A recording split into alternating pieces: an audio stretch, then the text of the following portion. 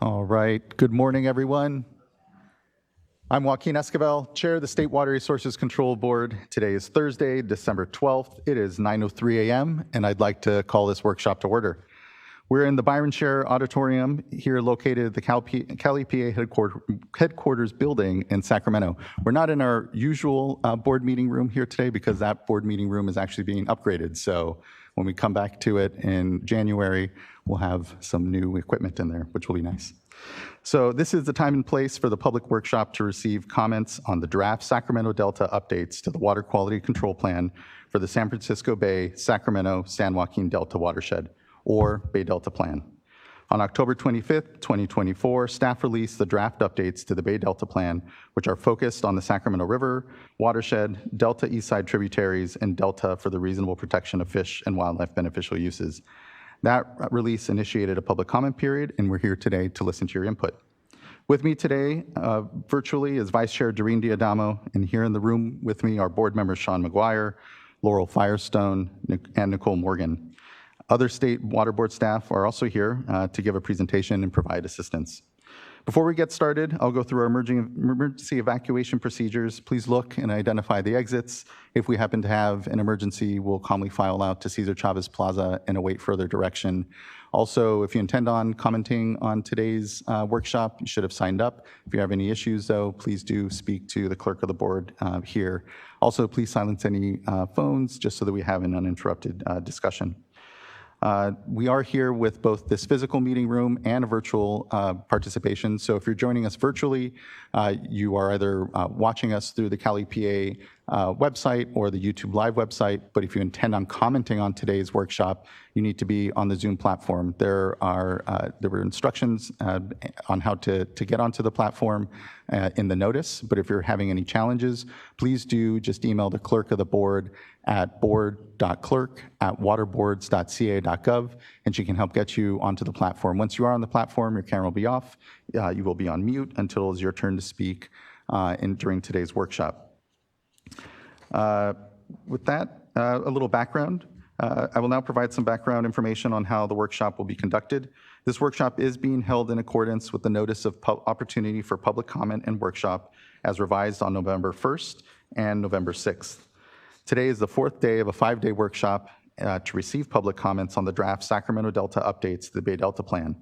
The final workshop day will take place on January 23rd, 2025, beginning at 9 a.m. Today, the workshop will cover the draft voluntary agreement flow accounting provisions identified in the draft Sacramento Delta updates to the Bay Delta Plan. We also hear general comments later this afternoon. Written comments on the draft Sacramento Delta updates to the Bay Delta Plan are currently due December 19th.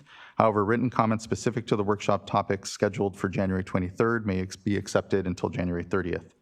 If you intend to submit written comments on the draft plan updates, please read and follow the instructions provided in the notice. Written comments and associated specific recommendations are particularly helpful to the board when considering specific changes to the draft updates to the Bay Delta Plan. The State Board will not take any action today or during the remaining workshop days. Rather, board action will occur at a later notice board meeting following consideration of public comments on the draft Sacramento Delta updates to the Bay Delta Plan. Based on comments on this draft, staff will develop a revised draft of proposed updates to the plan for additional public comment and board consideration.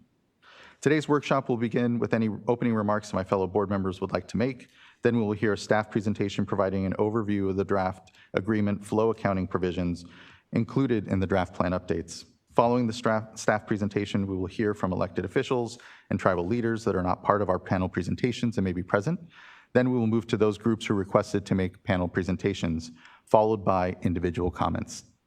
We plan to take a short break in the morning.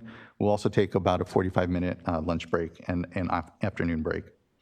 We have 5 panels scheduled to present today. After comments from elected officials, we'll hear 3 consecutive panels from a combination of staff from the Department of Water Resources, U.S. Bureau of Reclamation, and other representatives from the agreement parties. Following the lunch break, we'll hear our fourth panel from Nevada Irrigation District, South Sutter Water District, Yolo County Flood Control and Water Conservation District, and Sutter Bypass Butte Slough Water Users Association. Our fifth and final panel will be from representatives of several environmental and fishing groups, including South Yuba River Citizens League and Yuba River Waterkeeper, Golden Gate Salmon Association, California Sport Fishing Protection Alliance, and Friends of the River. We will then end the day with comments from individual speakers. And I'll just note, given the number of panels we have, and I'm sure the discussion that will take place between board members, it may be a bit later in the mid to late afternoon that we start to get to individual speakers. We have about 80 commenters currently signed up. So just for planning purposes, know that we may be going a little later into the evening and may not be able to get through all commenters. To ensure we're able to hear from all commenters without going late into the evening, we're requesting the commenters that are able to do so instead make comments at the workshop day on January 23rd. If you're able to make comments on January 23rd instead of today, but have already submitted a virtual speaker card, there's no need to re-register to provide comments on January 23rd.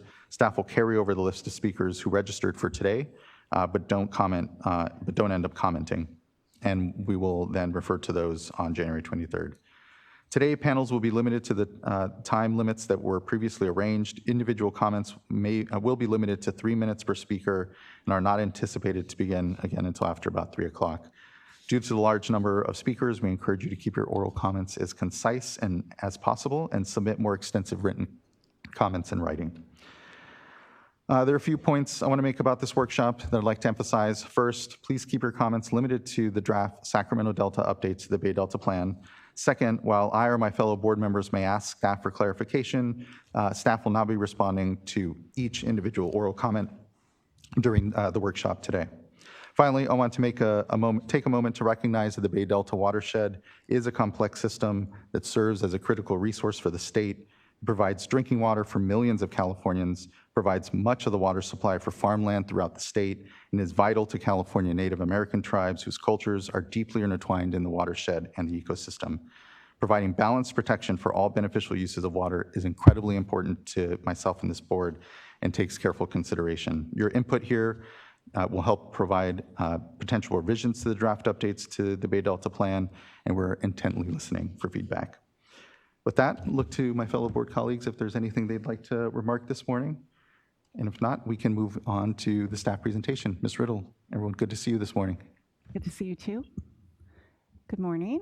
My name is Diane Riddle. I'm one of the Assistant Deputy Directors in the Division of Water Rights, overseeing the board's Bay Delta planning and implementation efforts. With me today from the division are Matt Holland, an Environmental Program Manager, and Scott Laguerre, a Senior Water Resources Control Engineer. We also have Samantha Olson and Penn Scoble with the Office of Chief Counsel and additional members of our team attending virtually and in the room today. Next slide, please. I'll start by providing a summary of the topics we plan to discuss today. First, I'll begin with an overview of the purpose and format of this workshop. Then Matt will describe the VA flow accounting provisions included in the draft Sacramento Delta updates to the Bay Delta Plan. Lastly, we'll end the staff presentation with next steps and future opportunities to participate in this process. For efficiency purposes, today's staff presentation will not include an overview of the Bay Delta Plan and the current processes to update the plan. However, the background information can be found in the beginning of the staff presentations from November 20th and 22nd. The recordings of those workshop days are available on our website. Next slide, please.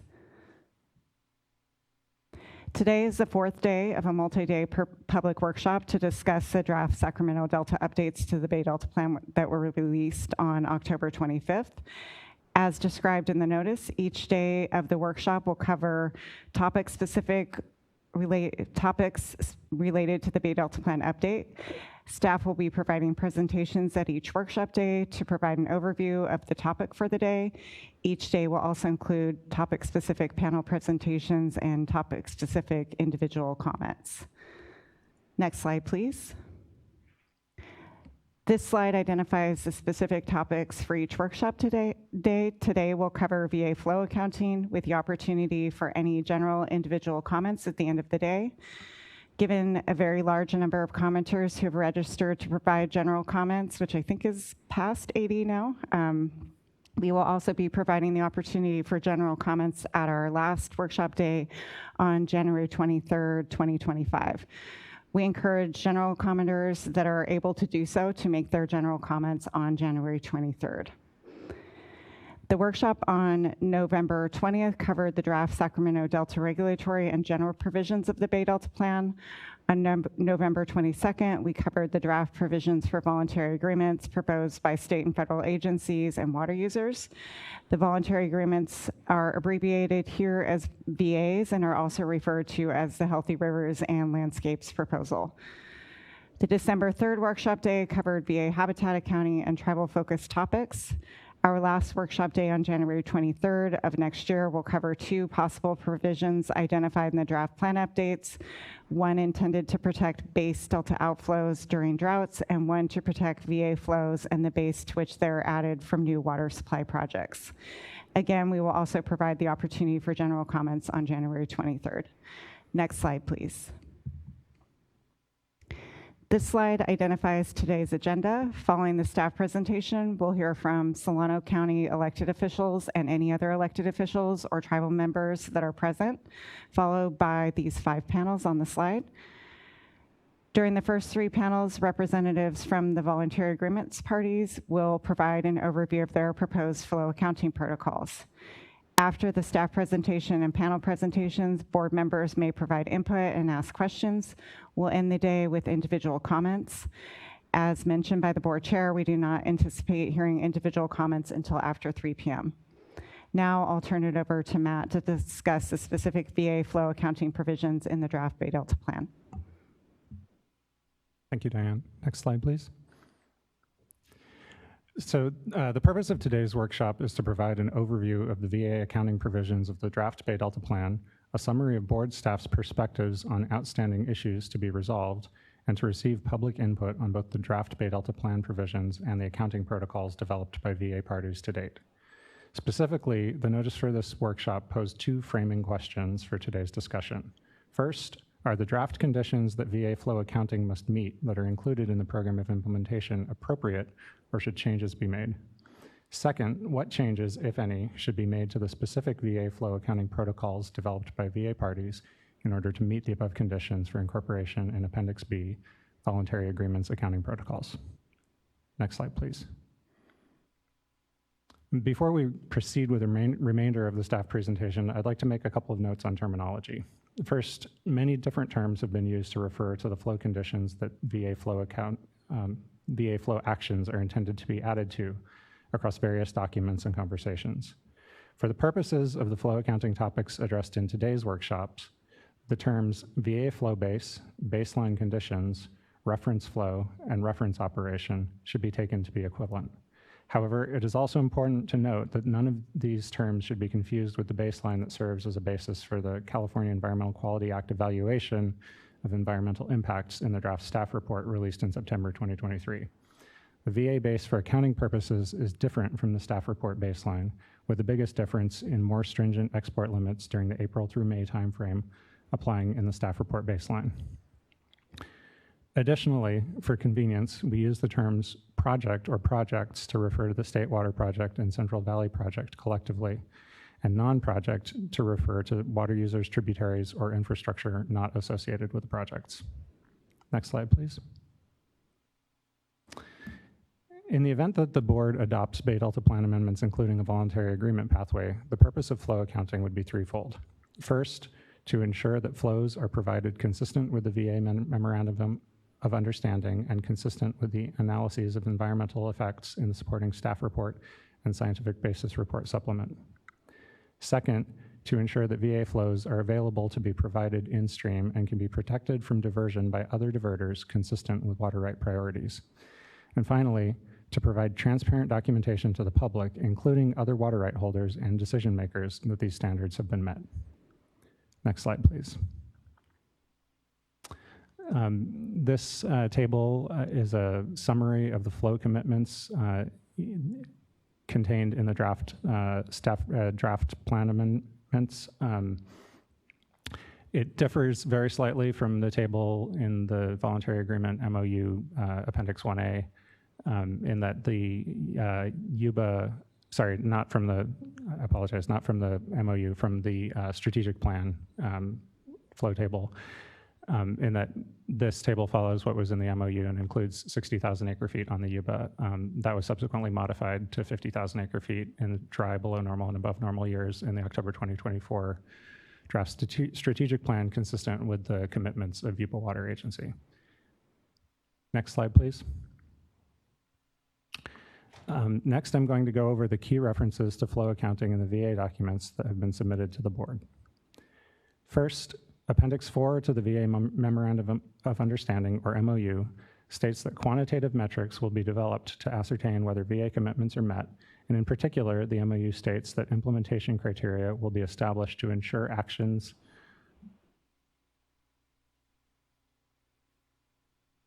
sorry, lost my place. To ensure actions are taken to provide flow volumes by water year type above baseline as specified in Appendix 1. Further, Appendix 4 identifies that DWR and Reclamation will develop the accounting procedures in coordination with the State Water Board and VA parties, and that these procedures will be subject to approval by the State Water Board. Next slide, please. The VA MOU Section 4 further identifies that the VA flows will be additive to delta outflows required by revised Water Rights Decision 1641 and resulting from the 2019 biological opinions, while acknowledging that those biological opinions may be modified. Next slide, please.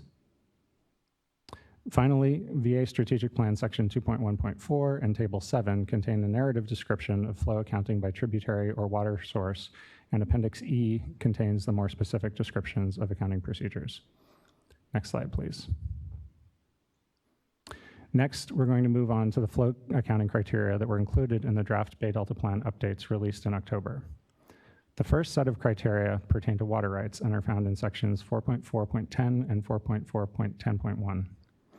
First, in advance of adoption, the water rights covered by voluntary agreements will need to be identified. This is needed to establish which water rights would not be subject to the requirements of the regulatory pathway. That said, it is important to note that under the draft plan updates, VA water rights would be subject to curtailment when water is not available at the priority of a given right consistent with water right priorities. This provision, in combination with water accounting that ensures that the water that is being provided for in-stream flow purposes as part of the VAs is being protected consistent with the water right priorities and other in-stream flow protection provisions, will ensure that the VAs do not impact other legal users of water and meet other applicable legal requirements. Specifically, on the timescale of implementation of flow actions, the specific water rights that are being used to make water available must be identified to ensure that the water is available under those rights at the time that the water is being dedicated in stream. Other provisions are then needed to ensure that the water that is made available as additive in-stream flow that can be protected from diversion, including accounting provisions that we will discuss today, and confirmation that the rights used to make water available are not duplicative of other rights that are continuing to be used. The dedication must also not otherwise injure legal users of water or unreasonably impact fish and wildlife. Although the draft plan updates contemplate that Water Code 1707 petitions would not be required to protect these flows from diversion, the State Water Board would need to be able to make the same findings that would be necessary to approve a 1707 or similar petition. Namely, that the water provided in stream is from valid water rights, and the water being made available under that right for in-stream flow purposes is available and can be protected from use by other diverters consistent with water right priorities. It is also important to note that the same criteria identified here apply to water rights supporting the various water purchase programs. Finally, the draft plan updates propose two alternative approaches to protect the VA flow base from future development of surface water divisions within the watershed pursuant to new approvals of water right applications or change petitions. The two approaches included in the draft plan amendments include Alternative 6A, as described in the draft staff report, as well as subjecting new or expanded diversions to the regulatory pathway described elsewhere in the draft plan updates. These options, as well as any further suggestions submitted by other agencies or the public, will be the subject of further discussion at the board workshop to be held on January 23rd of next year. Next slide, please. The next set of flow accounting criteria are found in section 4.4.10.3 of the draft plan updates, and we'll spend the next several slides going over these criteria. Please note that some criteria have been summarized for the purposes of presentation. Several general criteria are identified in the draft updates, all of which should be independently verifiable as feasible. These include: first, transparent reporting of base conditions and additive VA flows should be provided on at least a weekly basis with monthly running summaries and annual reports. Second, the assumptions and rationale used to define base operations as compared to operations with the VAs should be documented. Third, documentation should be provided to demonstrate that VAs do not and have not affected base operations, including on a seasonal basis and year to year. Fourth, the VA accounting should demonstrate that water use has not expanded to reduce base flows in a manner inconsistent with the provisions to protect VA base flow described in section 4.4.10.1 of the draft plan updates. Next slide, please. Continuing with the general flow accounting requirements, the fifth is that verification should be provided that implementation of VAs has not resulted in another VA party or water user reducing flow bypass or release due to the provision of VA flow commitments. Sixth, in order for the regulatory and VA pathways to work together, it will be necessary to demonstrate that flows provided by non-VA parties subject to regulatory provisions of the Bay Delta Plan are additive to VA flows. Seventh, it will be necessary to document specific methods used to determine export limits to bypass other VA flows provided by export reductions, other regulatory flows to meet Bay Delta Plan requirements, and any other in-stream flow dedications. And finally, documentation of all other methods needed to account for the addition of VA flows to approved base conditions on a near-time basis and annually. Next slide, please.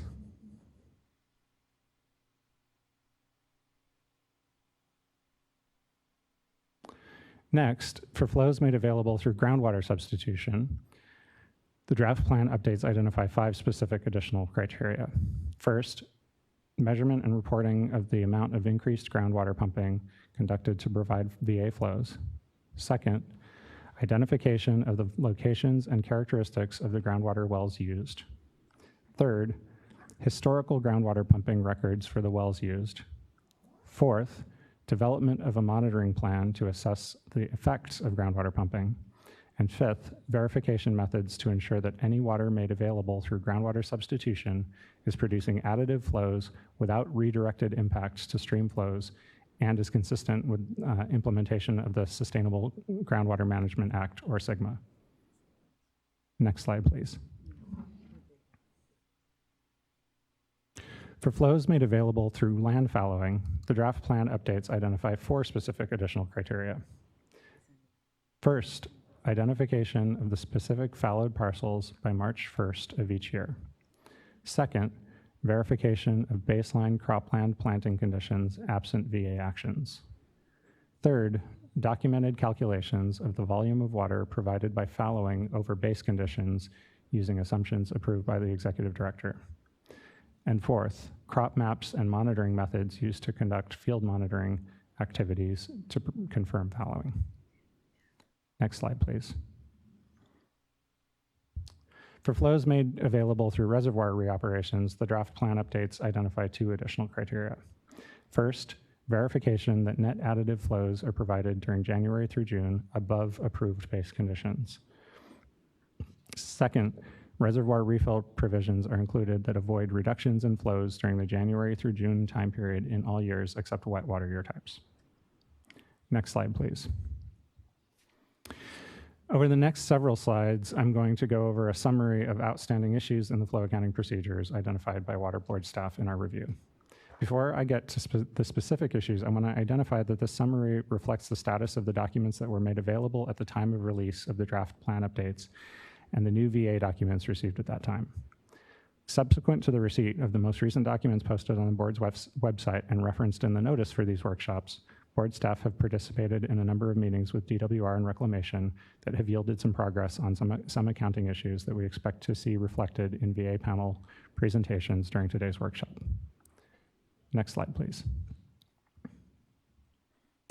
The outstanding issues identified by staff fall into several categories that generally coincide with the criteria that I just went over. So there will be some inevitable duplication, but I'll try to keep that to a minimum.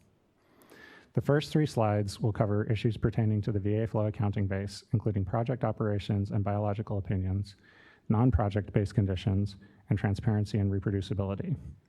Following that, there will be 1 slide each on groundwater substitution, land fallowing, and reservoir reoperation and refill provisions, water purchases, delta regulatory offsets, and provisions for updating assumptions or methods. Next slide, please.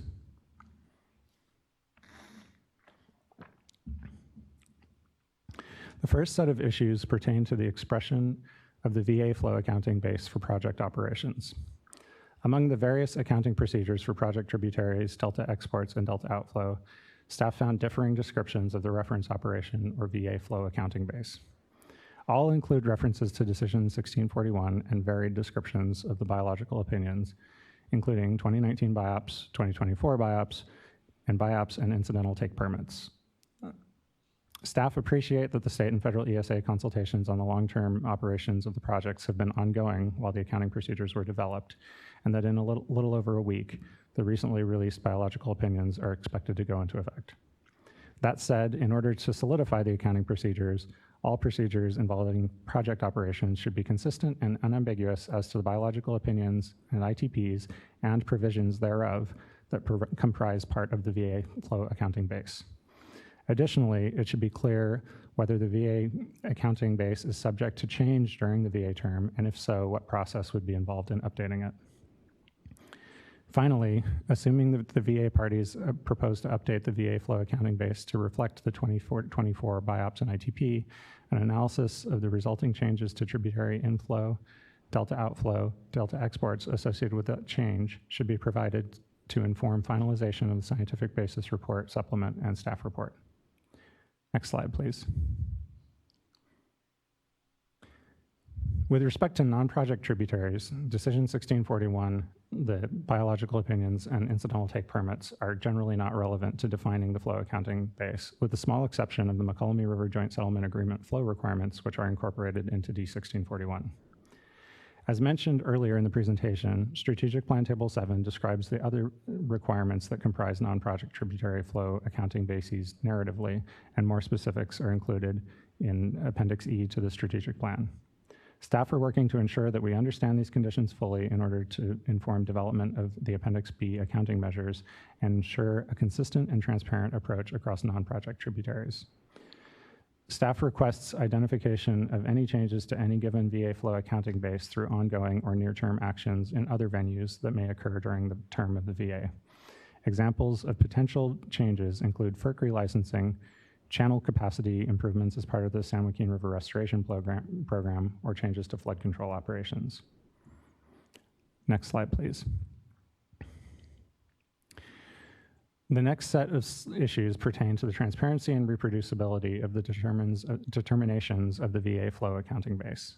First, the draft plan amendments call for transparent documentation of real-time assumptions and data used to define VA base flows. This would include sharing and documentation of tools used by operators to determine VA base flows or other similar information. Second, methods for determining base flow conditions should be as consistent as possible across the watershed. Given the close coordination and shared responsibilities of the State Water Project and Central Valley Project, their respective methods should be consistent.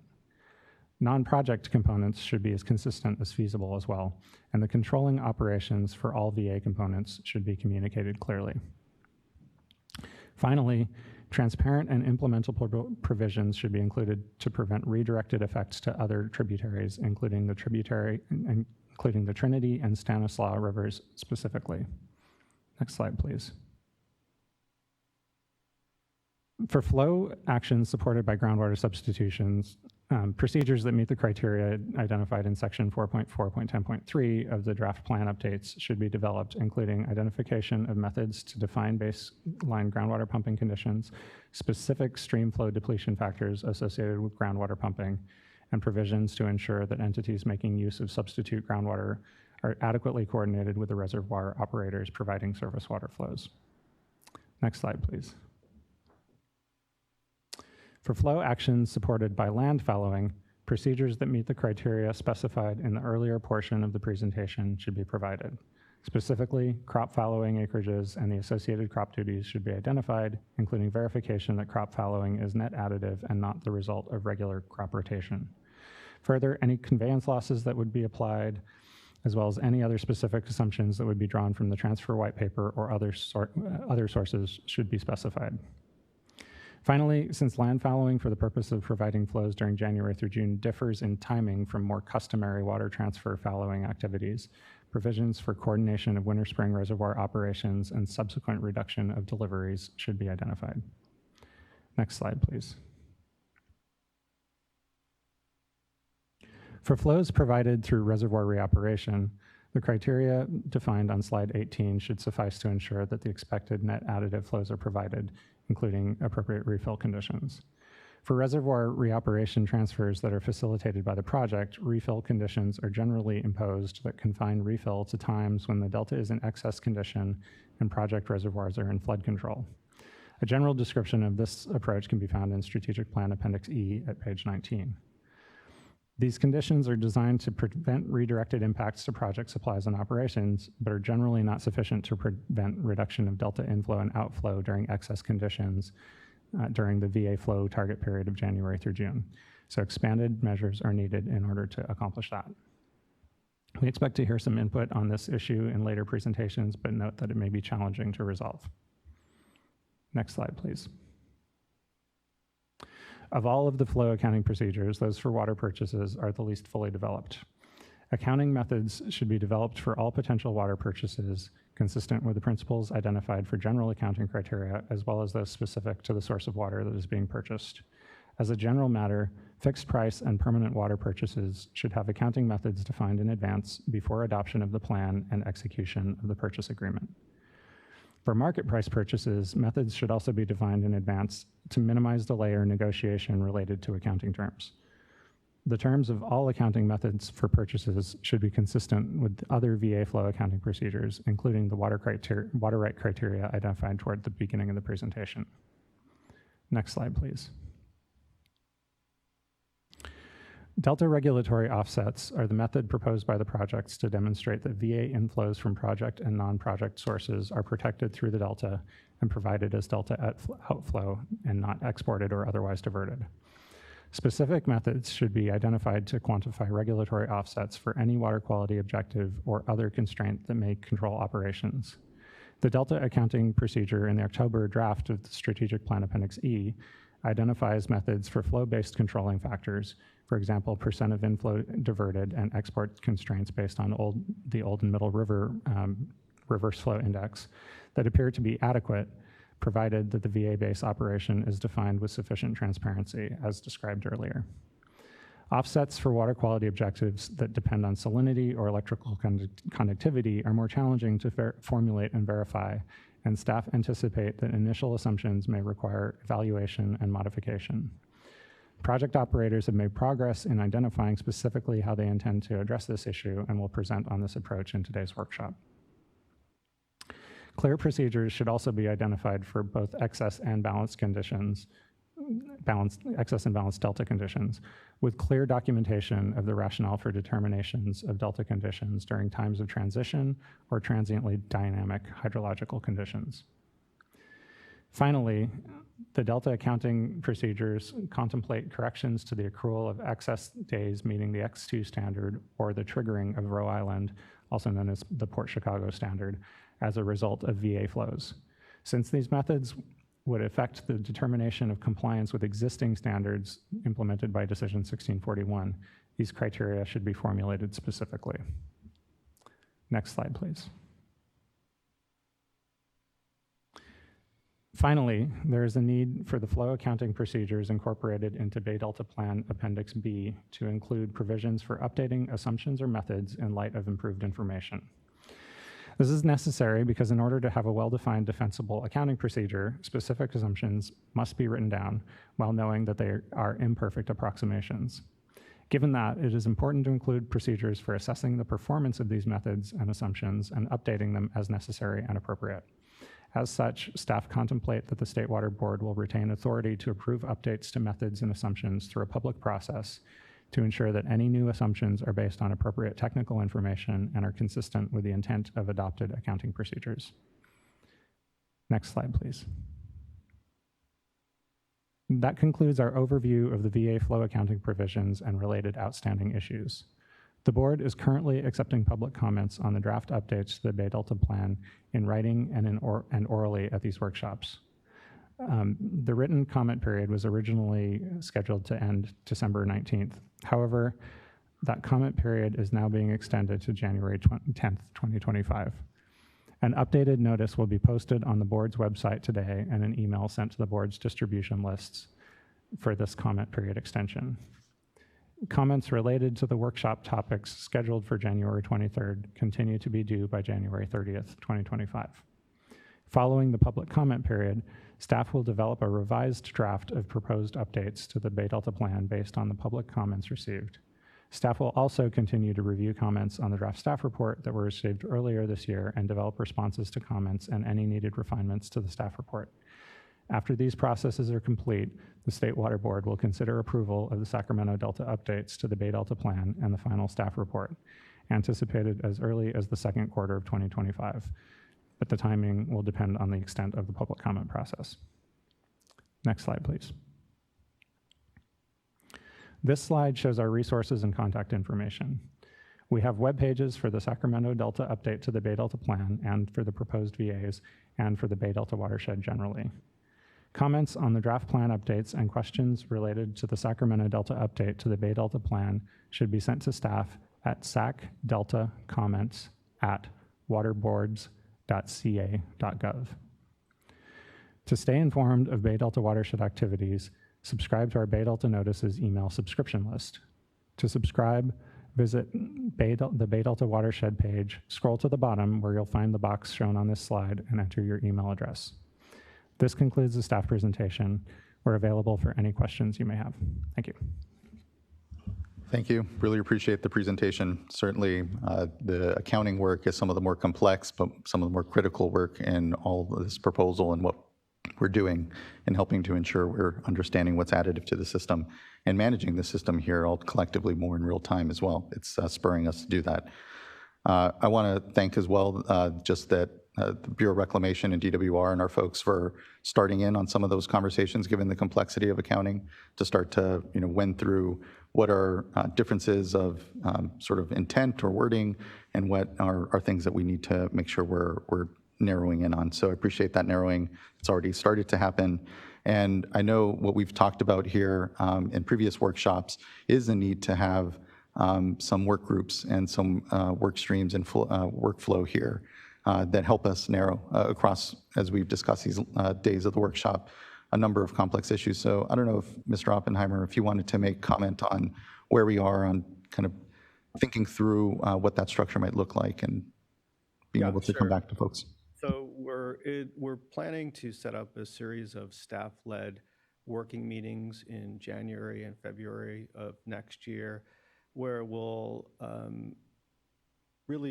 really seek to bring people together to make sure that there's a common understanding of the current basin planning language that we've got out for circulation right now, to determine if there's areas where that language, where sort of the intent may be interpreted differently by different people and it needs to be clarified, as well as looking at areas where there are substantive differences between what's there and what people think should be there.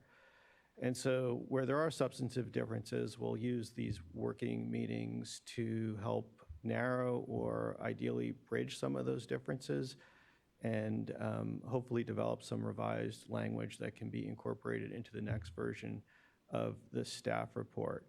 Now, I'm not under the illusion that these meetings are going to be, we're going to completely be able to bridge everything. Like I said, hopefully where we can't bridge, we can narrow, but at least we can use them to develop a better understanding of, again, differences of intent and clarifying things and understanding differences of perspective to help us get closer and help us come back to you, the board, with a better appreciation of what those differences are and ideas to sort of solve for them.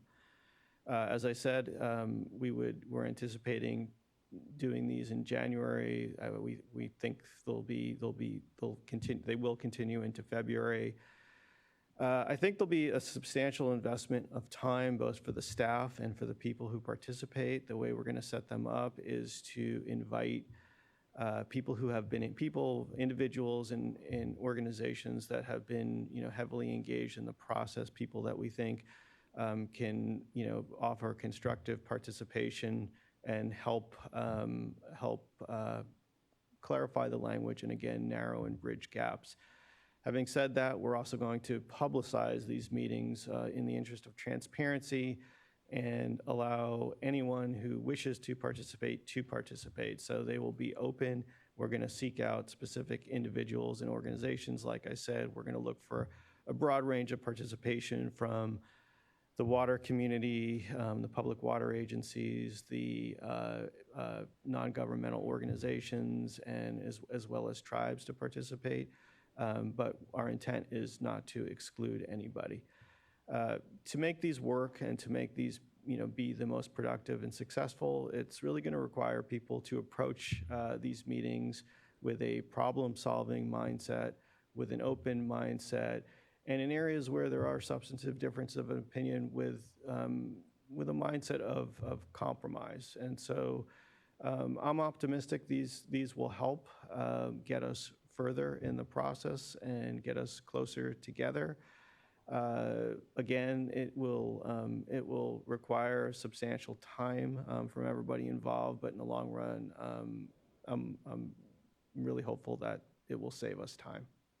So more to come on that. Keep an eye out either on our website or through our email list. We'll keep people informed of what's going on there. Really appreciate that and agree that it can really be a boon to the momentum that we all collectively have in moving forward here in the watershed and in a way that we can try to find as much consensus as possible. But there will be differences of opinion, to your point, and that's okay. That's what this process is about. Thank you for that. I appreciate that update. And again, appreciate the overview of items. Look forward to the panels here and further unpacking what was in the staff presentation around some of these still outstanding issues around accounting. Again, some of the most important work that we can be doing here in the system, better understanding it here all collectively with each other. Looking to fellow board colleagues if after the staff presentation they had any comments or questions they wanted to particularly make. And hearing none, and let me quickly glance at the platform as well. Let's go ahead and bring up, I know we have a contingent of elected officials from Solano County that would like to make some remarks. So I invite up elected officials to be able to make remark before we transition to the panel.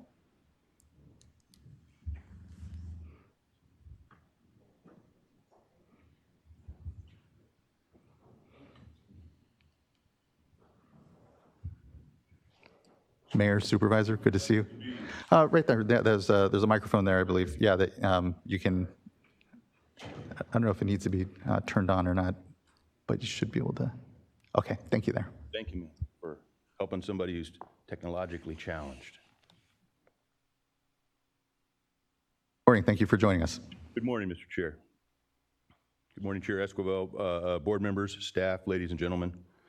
I'm Solano County Supervisor Mitch Mashburn. I'm representing the rich agricultural community of Solano County. I'm the chair of the Board of Supervisors there.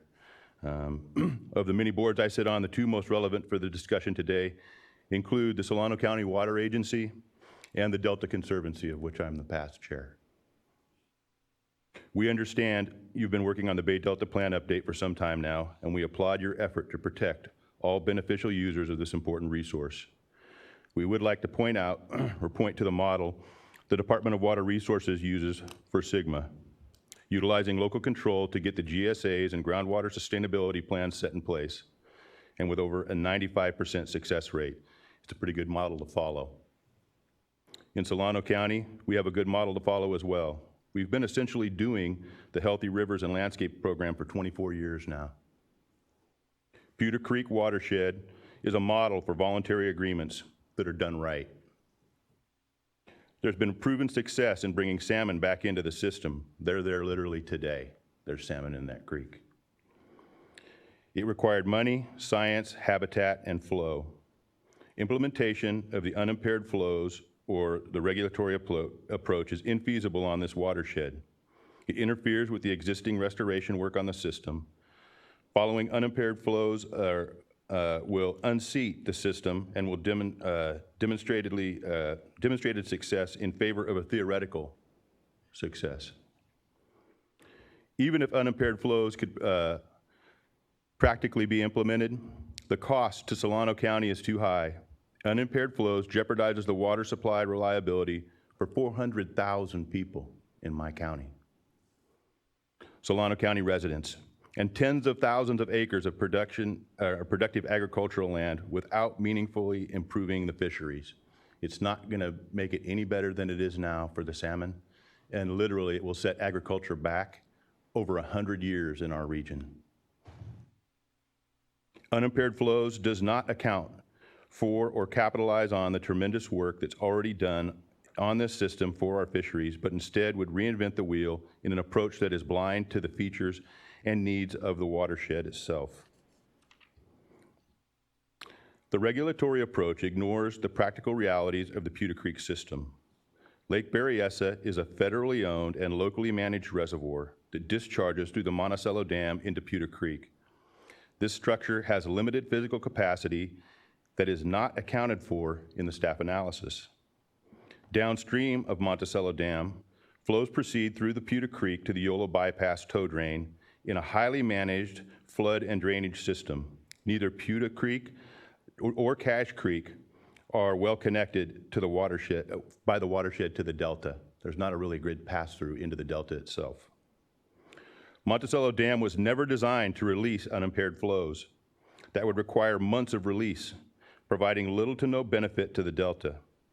If it were designed for unimpaired flows, the flood releases would devastate the communities of Winters, the campus of UC Davis, and unincorporated regions of Yolo and Solano counties. During the above normal wet years, CDFW's Yolo Bypass wildlife area would be inundated for months along Pewter Creek, conflicting with the operational needs of that wildlife area and all of its habitats. Regulatory pathway ignores or is inconsistent with existing legal obligations, including the adjudication of the Upper Pewter Creek and Pewter Creek Accord. Pewter Creek has existing governance structures and water rights priorities that are better met or better meet the needs of the water quality plan. Upper Pewter Creek is an adjudicated stream. The program of implementation does not account for this structure. It is not clear how unimpaired flows will be implemented on this watershed. Approximately 90% of the total annual flow of the Pewter Creek, measured at the confluence of the Pewter Creek and the Yolo Bypass, originates from the upper watershed. The Pewter Accord covers lower Pewter Creek operations. This court-approved settlement consists of a governance structure. The lower Pewter Creek Coordinating Committee, funding commitments, flow commitments, science and habitat measures, all of those things. The Solano County Water Agency often spends 4 to 5 times the court-mandated costs for annual monitoring and work on the creek, and has spent $30 million in restoration projects through grant funding, water agency funding, and labor. And recent genetic studies by UC Davis point towards a new run of salmon originating from Pewter Creek. Where else can you find that in the state? We're talking about wild salmon that are originating in Pewter Creek. Amazing for the work that we've done. It's unclear how these provisions will interact with the existing governance on Pewter Creek, including the court-appointed water master and the lower Pewter Creek Coordinating Committee.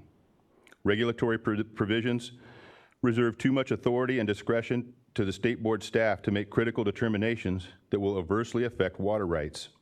It will displace the work already done and structures vested in the system of governance in favor of an executive director without regional knowledge and no real checks and balances. If unimpaired flows is to be implemented, it needs to demonstrate that a methodology that, at a minimum, would account for these existing legal requirements and appropriately respect the rights in a transparent process for all of the users who have water rights on that system. In the Pewter watershed, unimpaired flows would unseat a program with proven results in favor of an uncertain and theoretical one. The Lower Pewter Creek Coordinating Committee, with funding from CalFed Watershed Program, has developed a watershed management action plan in 3 parts. Number 1, watershed assessments, that's 2005. A scientific assessment of current conditions. Number 2, stewardship meetings to determine community priorities, that was 2007. And number 3, priority projects, a synthesis of science and community priorities. The overarching goal of the plan is to restore the Lower Pewter Creek to self-sustaining ecological condition with particular attention to a natural channel morphology as a foundation of ecological health and recognition that communities manage watersheds. The diverse beneficial uses on Pewter Creek have been able to thrive precisely because of the tributary specific multi-factor approach taken here. This approach has empowered Pewter stakeholders to move nimbly and adaptively and enhance collaboration along the way. Threatening a 55% unimpaired flow requirement is unproven and is required to meet all beneficial uses, let alone as a feasible or attainable means to meet water quality objectives. This is particularly true in consecutive dry, critical years when reservoir storage is strained. With all this in mind, we are committed to healthy rivers and landscapes because that is precisely what we've been doing for the last 20+ years, and we have proven success that it works. We don't need years of trial and error with another program. We're implementing it the right way right now. And just as a caveat, there are 2 things that I'd like to point out. I'm a 4th generation, my daughter's a 5th generation in Solano County. And I can tell you that there are times when, if we were to go back in time to unimpaired flows before that dam existed, when that creek ran dry. So what we're talking about now, if we were to implement unimpaired flows, would be the destruction of the habitat that has allowed those salmon to thrive there. And the possibility that that creek could run dry again. And all of those species and all of those things living there, all of the potential benefits to the delta of water coming down could go away for a period of time, especially in our dry years. And Lord knows in California we have those. I appreciate your time and your indulgence. Thank you very much. Thank you as well, Supervisor. Mayor. Thank you. Good morning. It's good to see you all again, Chair Esquivel, Board. Once again, my name is Alma Hernandez. I want to say good morning to everybody, all staff and members of the public as well. I serve as the mayor of the city of Suisun City. I also sit on the board of the Solano County Water Agency and the Suisun Solano Water Authority and the Suisun City Housing Authority. This morning, I want to talk to you a little bit about how the unimpaired flows impairs public water systems' abilities to perform responsible water management planning. The cities of Vallejo, Benicia, Fairfield, Vacaville, and Suisun City all rely on the Solano project to provide municipal water supplies. The approach advocated by staff would result in drastic reductions in that supply, both in quantity and in reliability. The regulatory provisions reserve too much authority and discretion to state board staff to make critical determinations that could adversely affect water rights and eliminates oversight mechanisms that would allow users to participate in the process. For example, staff may modify deadlines for unimpaired flow objectives implementation, modify compliance points for unimpaired flow requirements, approve or modify seasonal or annual adaptive compliance plans, approve or modify on a rolling basis long-term temperature management plans, approve or modify annual temperature management plans in addition to long-term plans, approve or modify reservoirs, carryover storage requirements, modify on a rolling basis curtailment methodology, and develop biological goals for state board consideration. And I'm happy to reference page numbers to all of these items as well. Any and all of these actions impact water supply for the municipalities without notice or appropriate due process. These reduced deliveries will impair Solano County agencies to meet urban water management plan water supply requirements for dry and drought years. Now I want to take a little bit of a time to look at how Puda Creek in particular would be affected by unimpaired flows that does not meet basic water code objectives under section 13241. In considering the water quality objectives, Water Code 13241 directs that board is to consider past, present, and probable future beneficial uses of water. The regulatory approach does not account for adjudicated rights on the upper Puda Creek, nor does it appropriately acknowledge the existing structures currently in place as a result of the Puda Creek Accord. Extensive work has already been done, as Supervisor Mashburn mentioned, on this particular system to identify and catalog these users. The proposed regulatory approach does not consider or take advantage of this knowledge. This is a rain-fed system that feeds into shallow waterways, not the snow-fed system flowing from Shasta. The cold water pool requirements of staff's proposed approach are at best inappropriate and at worst harmful to existing fisheries. This cannot be a one-size-fits-all approach. Every watershed is different.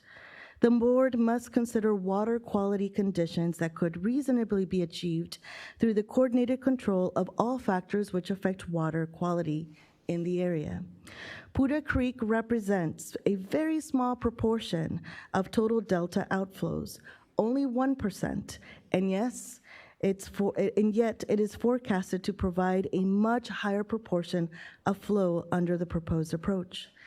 There is no evidence that the contribution of the unimpaired flows will achieve the water quality targets that the board seeks, and more reasonable approaches are readily available through existing management mechanisms.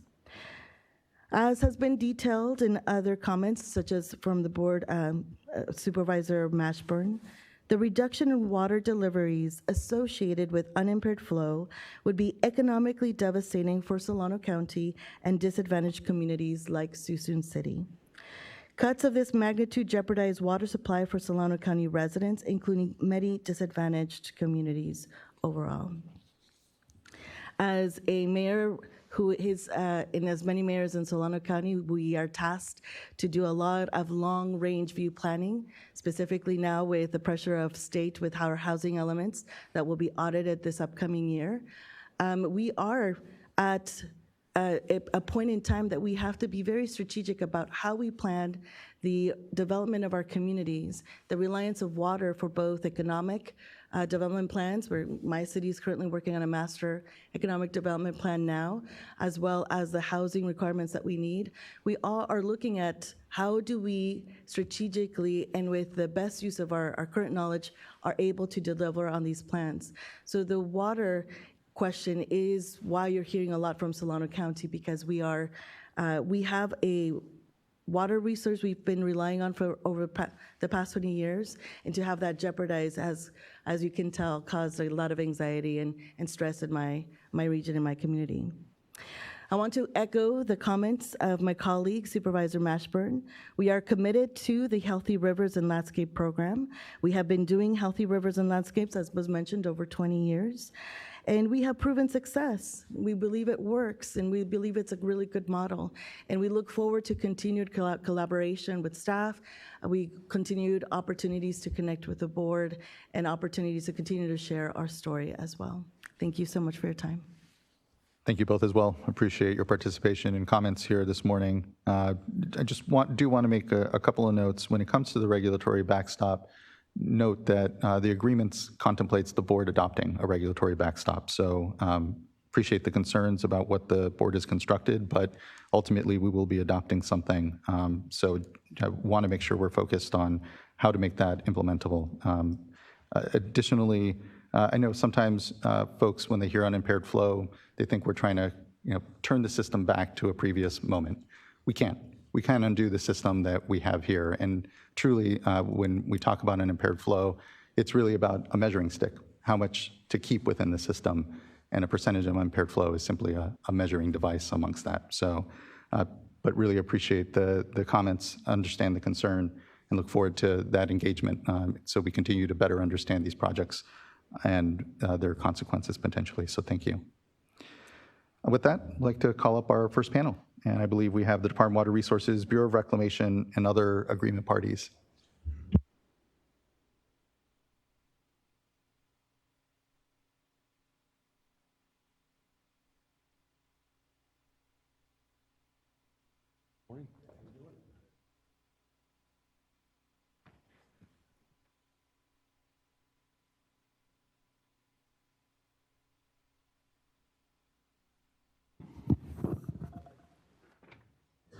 Apologize for the bit of the awkward setup as we're all kind of looking up our nose here, so.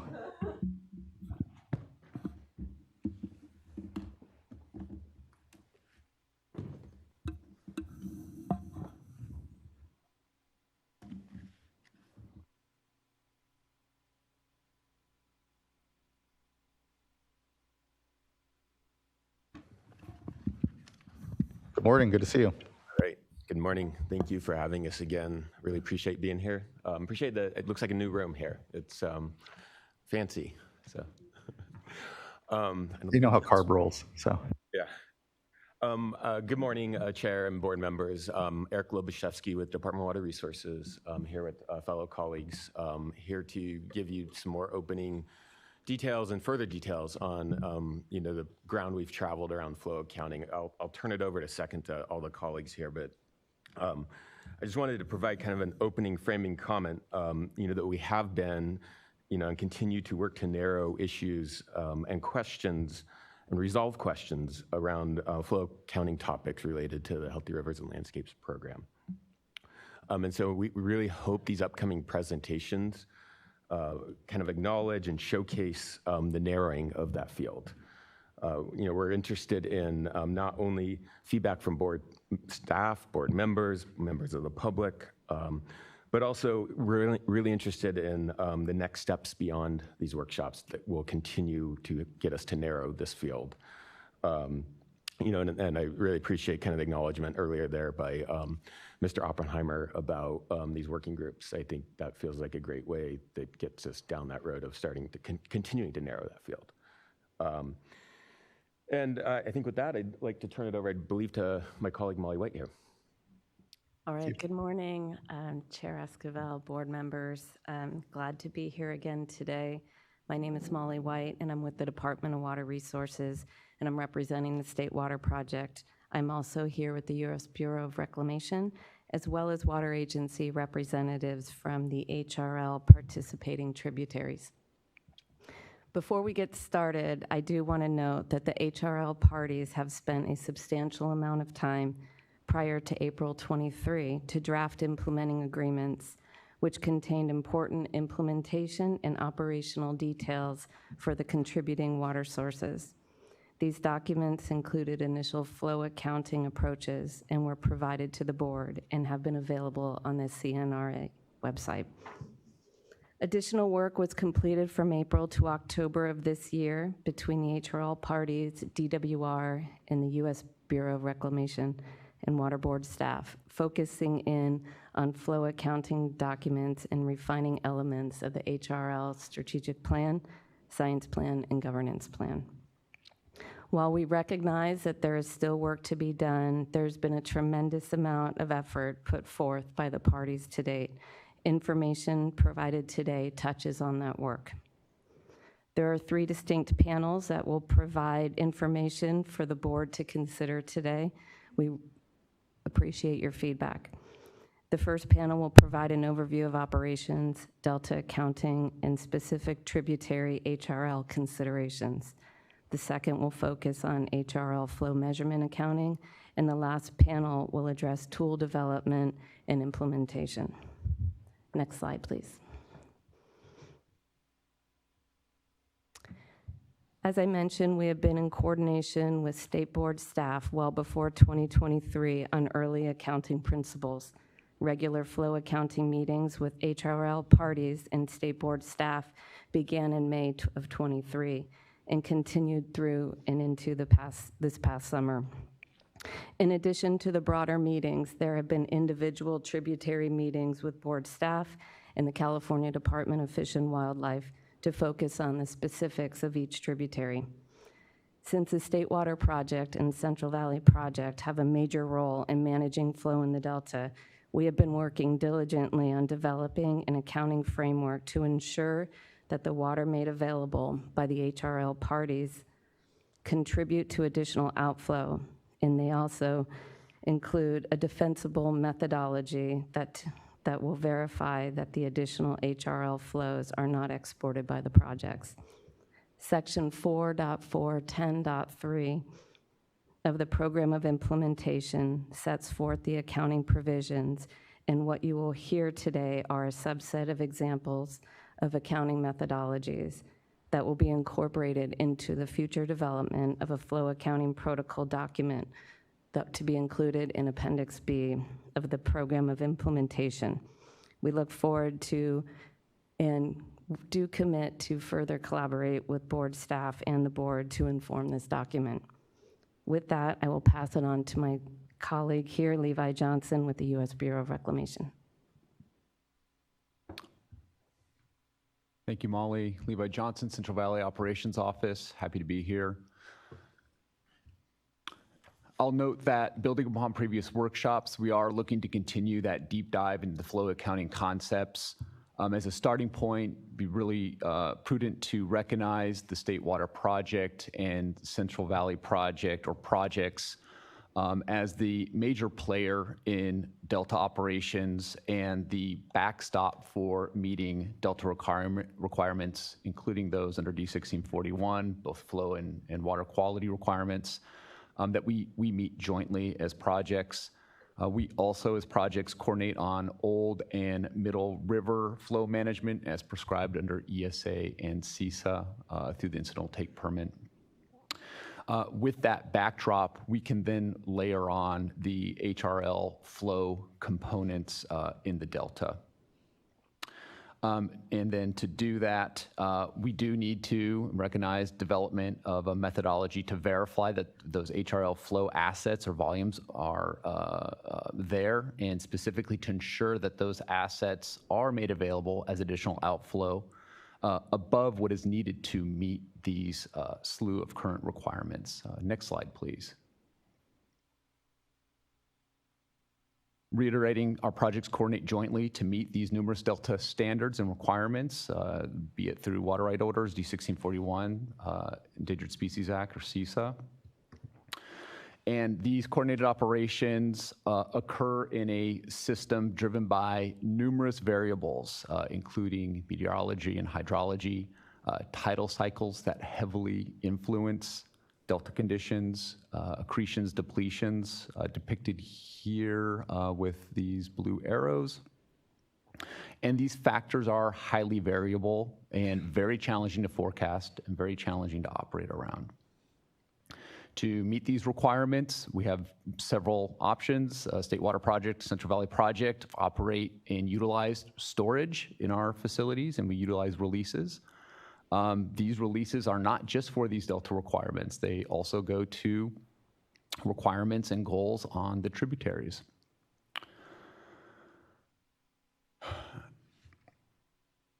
We also have the ability to manage pumping, export adjustments through the federal and state pumping facilities or export facilities, for example, to manage OMR, Old and Middle River. And then finally, I'll note the Delta Cross Channel. There are other facilities and operations in the Delta that need to be considered. The Delta Cross Channel Gate is an excellent example where we can manage the flow from the Sacramento River into the interior Delta.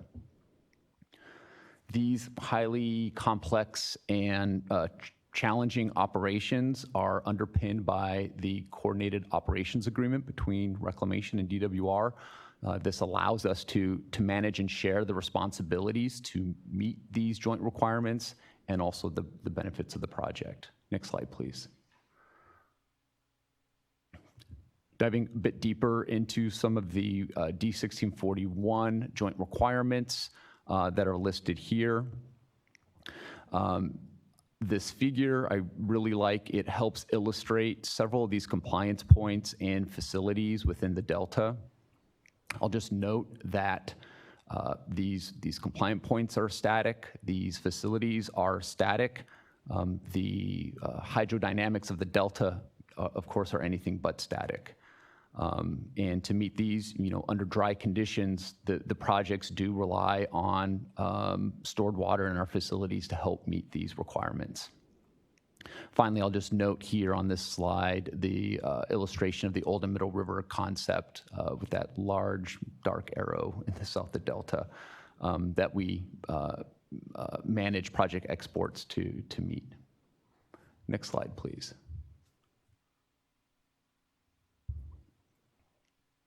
So I think consistent with what we've heard and what's been presented over the years under the HRL program, the expectation is that these HRL flows are being made available as outflow above and beyond what would be necessary to meet these delta requirements. And that includes ensuring that these HRL flows are not being exported and are actually contributing to outflow. Because of this extremely dynamic nature of the system, and because of the numerous requirements we've illustrated here and that the projects are jointly responsible for, we are highly coordinated and currently utilize robust accounting and tracking of daily system conditions, both in the delta and on our project tributaries. Next slide, please.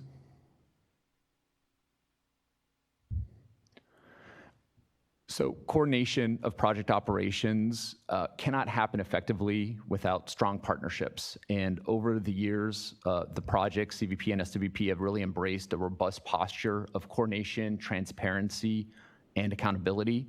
I'll point to the numerous species-specific and tributary-specific technical teams that exist currently and that meet regularly. These have participation from the federal and state fishery agencies, board staff, other partners to help update and inform on project operations. The projects issue weekly project operations outlooks and assessments. These provide estimated ranges of operations and really help tie together all of these requirements that we discussed and the status of critical fish species. This all in the effort to help inform our operations and transparency around those operations. Finally, there's a WAMPT, Water and Operations Management team, that meets weekly to work through any elevation items that emerge out of these technical teams.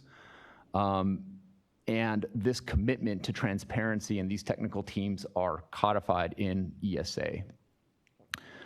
These operational outlooks, all the team meetings from the technical teams in WAMP are 508 compliant and publicly available. It's a large amount of information. And so when we pitch here a possible coordination team for the HRL flows, we can look to WAMPT as a possible governance structure to model this team after. And really, I'd pitch that we want to build upon this culture of transparency that we've embraced to envision some flow operations team or equivalent to help support the HRL program. We'll get into a little bit more detail in panel 3 on this. It could be modeled after WAMPT, and really the intent would be to help review these reference conditions, ensure appropriate tracking and reporting, and that would include, and I think state staff or board staff mentioned this concept of delta offsets as part of the delta accounting framework. And I'll pitch it to Molly to get into some more detail on those offset concepts. Thank you, Levi. Next slide, please. The regulatory offsets to protect HRL flows. Levi addressed the joint delta regulatory requirements that the projects are required to meet. DWR and Reclamation, we've dedicated a lot of thought and discussions, coordination not only between the two agencies to develop a framework, but also discussing, coordinating with board staff as well on the development of these regulatory offsets. They are a critical component of the delta flow accounting methodology, as they will truly be needed and required and used to demonstrate that additional HRL flows contributing to increased outflow and are not being diverted by the State Water Project or Central Valley Project. A regulatory offset is essentially an adjustment to regulatory requirements, such as Delta water quality or flow standards. The adjustment will reflect the presence of new water introduced to the HRL program. These offsets would modify existing standards to account for the flow provided by the HRL program. And these adjusted standards are what the Central Valley Project and State Water Project would operate to during the HRL deployment. An adjustment to outflow is pretty straightforward. The required outflow would be adjusted by the HRL flow asset. For water quality, DWR and Reclamation would use the G model to calculate the respective salinity improvement attributed to the increased outflow and adjust the required water quality standard accordingly. The G model is an empirical equation that relates flow to water quality for specific compliance locations in the Delta. The next couple of slides I'll go over will have some examples, so if we can go to the next slide, please.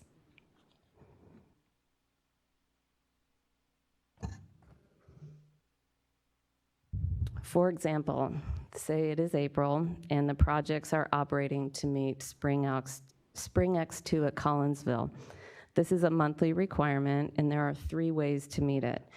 Either meeting a 3-day average outflow of 7,100 CFS, a daily salinity of 2.64 micromoles per centimeter, or through a 14-day average salinity of 2.64 micromoles per centimeter. With an additional 1,500 CFS of HRL flows, the outflow requirement would be increased by that value, the 1,500 CFS, and the new adjusted regulatory requirement would be 8,600 CFS for outflow. Using the G model, as I described in the previous slide, the increase in outflow would improve the salinity, or EC, by about 0.8 micromoles per centimeter.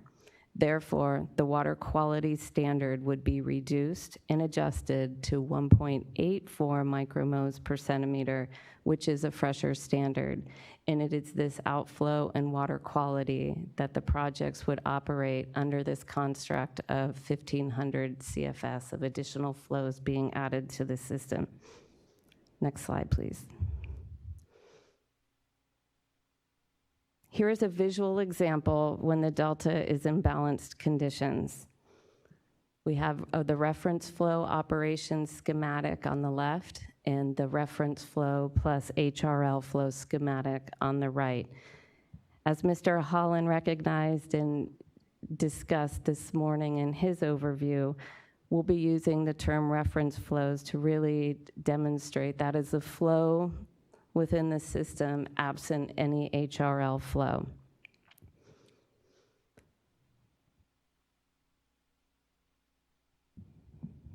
Okay. So the schematic with the reference flows absent the HRL flows to the left includes the Delta outflow requirement D1641 of 7,100 CFS in red. The yellow arrows represent the project tributaries that and those are the reference flows, not only to meet the in-stream local requirements, but also those that may be needed to meet our Delta standards as well.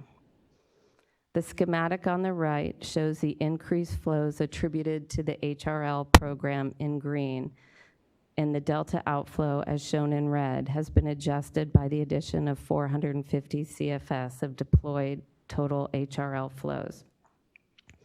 As shown between the 2 schematics, the exports remain the same, and there is not an XBAR, and because it is a critically dry year, there is not an asset developed by the projects in this example. The State Water Project and project reference flows and exports will be in accordance with meeting D1641, the expected 2024 BIOP, as well as a 2024 ITP for the State Water Project. Next slide, please. Here's the same schematics, but addressing excess conditions with restricted exports. Although the actual delta outflow is greater than what is required absent the HRL flows, even in excess conditions, it will be very important to calculate the regulatory offset for D1641 flow and water quality standards, as it is very important to quantify and verify that the HRL flow volumes were deployed in wetter conditions. As compared to the critically dry year, there are more HRL flow assets being deployed in this wetter year. This is truly this is truly an illustrative example, and there are HRL flows being deployed from the Sacramento, Feather, Yuba, American, Eastside, and somewhere from the San Joaquin River, as well as an export reduction of about a little over 1,000 CFS there at the Delta export facilities. Between the tributary and export reductions, there is about 4,600 CFS of increased outflow attributed to the HRL deployments. While these two slides depict an operational snapshot, in panel 3 will focus on the web portal that will be available to the public and also provide the ability to track, verify, account, and report the HRL assets. So again, as shown in here in the reference plus HRL flows, it's the added green flows that are going into the system, and then recognizing those flows and accounting for those as delta outflow. Next slide, please. A key objective of the accounting process is to demonstrate and verify that HRL flows in the system are added to delta outflow and that they are not being exported by the projects. The verification will involve a combination of real-time operational adjustments and retrospective accounting to ensure that additional flows contributed to delta outflow as intended. Modeling tools such as DSM-2 will be used to demonstrate that the State Water Project and Central Valley Project would have met the requirements absent any HRL flows. It is expected that the proposed flow operations team, as Levi walked through, would provide an appropriate forum to coordinate the flow verification. And not only would it be the appropriate forum for flow verification, but also a forum where the tributaries and operators can meet regularly to understand what those reference flow conditions are prior to any deployment of the HRL flow. Next slide, please. So tributary and reference flows. Each tributary providing flows for the benefit of an increased flow will have a reference flow. Whether the tributary is a State Water Project, Central Valley Project managed tributary, a non-project tributary participating in the HRL program, or a tributary that is not participating in the HRL program and has a different regulatory requirement, such as unimpaired flow, would all participate and provide their respective operations, say, in a flow operations team.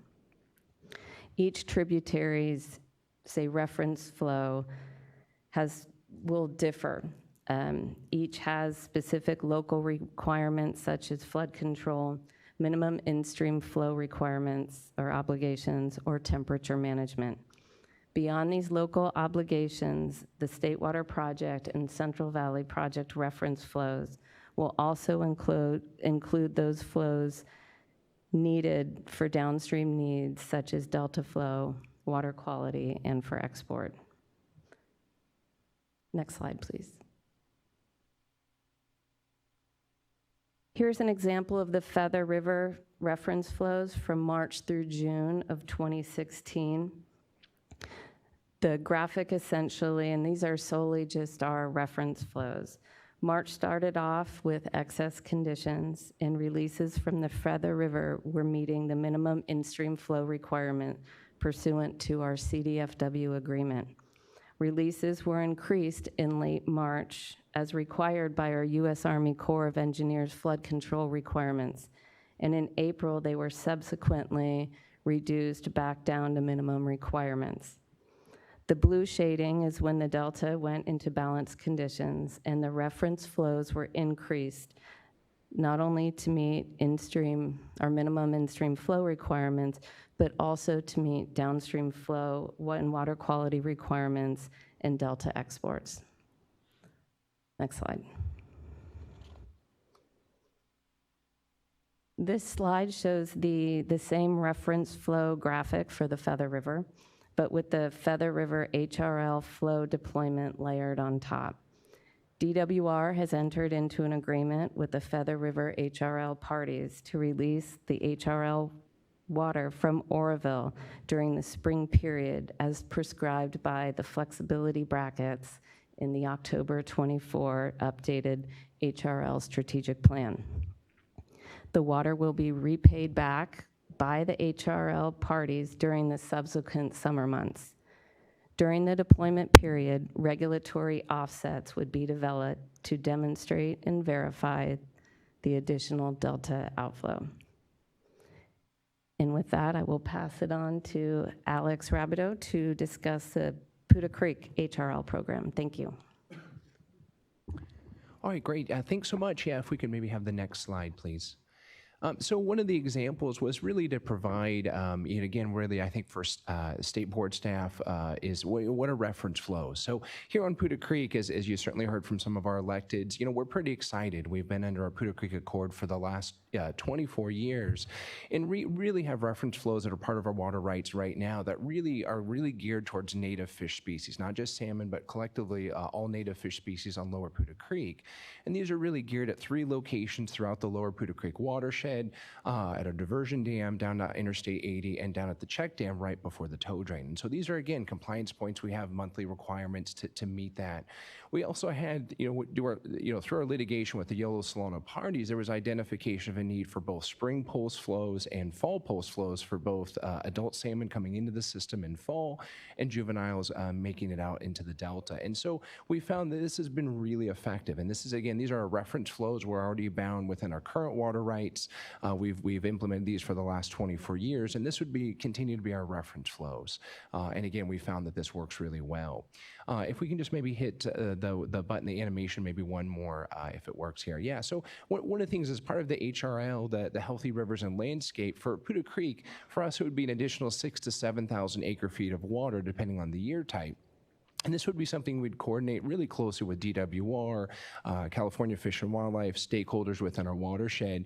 But the vision could be something like, well, the Healthy Rivers flow could supplement additional fall post flows to attract salmon into the system once they're found in the tow drain, or additionally in spring as well, spring post flows to really encourage, particularly during drought years, juvenile salmon to really begin leave and exiting the system as we get into the warm water conditions. So these are, again, are just some ideas, but that would really be the deployment where our reference flows would be our accord flows. It's again, very well set in stone, something we've already been complying with for 24 years.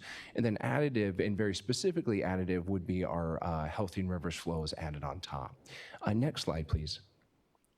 So kind of finishing off, and I apologize, the engineer me always certainly love to have lots of graphics.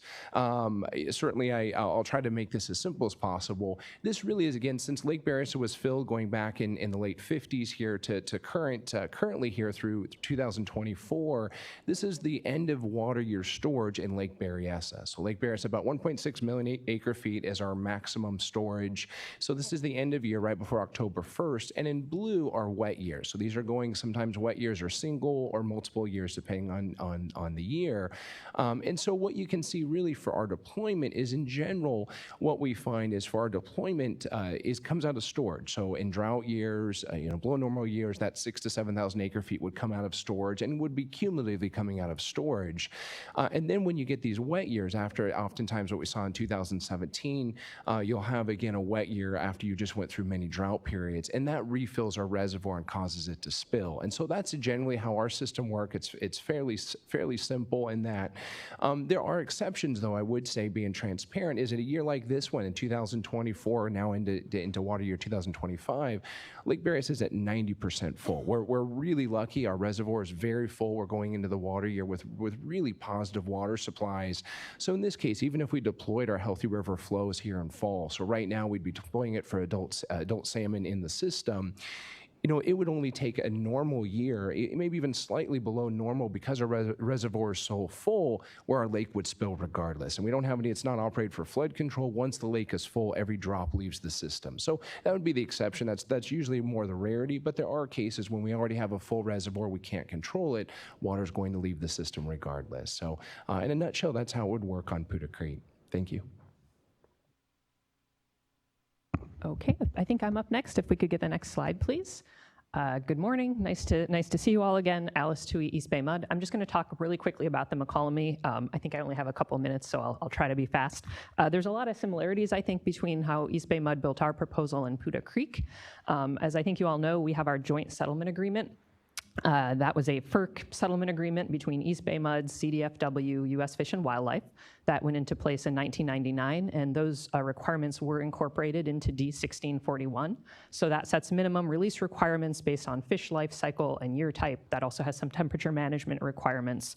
All of that we're planning to carry forward. And we've really designed our VA program to build on that success. People are probably sick of me saying this, but we are not sick of saying it at East Bay Mud. This is the second year in a row of record-setting salmon returns for us. Last year, we had a record at 28,000 fish. The report I got yesterday is that we're up to 35,000 now. So we're very excited about that. And again, we really want to continue to build on that success. So you can see in this chart, way over on the left, our 1961 requirement, that was an agreement with CDFW, had relatively low required minimum releases. Then in the middle, you can see that D1641 JSA, that's when that requirement kicked in. And you can see by year type how much water we're required to release. And then over on the far right, that's our planned HRL proposal. And I should say that's not just East Bay Mud. We do have cooperation on those releases from several other diverters on the McCollum River that we've been working with. And I'm next going to talk a little bit about just the Comanche releases. I do want to say in terms of process, as was alluded to earlier, we've been working on this for quite a few years. We developed a detailed implementation agreement. There were those flow accounting work groups that included CDFW, DWR, state board staff that were meeting every other week. That group kind of developed a template that we then used to sort of develop our detailed flow accounting procedure, and we submitted that, got comments back from DWR, CDFW, state board staff. We had a couple meetings with state board staff that helped us to kind of understand their comments and revise our document and flesh it out a little bit. So hopefully it's a little bit clearer how we're going to be operating. If I could get the next slide, please.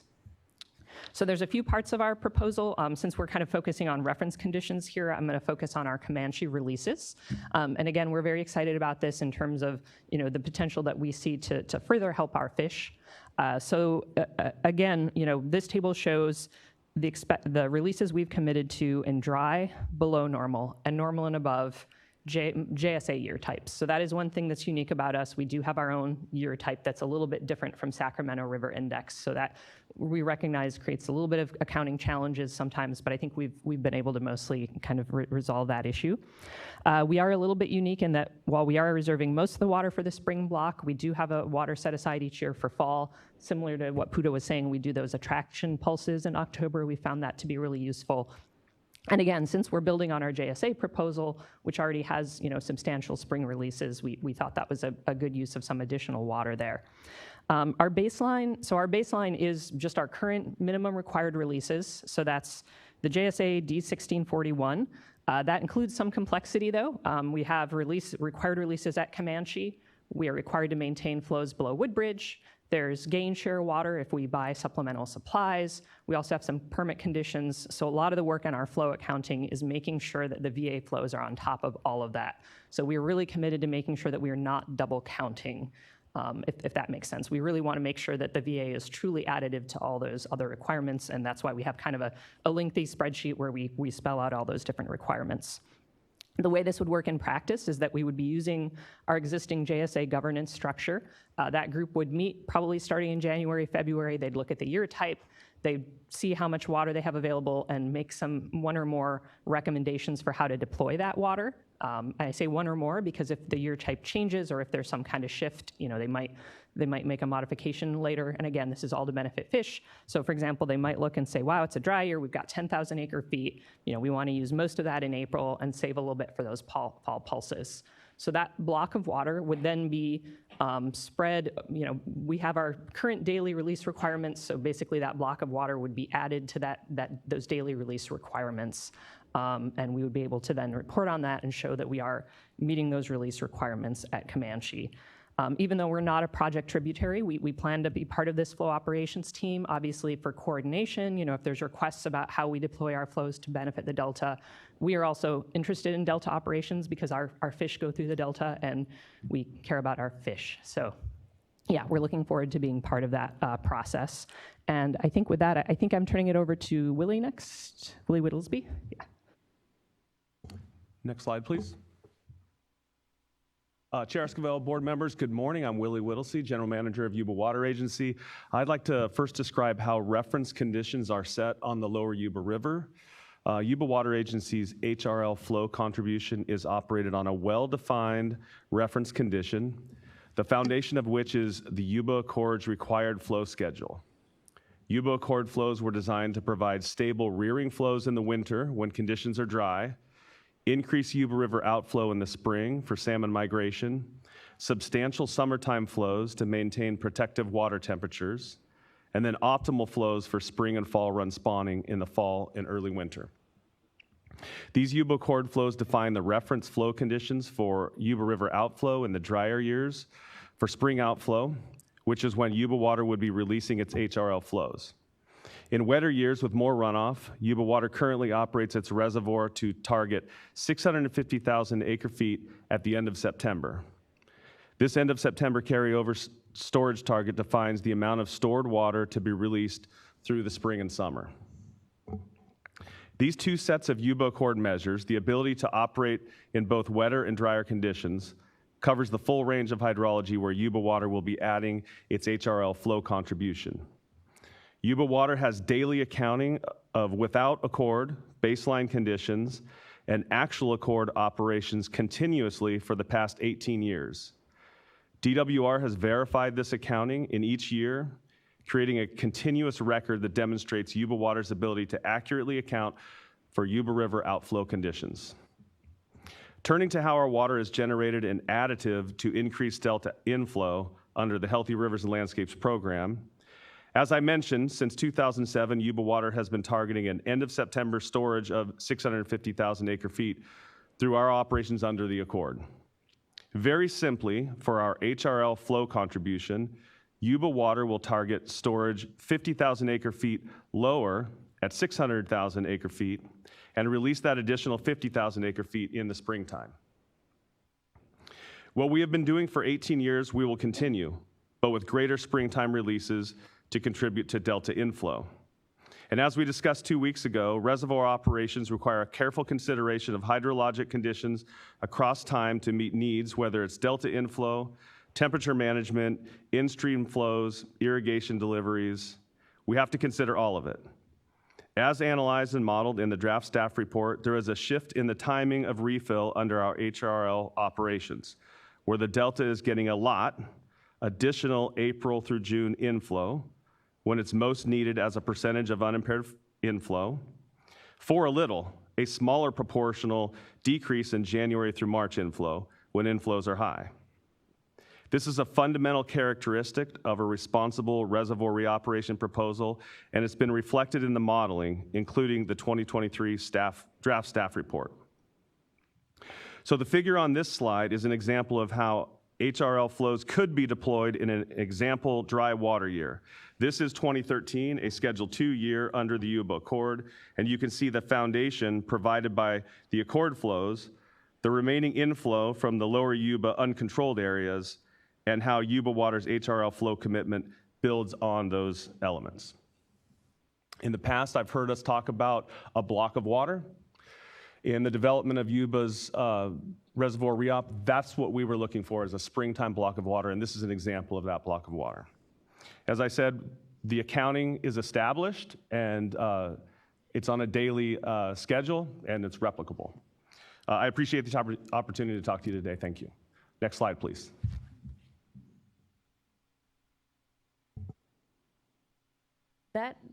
That essentially concludes this first panel's presentation. A lot of information was provided as we look forward, and definitely hearing about work groups and so forth. Additional work needs to be done, just really for the leveraging the existing information that's been developed and incorporating those into flow accounting protocols.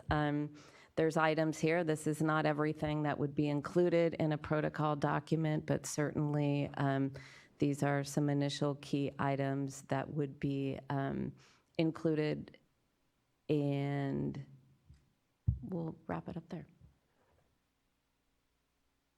Great, really appreciate the presentation and information, and really, obviously narrowing in here on the fact that it really is Appendix B that I think that we need to be focused on, develop, co-develop, and I think that additional detail will help us all, make sure we're seeing the same project here and narrowing what concerns we have. But just appreciate again the information and here the opportunity for us to really focus in on Appendix B as a work product that really needs to be further developed. Looking to fellow board colleagues if they had any question or comment off the bat. Board Member Firestone. See if I can use, is that on? Yeah, the new equipment. Thank you so much, and thanks for also just all the work, because I know there's been so much work, and the ability to break this down for us. At a really high level, one of my questions for this panel, I know we're going to go in, we have 2 more panels to go into more details, but is really around, maybe we could go to slide 19. That's sort of the easiest for me. That was for the Yuba.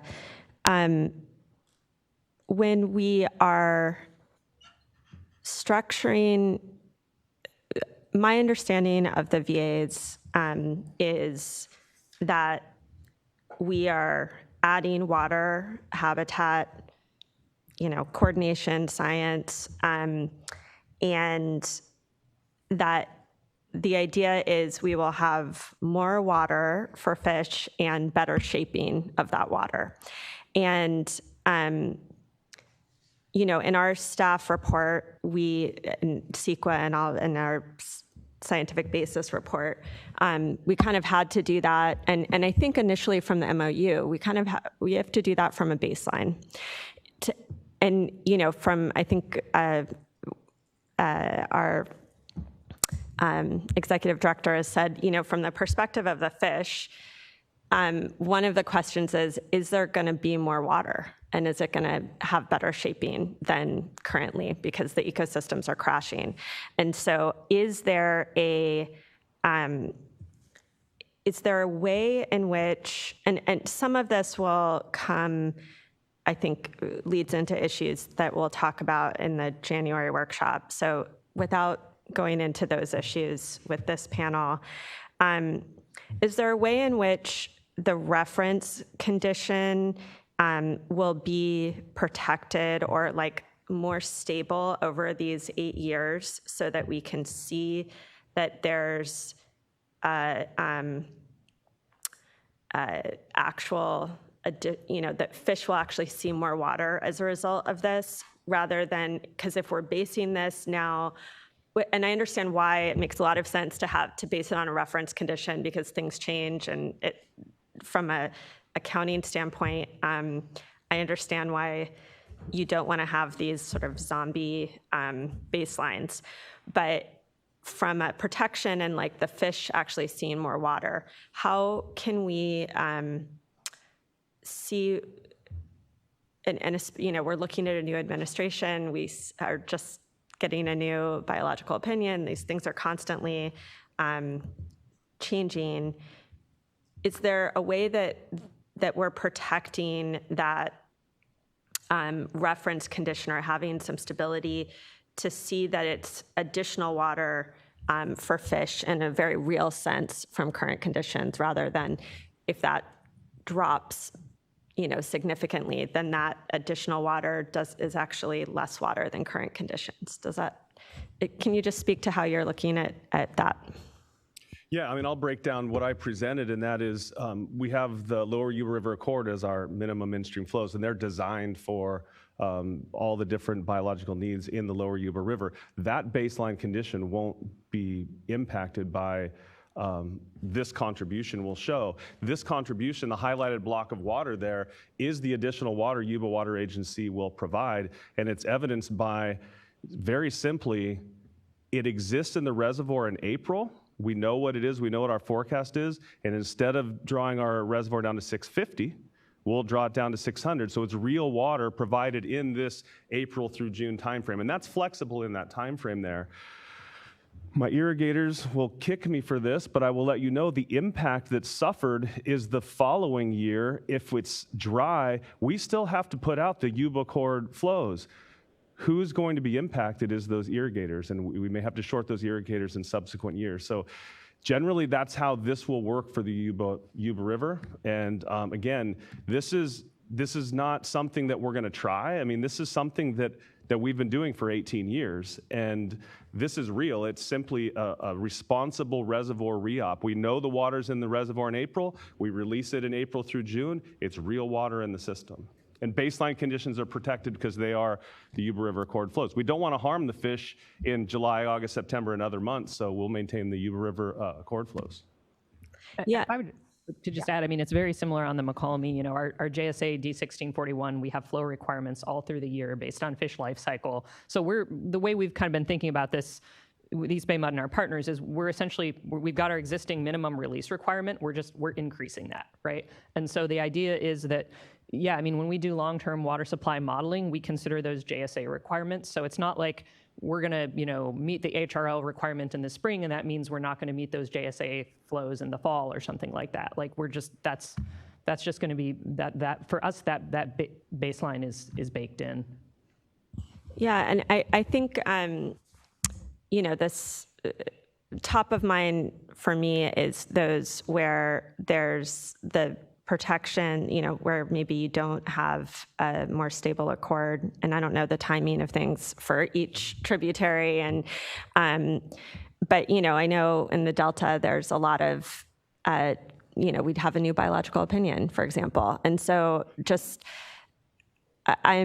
if we're changing what that reference condition is, how are we going to have some assurance that there's overall more water and better shaping for but particularly that more water for the fish in current times? And, this could be something you follow up on, but I think at a core level, it's that baseline probably issue or question I have. I'll start here, and I'll look to Levi to also chime in just from a project perspective. Speaking firstly from an upstream perspective, our reference flows are going to be the same essentially with or without HRL program, because we still have our requirements. Our fundamental requirements aren't changing as it relates to our in-stream minimum flow requirements, our flood control requirements, releases needed to meet downstream Delta standards. And so that fundamental reference flow is going to be preserved in a sense. as it relates as with changing water year types and so forth. The block of water that we will be providing to the Feather River will be made, it's new water that will be developed, say, with the majority of land being fallowed. So there'll be reduced demands in a sense, and that water will be saved from surface supply that we'll be able to then layer on top on as far as it relates to our Feather operations. For the Delta, agree, we have new requirements coming on board with the new 2024 BIOP by the end of the month. Certainly, those requirements are not less with respect to, say, the 29 requirements, or I should say less restrictive, or more restrictive, if that makes sense. Essentially, I mean, that baseline there, or reference flow, will be using that 2024 BIOP and D1641 requirements, and that 2024 BIOP is certainly more prescriptive with operations. I mean, there's more clarity and details on how the projects will operate for the protection of fish species in the Delta. So we will be using those to account for our Delta export VA obligation, HRL obligation. I'll just add, I think the question is very important and interesting, and we don't have to go back to it, but you know, Alice's slide that looked at the progression of requirements on the MOC are very interesting and kind of get at the heart of what that reference condition is. I think I would point everyone to the commitments in the MOU and agree with Molly's assessment specifically to the BIOPS.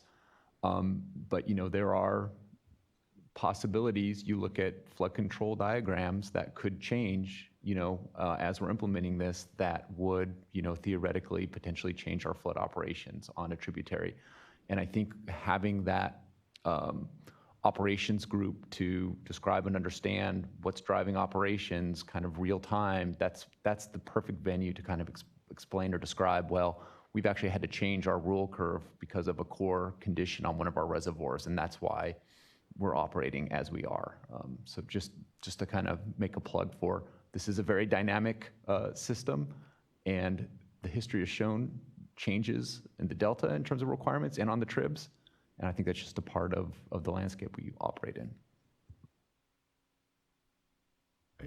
I'd just add that, I mean, I think we've alluded to it earlier, and the staff presentation did as well, that I mean, it's one of the core reasons why these upcoming work groups and then development of this Appendix B needs to codify all those details around the references, because, you know, some of the subsequent or previous workshops have touched on it as well, as the system does get some dynamic changes. And, you know, we need to identify and leave space, in my opinion, for those changes to occur. And where we can't, with, you know, 1,000% certainty, say on one day the reference condition is this, provide space for, you know, what gives us the confidence that a process or you know, or rule curves or what have you, define what that base is, but you know, have a process, you know, defined if, you know, we get a new rule curve to change.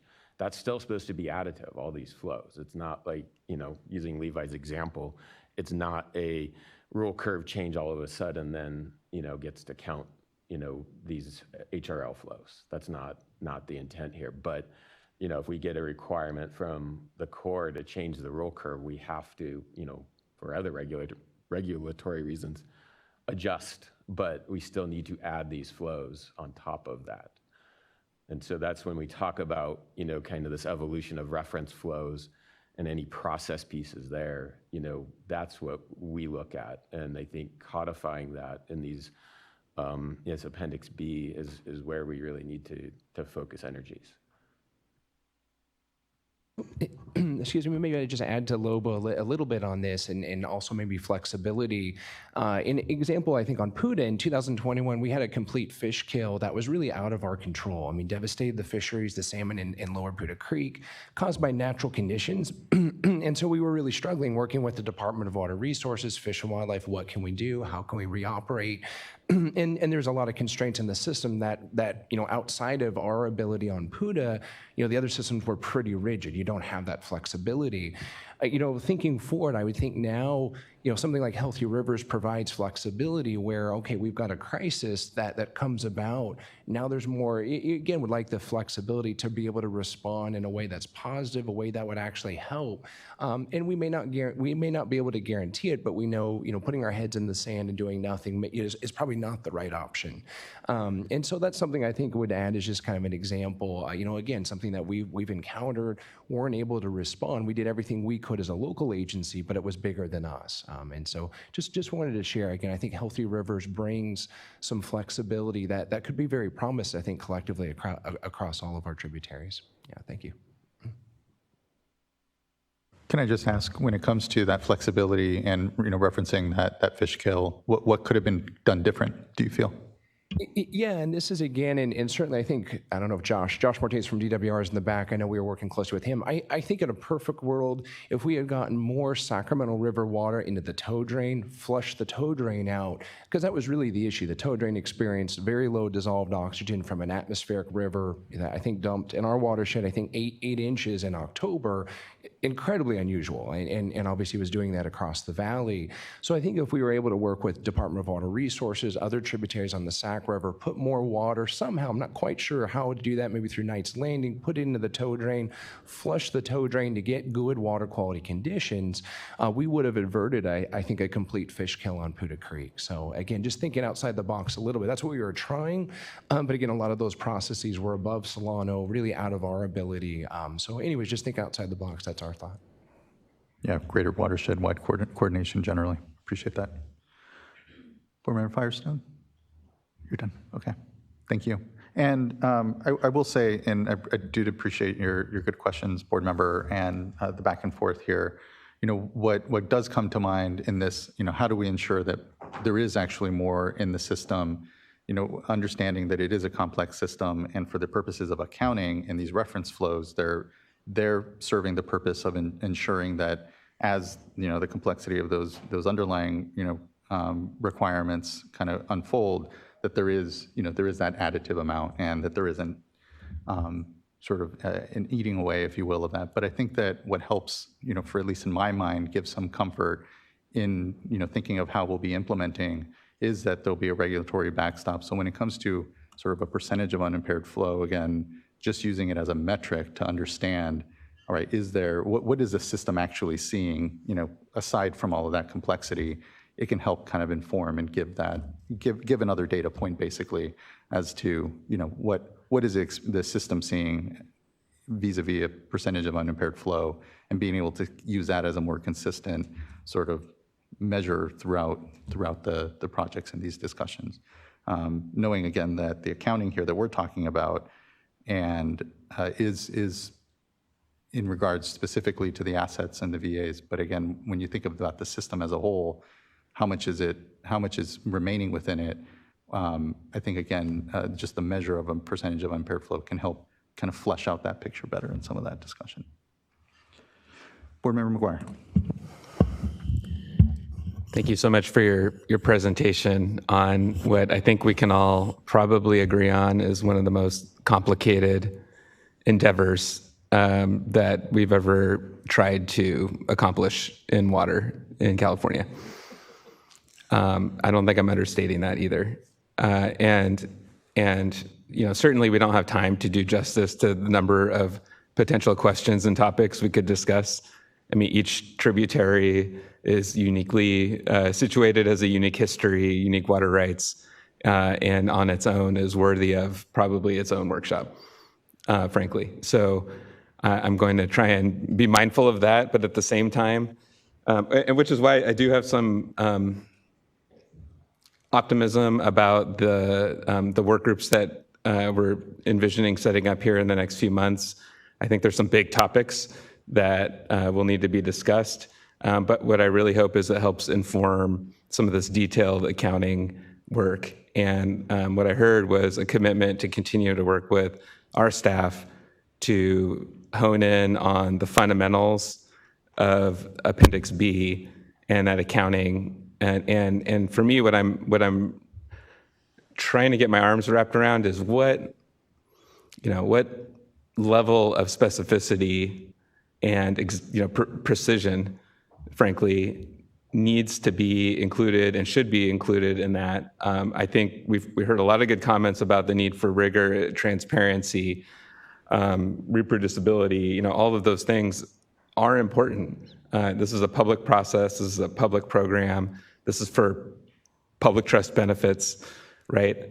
So we really need to realize all of that. So I think to the other board members' comments, what we really want to know at the end of the day is this water appearing?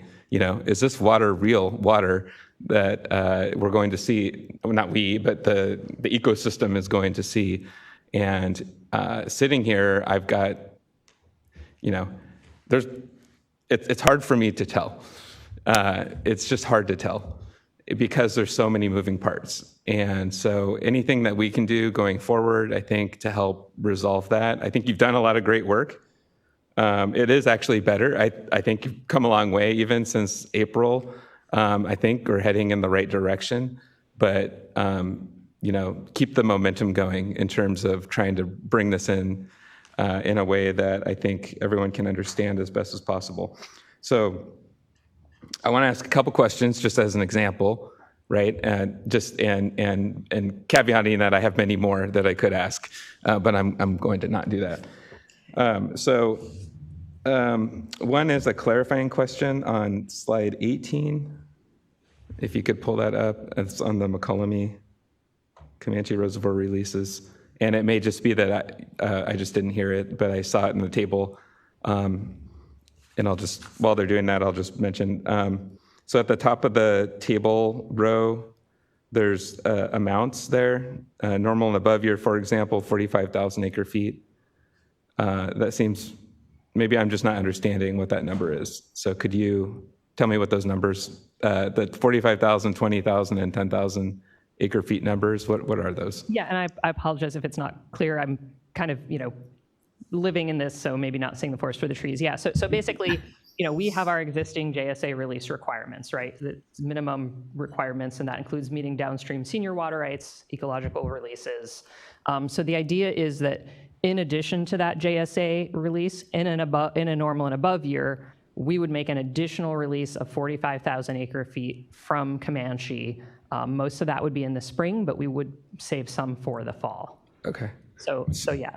So great. I mean, that sounds good. But that seems like it's a lot larger number than what is in the table. The table. So that's where I saw that, and it really threw me off. Yeah, and I apologize. We had limited time. But yeah, so we have a couple different parts of our flow proposal. The issue for us on the McCollum is, we make these releases at Comanche. We don't have really a lot of control of what happens downstream. And I don't just mean in terms of other, water rights diverters. You get, as the McCollum gets to the delta, you get tidal influences, other hydrodynamic factors that really affect the water. So the way we structured our deal was we said, look, we're going to make these additional releases from Comanche.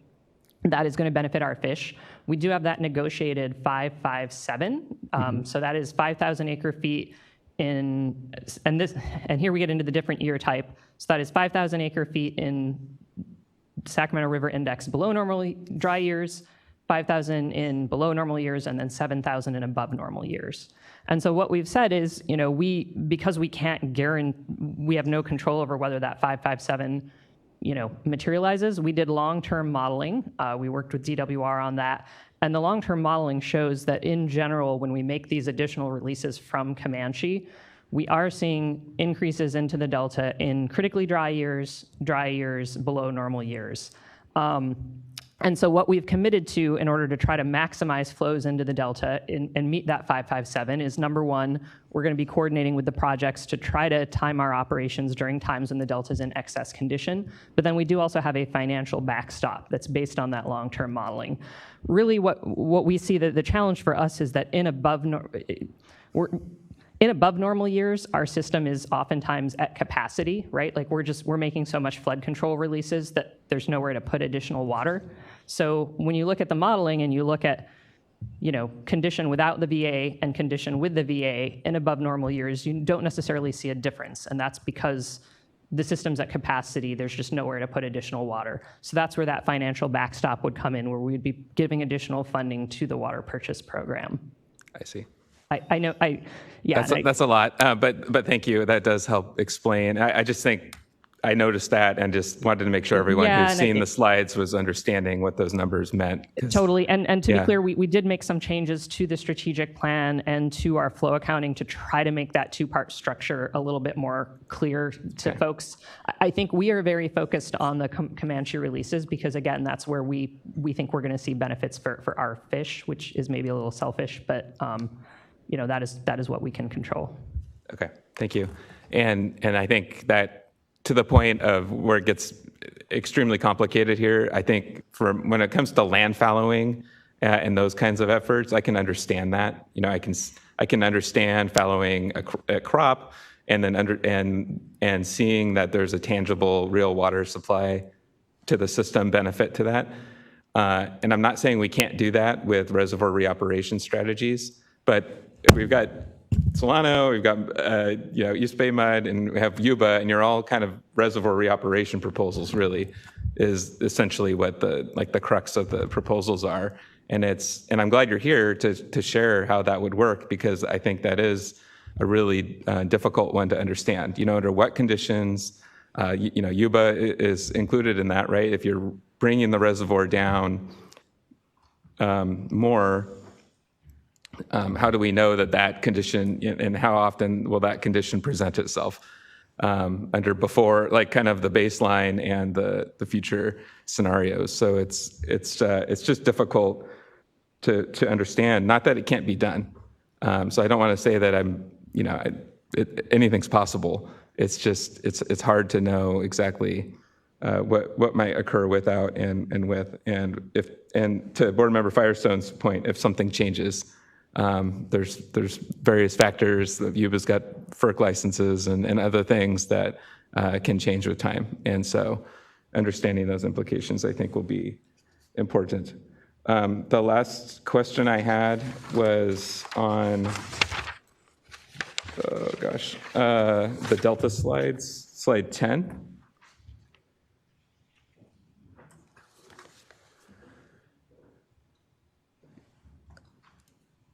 And so, again, this is just for my clarification. Ms. White, you gave, I think, a really helpful example in talking about the Delta offsets, so I'm understanding that a little bit better. Our staff had flagged some questions, though, about how to ensure, how to confirm that those are, in fact, new water, and that water would be protected from exports.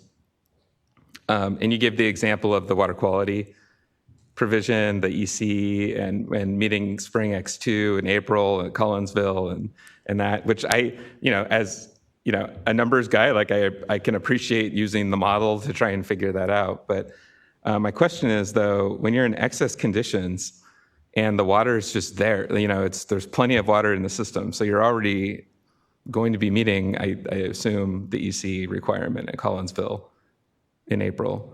And you can correct me if I'm wrong on this, but how would we know then that there's additional water being protected from export, if that's the controlling requirement? And if I'm not tracking this correctly, please clarify, but I'm trying to understand how this would work.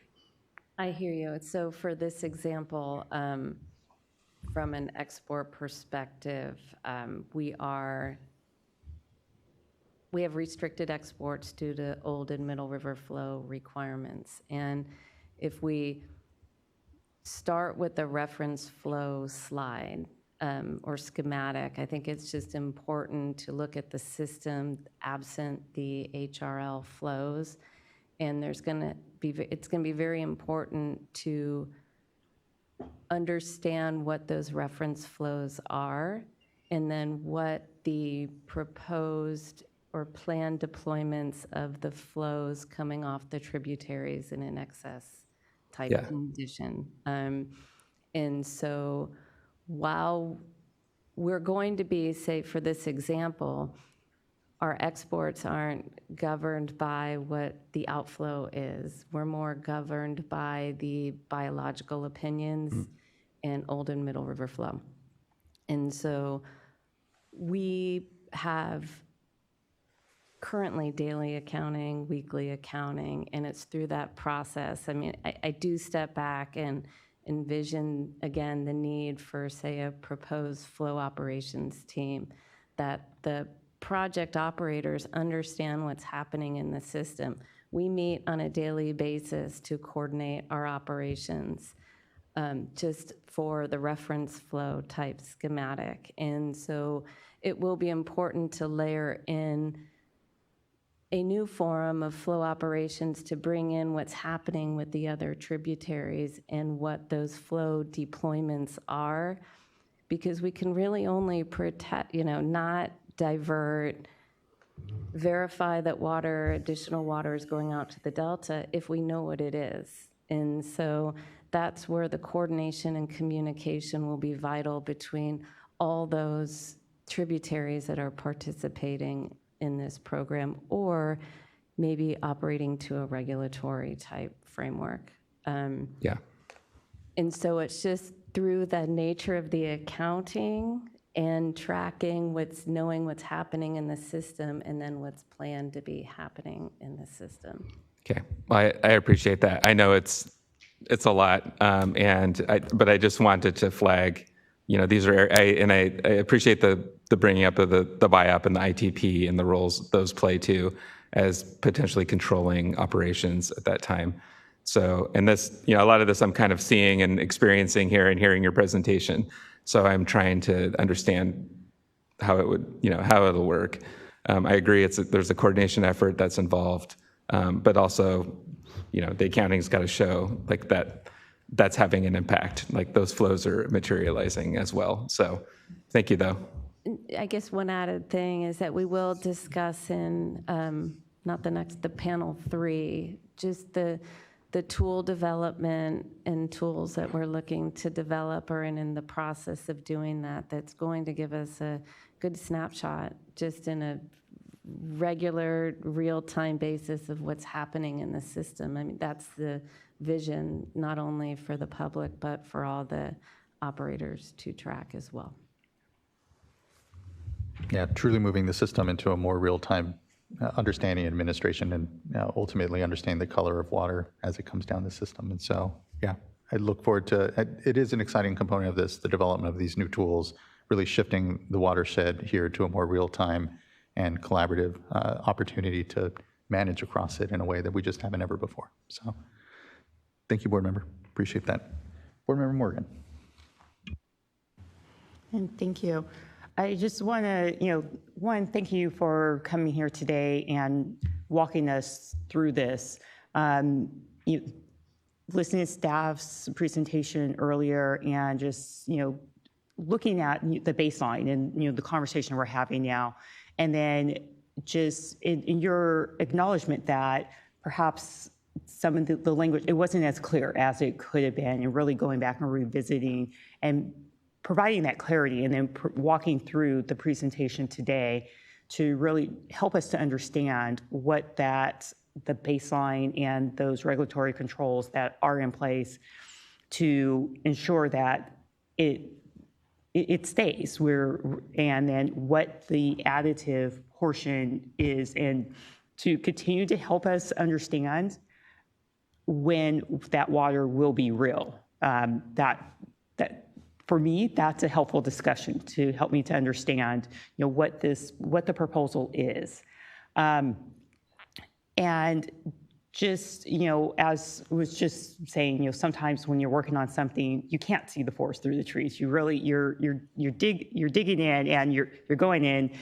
It's difficult, and so just really wanted to just say thank you for taking that step back and really helping get me up to date and to help me understand what is being proposed, clarifying the language where it perhaps is not as clear, and then the commitment to continue to work on that effort of just making sure that we have something where we're all understanding each other and what's there being proposed and what we're moving, what we're continuing to work on with the groups and coming to a clear understanding of what is written down. Because I know even just myself, sometimes I write down something, I think it's just really clear. Someone else reads it and it means something completely different.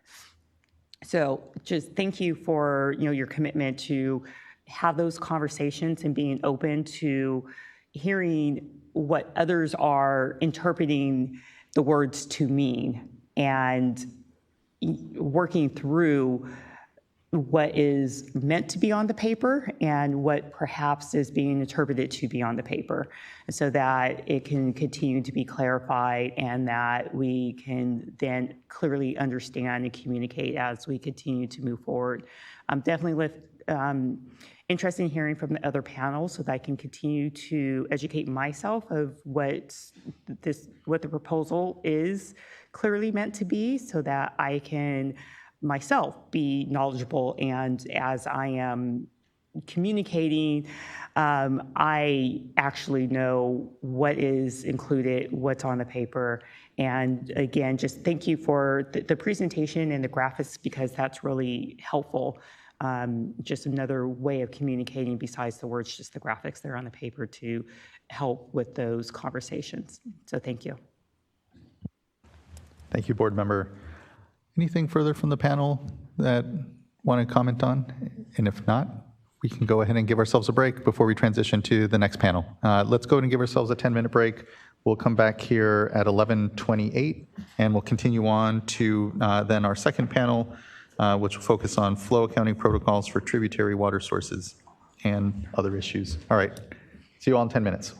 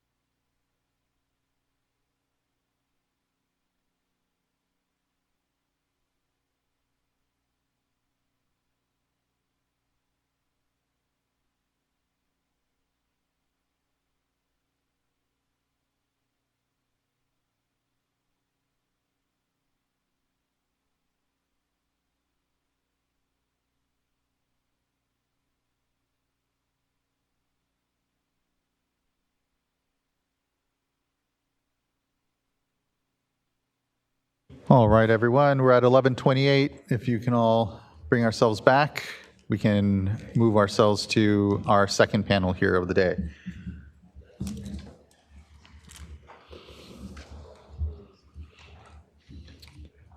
Thanks, everyone.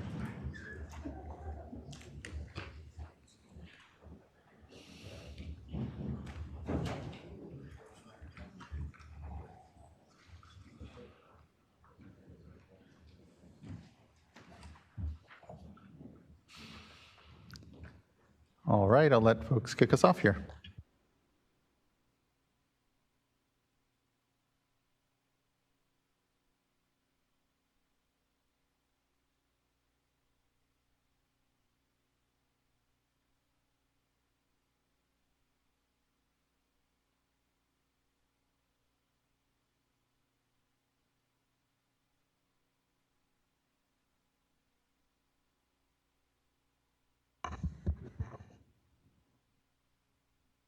Here comes Levi right now, too, and he'll kick off panel number 2 here. Thank you, thank you. Apologies for that. Oh, no worry in the least. Good to see you. Thank you very much. So moving on to panel 2, here we'd like to focus more on the how water is being made available and look really at specific considerations in the POI. And to do that, we have several tributary partners that are going to be taking on the bulk of this presentation. Can we move on to the next slide? Just to set the stage, and we won't go into extreme detail, I think the April workshop really did justice to identifying these methods that are being proposed to make increases to delta outflow. I'll just remind everyone that these methods are described and were presented at the April 2024 workshop. They are incorporated in the HRL accounting documents that have been developed by each HRL tributary. Those were done in coordination with board staff, thanks to board staff, and expect to be further refined in the Appendix B. And with that, let's go to the next slide, and I'll like to hand it to Thad Bettner to discuss further some of the key HRL flow considerations and project tributary considerations, please. Thanks, Levi. Yeah, so I thought maybe I'd cover a little bit, maybe some foundational issues we looked at when we first looked at our proposal, and not to put ourselves in your position of trying to find a balance, but I think that was one of our key issues, is how we walked into putting together ultimately our proposal. And kind of we just put some key issues and points that we really looked at as foundational to the different proposals that were put together. And I think you've covered the first one pretty well today about this idea it has to be new water. And we firmly believe that. And I think the other thing maybe to point to is that as part of this whole program, the VA parties are actually purchasing a lot of this water. And so I think from our own standpoint, as we kind of self-regulate and be self-accountable, we want to see this water be new water because we're paying for it. And we don't want to see water purchased that's not going to provide the purposes that you've already talked about. Another priority is when we were talking about proposals with CDFW, who's your trustee fisher agency for the state, as well as the federal agencies. We looked at this idea of trying to release the water in the spring, that we see need for pulse flows and other purposes in the spring, and also to try and match the natural hydrology, that releasing the water in the spring was really important. Providing in-stream and delta outflow benefit.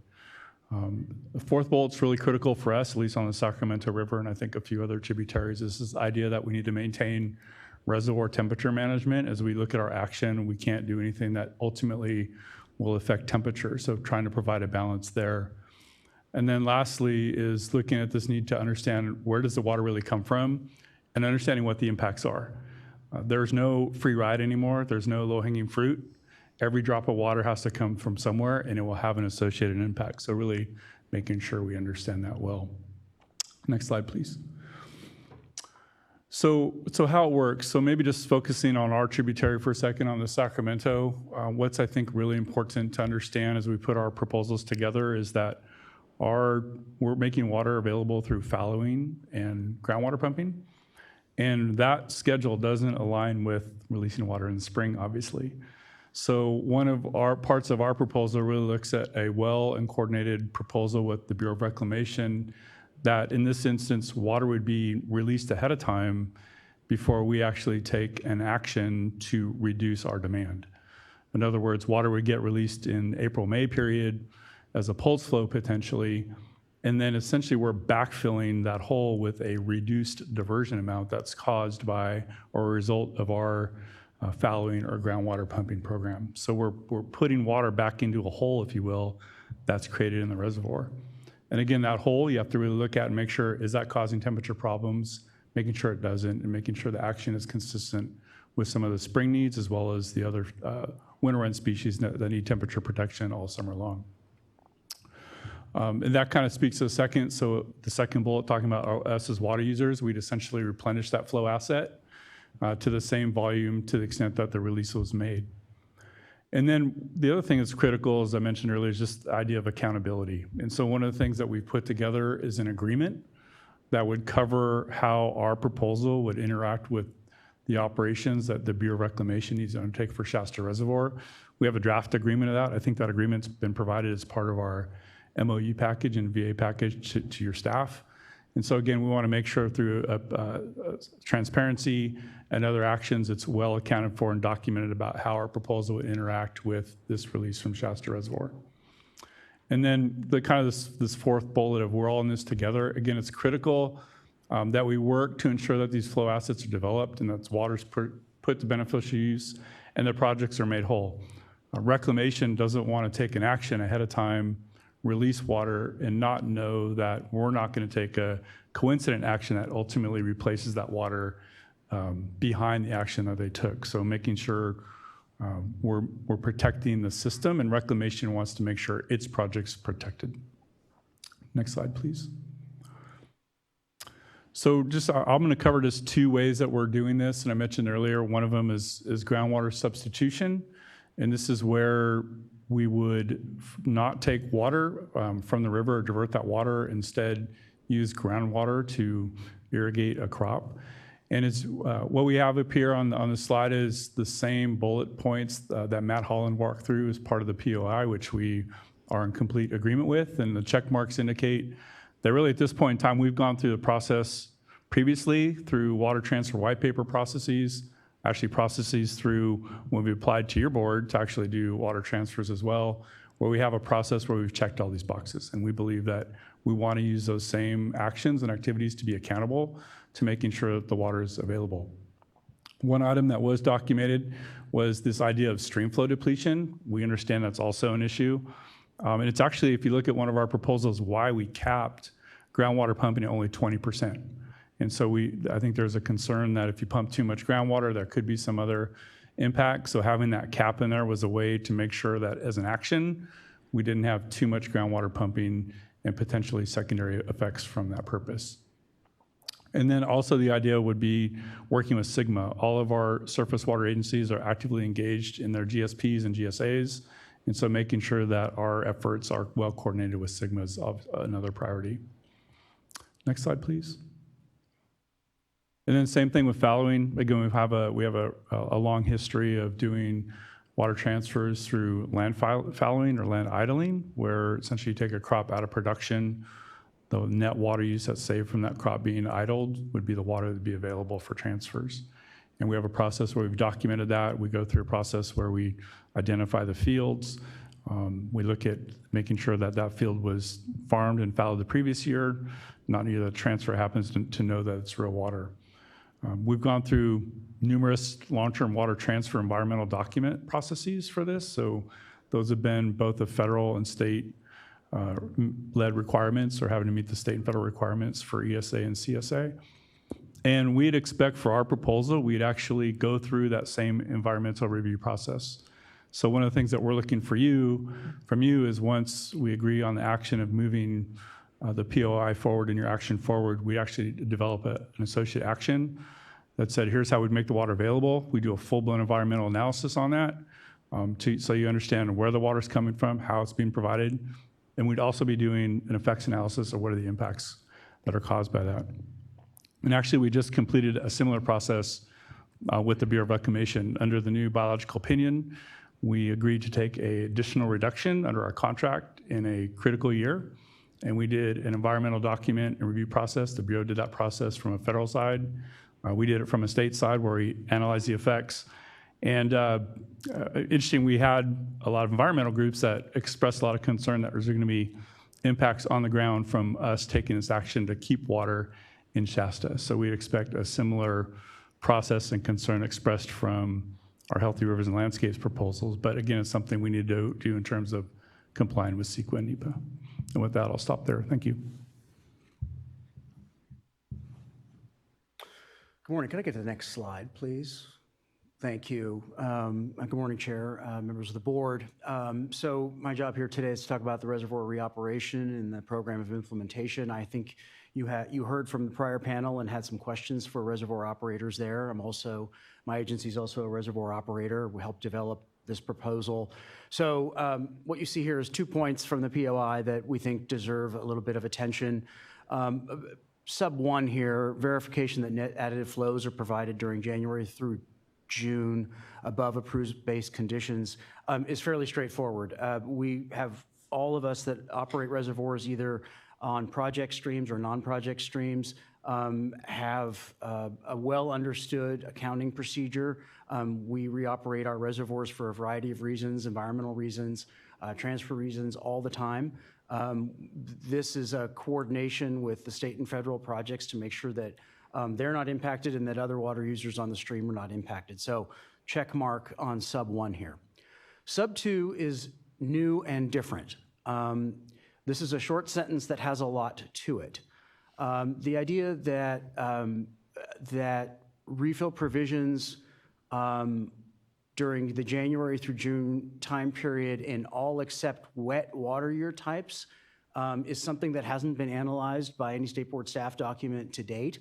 Nor is it part of our HRL proposal, and fundamentally may affect, without some further refinement and work, the balance that we've sought to achieve in our proposal.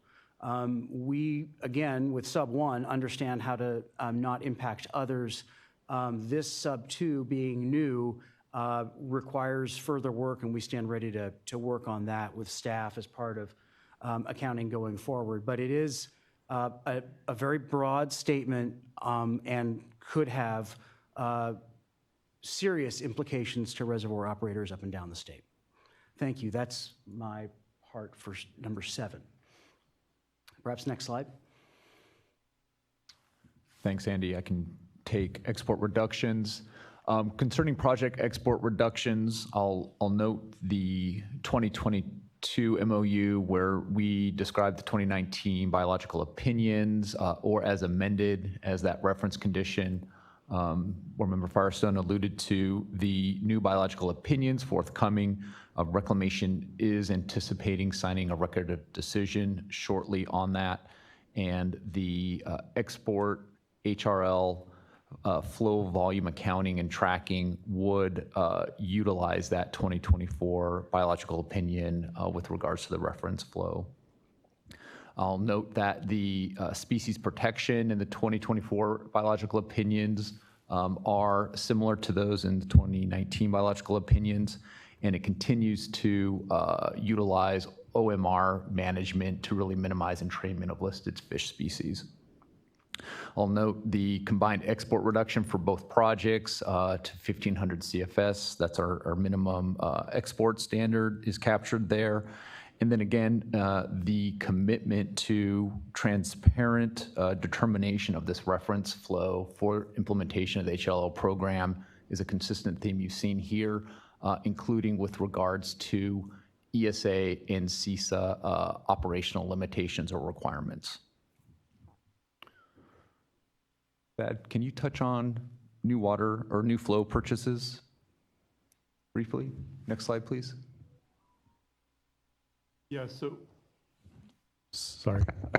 So as part of our program, when we, again, worked on the program with CDFW, we looked at what were the right amount of flows that we needed and what were the sort of the gap that we had between what was secured from the water users. And so we developed kind of slide item that were water purchases. And again, this is funding that would be used from all the Healthy River Landscape parties.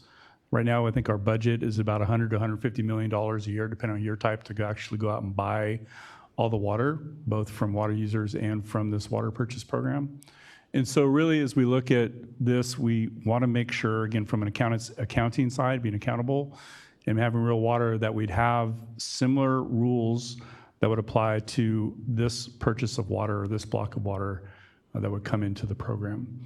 So if it were, for example, a fallowing program, we'd expect that the water would adhere to the white paper criteria that we've been using for a long time. Again, that MAT reference that's in the POI. Same thing with groundwater pumping. And then likely, if a lot of this water would also want to be reoperationalized for spring pulse, it would require that likely the projects participate in order to release that water ahead of a schedule like a fallowing or a groundwater schedule. So very similar to our proposal on the Sacramento, that you could see this purchase program having similar requirements and similar operational criteria that would have to be applied to it. And again, the projects, both the CVP and SWP, would want to be in a position that the project wasn't negatively impacted by essentially advancing that water under a purchase program. So developing the criteria is really important, where we agree with the board and your staff and POI that as we move forward, when we look at the water purchase program, it would have similar criteria that we, the water users, are already subjecting ourselves to, and want to make sure that this new water would also have those same requirements.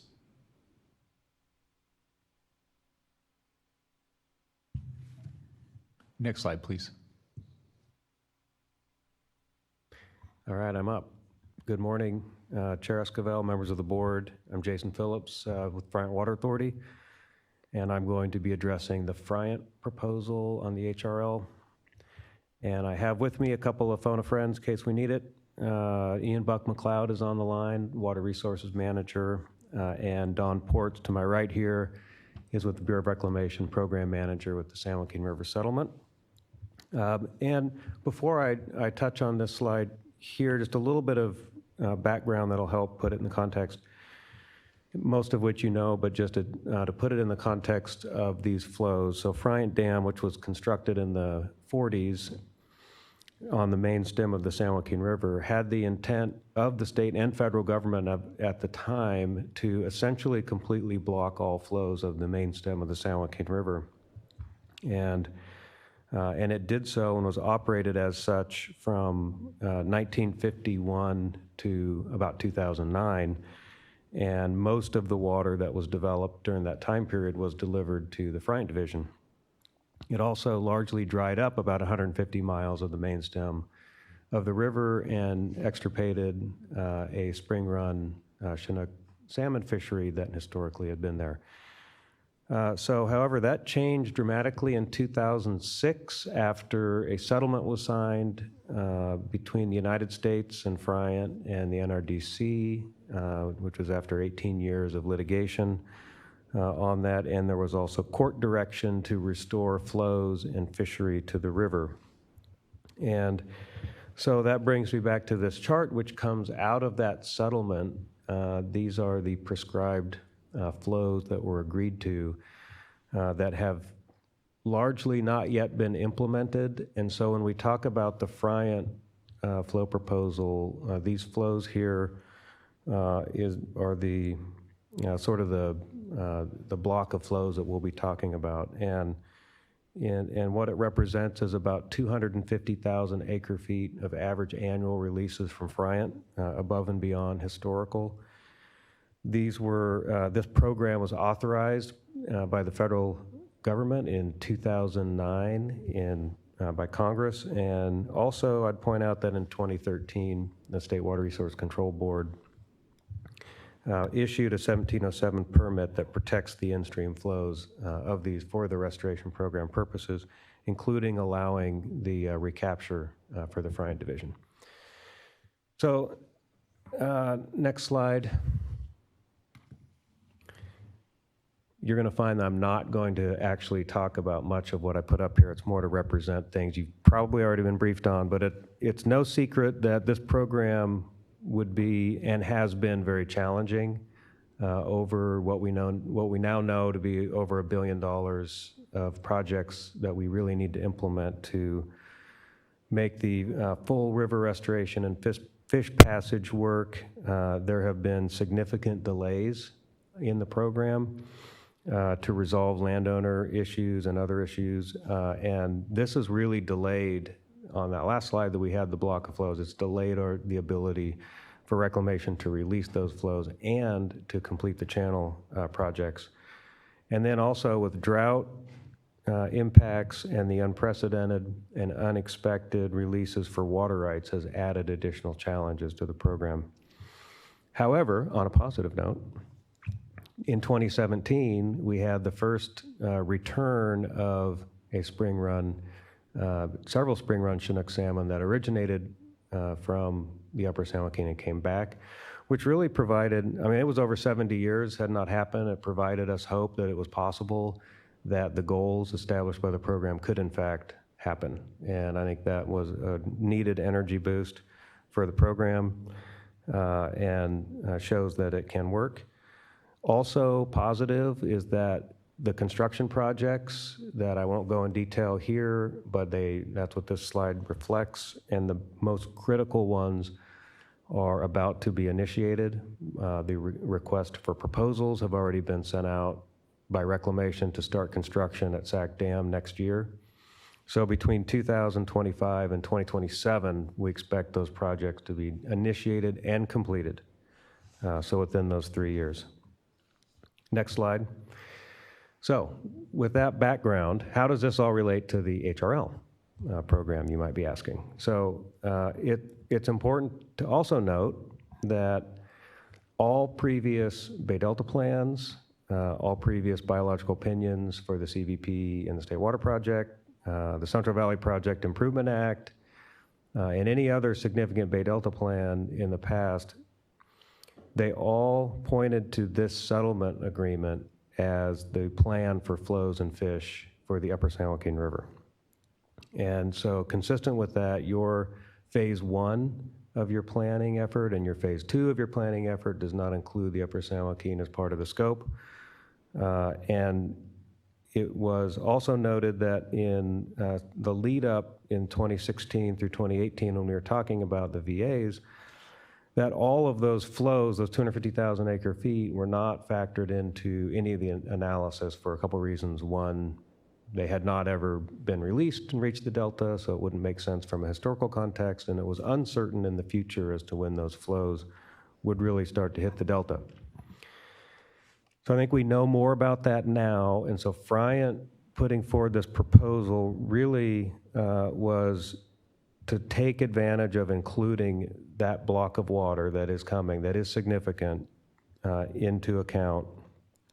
And, but not just to say, hey, let's factor in these flows, but Friant had added some specific commitments as it relates to the water management goal and our ability to recapture and recirculate that water downstream before it hits the Delta and in the Delta, that we would reduce that in order to meet a specific goal for increased Delta outflow from those Friant releases. So there has been, over the last couple of years, a lot of discussion, and rightly so, over how much of these future flows would result in Delta outflow without the HRL program. And that's a valid question to point out. But I would also highlight that initially we were just wanting to make sure that they got included, because it will be a benefit. So long as the program is successful, that would be a benefit, and we want to make sure that's factored in. So Friant's proposal really is meant to add certainty to what could be expected, because our goal in the settlement, the water management goal, if we just had our wildest dreams come true, would be all of the flows would be recaptured and nothing would hit the Delta. And that's not realistic. But there isn't really a boundary condition there on how much we should be trying to capture. So what we talked about in 2018 was, well, why don't we put a goal out there, and we will agree as part of the VAs, now HRL, that we will limit how much we would even try and recapture so that the Delta would be able to see a certain amount. And some other really important points on the Friant proposal to understand is there are absolutely no changes proposed to the San Joaquin River settlement itself. And that's important, very, very important. In fact, I might have it in my notes to say that again. And so again, to reiterate, the benefits that we are trying to capture is that there happens to be this overlap in time where these flows are going to start being released in a very meaningful way, and the HRL timeline. And I say that in full transparency, that we're not trying to say, hey, you know, without the HRL, then we're not releasing any of the flows. It's not that, it's that there's an overlap and it's time to start like taking that into account. And then, like I mentioned, the Friant proposal to reduce recapture that we're authorized to take will help add certainty to what the Delta can see in the future without changing any aspect of the settlement itself. It has its own governance, including how the flows will be shaped and how the restoration projects are moving forward, and that's not going to change. So in our accounting, when you see the numbers as to what's on the table, all flows from Friant that make it to Vernalis is what the numbers represent. And that's not being recaptured at the export pump. So if it's a release from Friant, remember, historically, a release from Friant was only for just for water rights right downstream. That was, the whole river was captured. So really, any flows that are released from Friant that hit Vernalis, for the most part, are all part of the San Joaquin River settlement. Are there other flows? Occasionally, yes, flood flows that could hit Vernalis. And for reasons we can get into if necessary, you know, those are also counted toward the 50,000 acre feet that's shown on the table.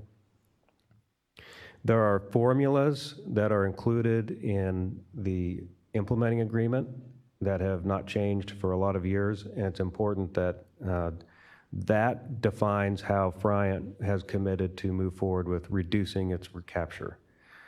Now, not to be overly critical or at all critical, the Water Quality Control Plan draft did not capture those correctly, but not to worry, Friant is going to prepare its comments, thank you, by January 10th. That will highlight how it can read more accurately, so that will be good.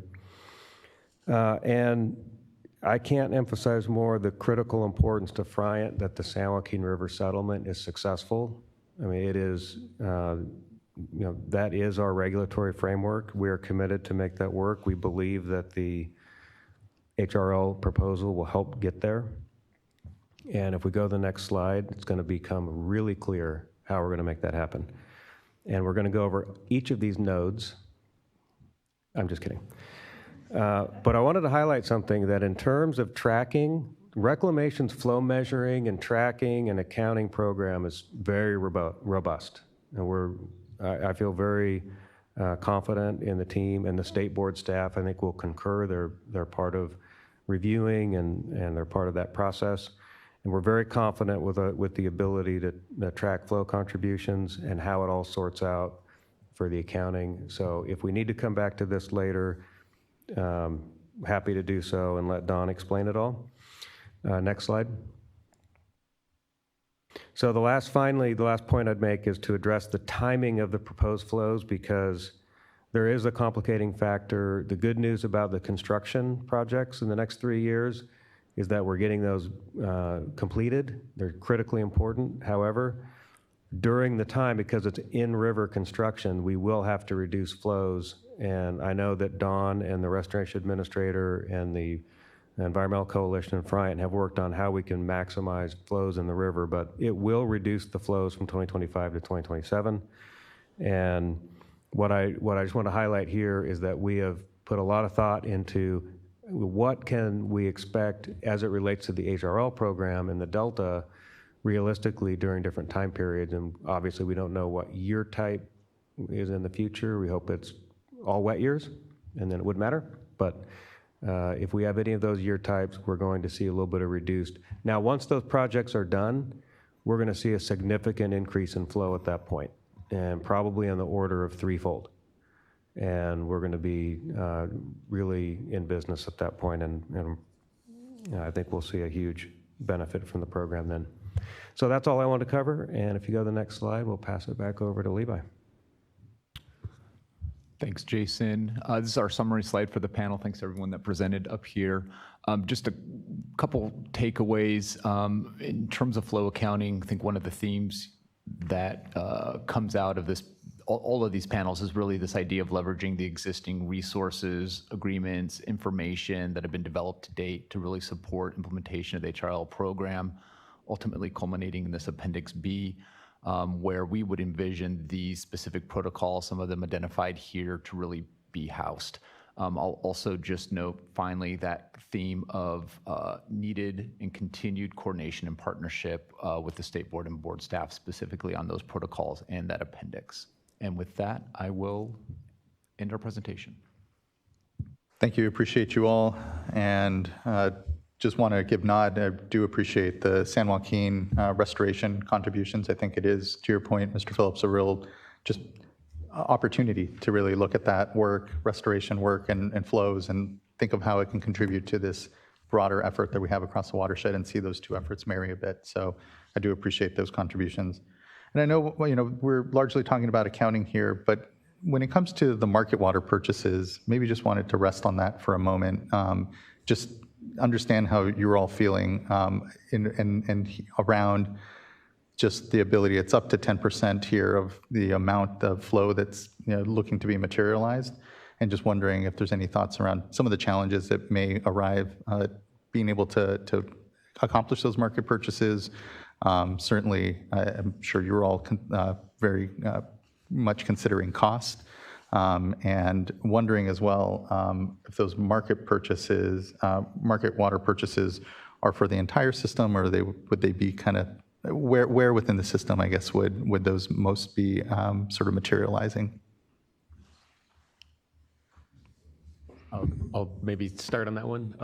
Yeah, it's a great question. So, I mean, we're feeling highly confident we can affect those purchases to happen. I mean, one of the reasons they're spelled out as market purchases is, with the dynamics of this large watershed in any given year, parts of the watershed may have more ability to, provide water than others. And so that's, a reason why we're, looking at that market approach. I think Thad touched on the variety of sources it could come from, additional land fallowing, further export reductions in our project facilities, reservoir reoperations. And I just look at that whole landscape of we have a lot of sources to draw from.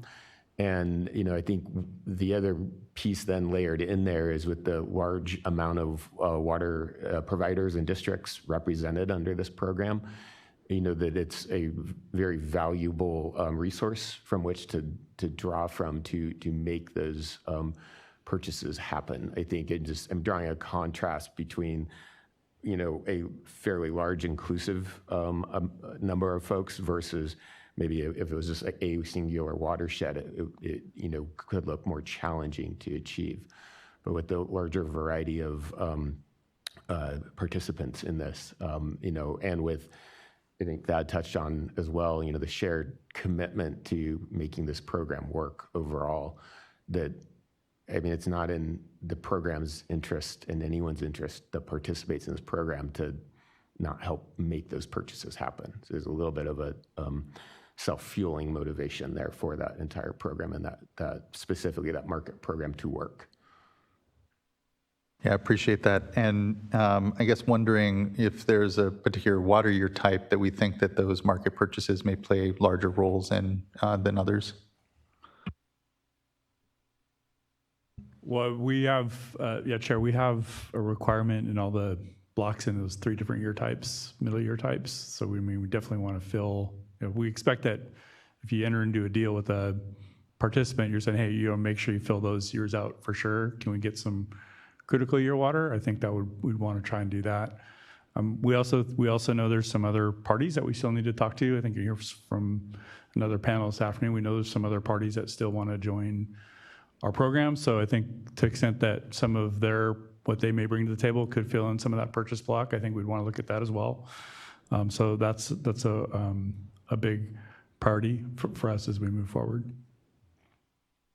Thank you. I just layer on that, also thinking about the value of water and various water year types, especially for that environmental benefit, and, really hitting things like if we have purchases during those dry years, critical years, making sure, 100% we're making those occur with 100% certainty around getting those in the system and purchase, because that is, we do see that increased value and benefit to species that are already going to be fairly stressed during those times. And, don't take that to mean that we deprioritize the other years by any means. It's just, I think we do see in those drier years that water is more valuable to everyone, including the species in those drier year types. Yeah, I think, and then just lastly, I think there has to be recognition that the water transfer market will likely disappear. I mean, by the time we do all this work for Healthy Rivers, we're getting more water into the program. There's not a lot of other water, if you will, that's going to be left out there for water transfers. And so I think as folks who, urbans, other folks who've looked at dry years, critical years to get some water transfers to help meet their portfolio, it's going to be tough. It's going to be real tough. And so I think just a recognition of where we end up with this program and then what kind of those cumulative effects are. I think we have to be honest with the public, with our water users, our neighbors, saying you put all these programs together and there's not a lot left and there could be some associated impact. So really being transparent and honest about that and saying, there's not much left to give, so I think that recognition needs to be part of this as well. Thank you for that. And, I know that we have a lot of requirements, and work that is around the other assets. And, I imagine we're applying those same, understanding the underlying right, all the sort of due diligence that we're doing on the other assets, I imagine would be applied to the market ones as well, but just a lot more condensed timeline. And to your point, especially when we're in dry years or critically dry years, we're going to be competing basically on that market for these assets. Because although I'm sure it'll certainly limit the amount for the water market and trading in some of those drier years. I don't know if it'll completely eliminate. I think it'll definitely compete. I think amongst the priorities, and it's going to be hard when, especially as we've seen these successive droughts, when you have communities that are going dry, basically, right? So, yeah, just appreciate that discussion around some of the market water purchases, because I think there will be some of the more difficult for sure. Thank you. Looking to other fellow board colleagues with questions. Board Member McGuire. Yes, thank you. Actually, I just want to kind of add another question to the water purchase question, because this is one of the areas I haven't heard as much about, frankly, over the many years that the VAs have been in development. So I'm mindful of the timeline, right? I think we're looking to finalize the water quality control plan updates here in the next 6 months or so, looking at the middle of 2025, hopefully. And so are you, actively working on this aspect of the accounting? And, if so, how do you see that going forward over the next few months to put some meat on the bones of this aspect of the program? Yeah, I'll take that, and folks can chime in here too. But one of the things I see is, and maybe one of the reasons why we look at that aspect of the program as not as developed, if you will, air quotes purposely on my end, but is we look at accounting procedures and the manifestation of those purchases to be identical to other water sources that are described in fairly extensive detail. Again, I'll use like fallowing, for example. I mean, we're not looking at establishing a different accounting approach for water purchased through fallowing. One, frankly, doesn't make sense, and two, it would add some extra complexities that I don't think any of us want to wrestle through. So I think where I see there being the quicker pathway in front of us is just to, harken back to the last panel, codify those accounting approaches, and be very clear that purchased water, it's not maybe it follows, those other procedures that would be established. And I think where we have just need to keep some space there is without 1,000% certainty where, market price purchase is going to come from. We just need to keep an opportunity to say if it's, reservoir re-op, it follows protocol A. If it's following protocol B, so forth and so on. It's not intended to establish its own separate accounting approaches. And I think that way I was also responsive to getting through that timely, for your timeline for the plan update. Yeah. Well, I thank you for that. And I think that aspect makes sense, in terms of the way you'd acquire the water would be through similar approaches that you'd use in other commitments. I think it's just maybe the way that you'll acquire the water becomes more of the question, how will this work functionally? And to Mr. Bettner's point that there's a lot of needs in the state for water resources. And so there will, looking at Sigma, we deal with that. There's a lot of hope for the ability to be able to continue to transfer water with other water users. And so I'm trying to understand, how, again, going back to the original comments in the last panel, which was, how do we ensure that this water is real and this water is new and we're going to see it? That's where, ultimately, I want this to be successful if this goes forward. But at the same time, it seems like there's still some work to do to kind of flesh out functionally how that might be deployed in the next few months. So that's what I'm seeking, and I'll be looking maybe in the work groups or through other discussions to better understand how that might play out. Sure. Yeah, absolutely. And then input we can have in those work groups, might help us target better how we can increase, certainty around this aspect of the program. Thank you, board member. I do see the vice chair's hand up, but if you had a quick follow-on. Sorry, it's just a follow-up on that.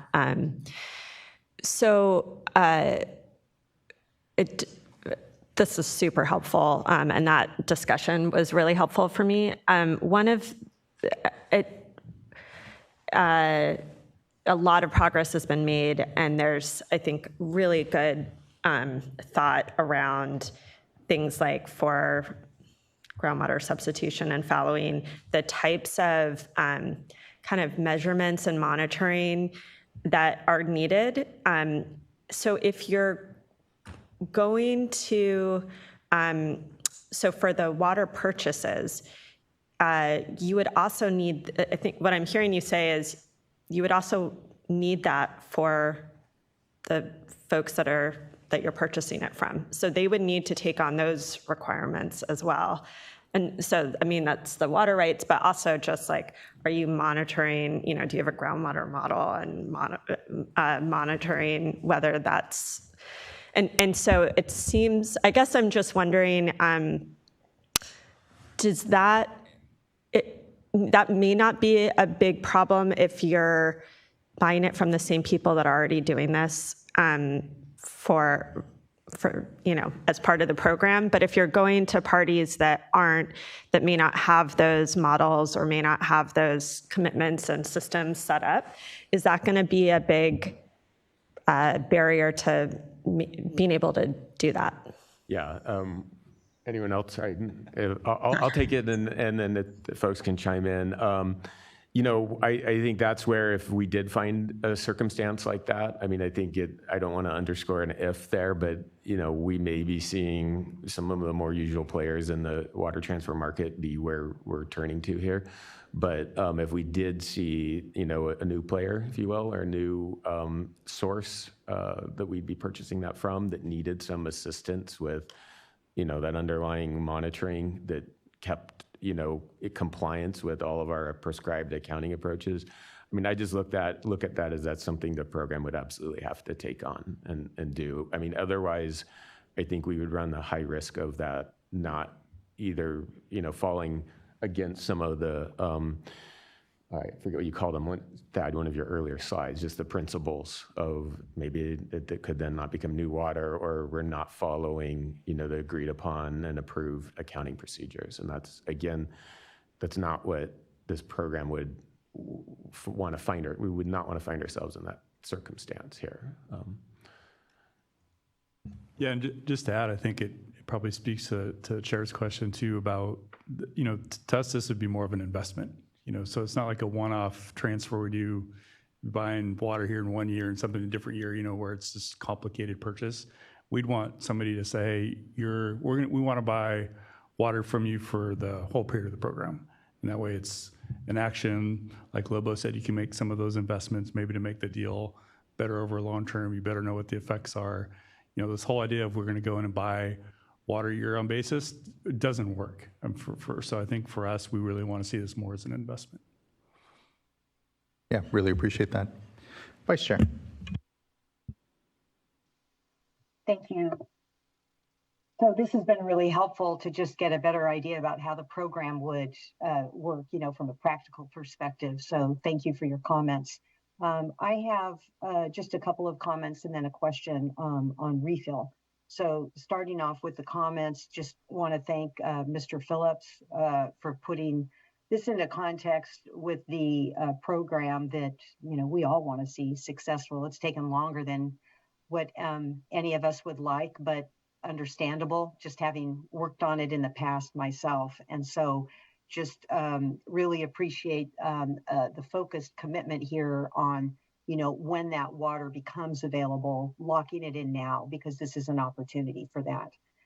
And then just want to plus up the good discussion we just had on transfers. And as we seek to find just the right balance here, I'm really mindful of, and I know, we're all thinking about this, but the transfer market drying up, Mr. Bettner, the comments that you made, and really looking at this as a large watershed, and then, the impacts, the cumulative impacts that it has at a time where we're grappling, the species are grappling with climate change, but so are the water users. And then as Sigma is implemented and as this program is implemented. So just really wanting us, as we continue our review, to be looking at those cumulative impacts as we also at the same time try to strike, just the right balance.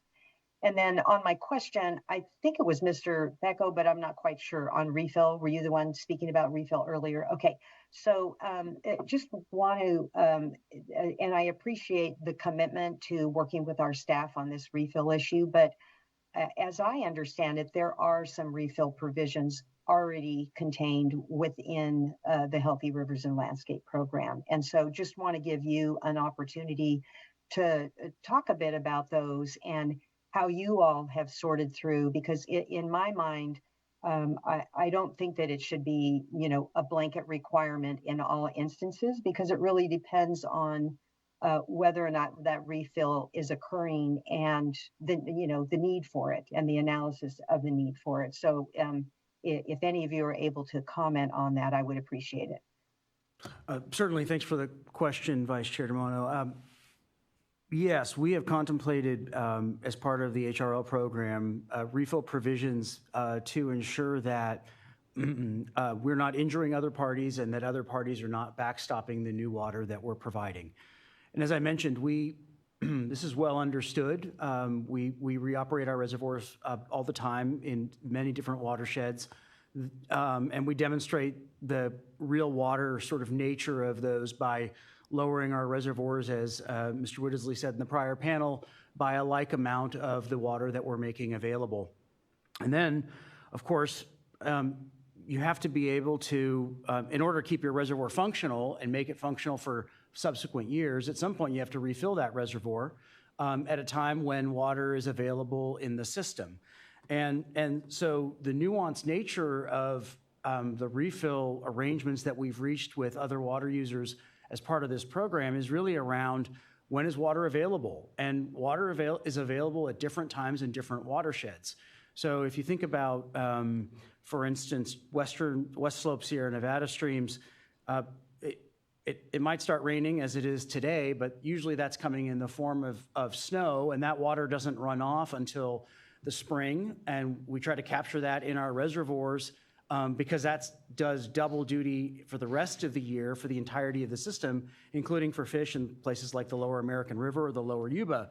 And so we want to recapture as much water as we possibly can during that time period, but recognizing that we want to make that commitment that we've made to real water, we have to look out for those other water right users as well.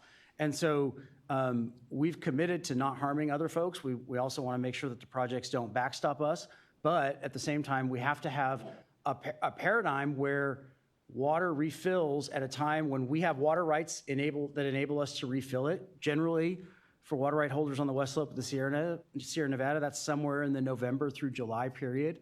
And that's when about 90% of the water comes to us. And especially that January through June period is super critical because the snow's melting and it's running off, and we're trying to capture it because we have all these other commitments that we've made in our watershed over the last 100 years that we have to meet as well. And so that's the nuance, Vice Chair, that we've been working on with the projects to make sure that we don't injure other users of water and that the projects are not backstopping us. Appreciate the question. Thank you. Thank you, Vice Chair. I appreciate this panel, and this discussion has been very productive and helpful. We now have a third panel that we are running about 20 minutes behind on our calendar, just for what it's worth. But we have a third panel now that we'll hear from before we'll break for our lunch. I also want to acknowledge, I believe, Supervisor Wanda Williams is here, and so we'll take your comment before we go to lunch. So we just have a 15-minute panel here, and again, thank you to panelists, and then go to comment, and then we'll be breaking for our lunch.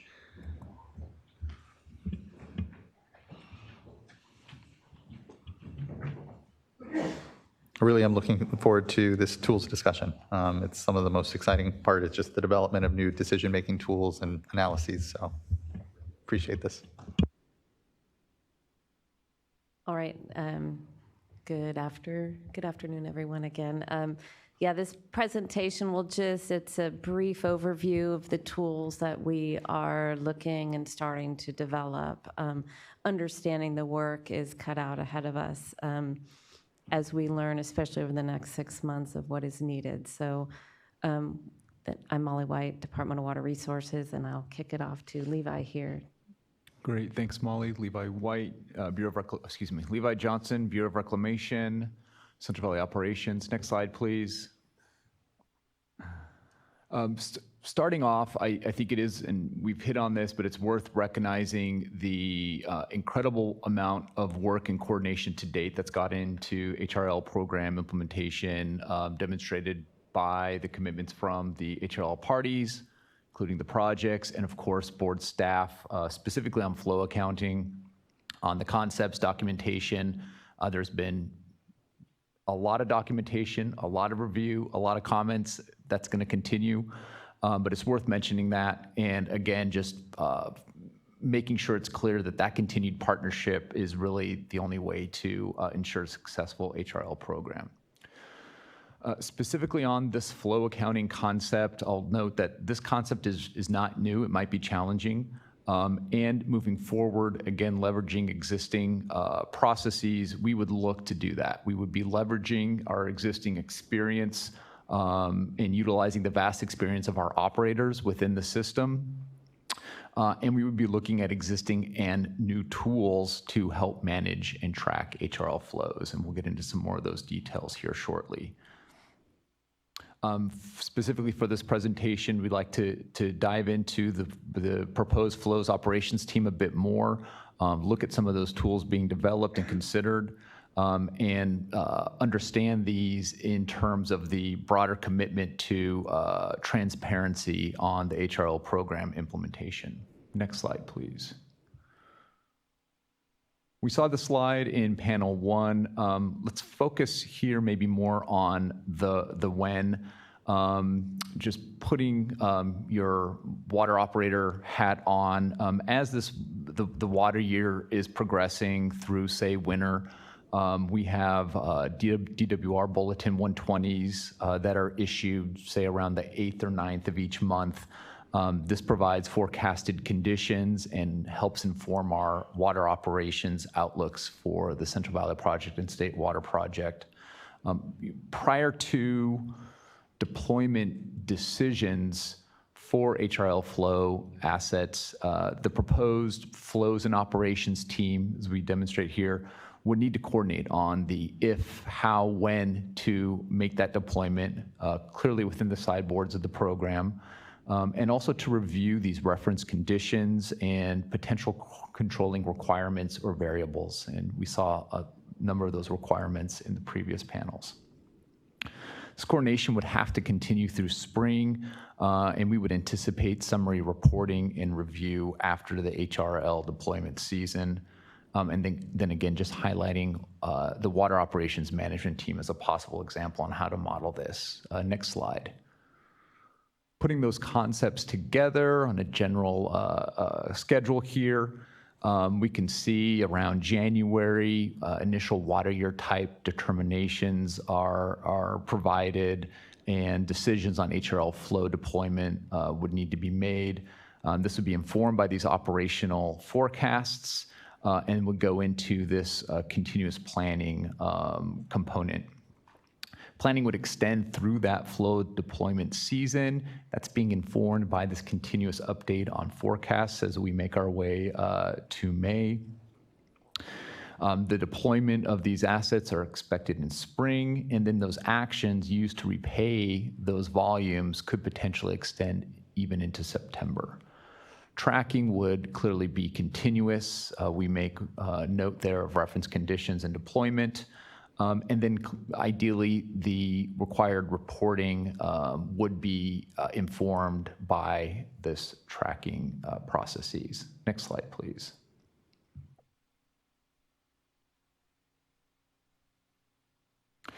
So I'm pulling language here directly from the POI, and again, I think everyone agrees the expectation of transparent reporting on reference conditions and HRL flows being made available to outflow is the ultimate goal. We'll look at a web portal example here that could serve as this user-friendly website to support the tracking and reporting of these assets. And again, with a focus on ensuring that water is made available and tracking to verify those HRL flows. So with that teaser on the web portal, let me hand it to the real Molly White to look at some more detail of these tools. Next slide, please. So HRL TIMS, so HRL Transmittal and Information Management System.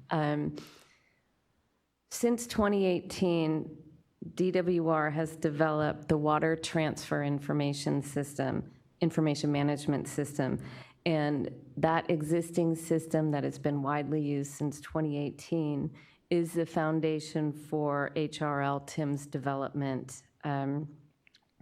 The current system, WTIMS, has been used by the public, transferors, transferees, and agencies to track and verify water made available through transfers, and really made available through crop idling, groundwater substitution, and reservoir releases. But we do understand there are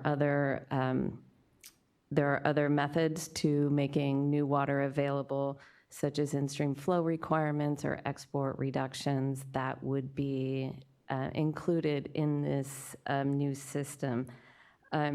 Essentially, there's two modules or major components. There's a contribution module, and that's going to calculate and verify that water was made available. And then the deployment module, and that's really going to be the nuts and bolts of kind of the planning aspect to track reference flows, additive flows, including such items such as export reductions. Next slide, please.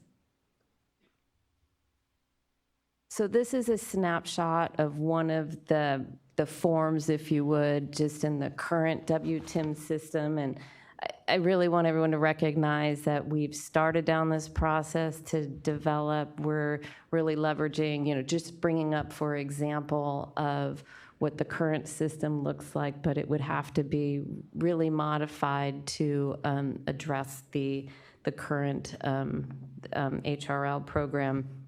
So essentially, say around January or February, an agency that was participating and contributing HRL flow would go into the system and submit the general information, which would include their water right, as well as the methods that they plan on and how they would be contributing the new water for HRL program.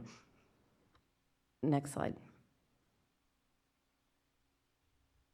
This is an example of the crop idling map viewer. So essentially, the agency, say for example, if water was being made available through crop idling, that agency would enter in the specific information as it relates to that proposal.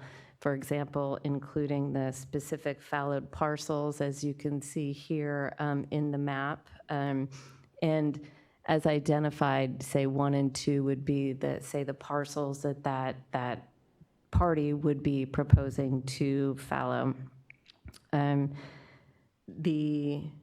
The baseline then would be, say, established, just verified through historical planting and data that is reported by the agency or by DWR land use data, which is included in this back from since 2014. The verification process, if we look over to the right, would be documented and tracked in HRL TIMS.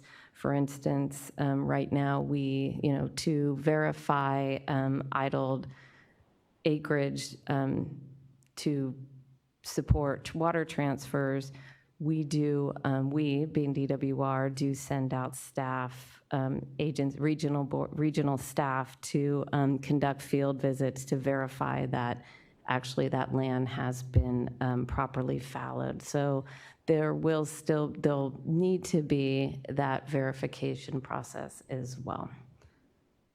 Next slide. So those were specific agency access. This is, say, for public access.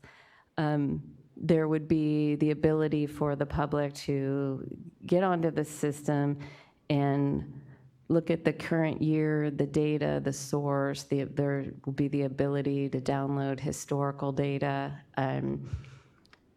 Say over there towards the right, there'll be map graphics, sources. So say source 1, 2, and 3, really identifying what the MOU or HRL target commitment is, what is planned, and then contributions as of the date of entering into the system. There'll also be the ability to pull up graphics as shown on the bottom. You've got the solid line there, and that is the HRL flow. And then it transitions into where the dots at the bottom continues on with that reference flow, and you see that block of water that would be identified as the HRL flow. Next slide, please. And then lastly, deployment module, certainly under development, as with all of these aspects of the system. It would be, track and account for HRL flow assets. Again, coordination amongst the tributaries. As Levi, addressed the flow operations team, a lot of that information that would be shared and discussed in that forum would then also be input into the database. And this just allows for just tracking data in real time as flow assets are deployed. And then the 2 bottom examples are just graphics that we envision the system to provide, looking at the net delta outflow index. Essentially, that is a darker line just tracking the reference flow. And then, as you can see in the dark orange there, shows the deployment of the HRL flow asset. Next slide, please. And then lastly, between both State Water Project and Central Valley Project, we each have our respective websites and data and reporting that we do currently provide and update. Essentially, we have this data and we'll need to just build upon this data to improve and what is needed to, really transparency and the ability for folks to look up and see what are our operations and what is controlling our operations, whether it be just in any given day or during a period where there is HRL flow deployment. Next slide, please. And with that, I'll kick it back over to Levi. Thanks, Molly.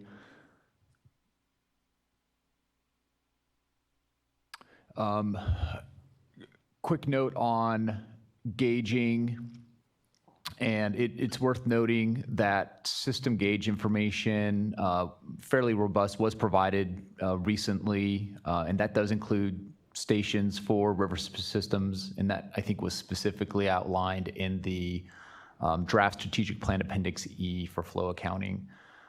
You'll note some of the primary gauges on the major rivers below rim dams and tributaries here, including some of the compliance points of interest.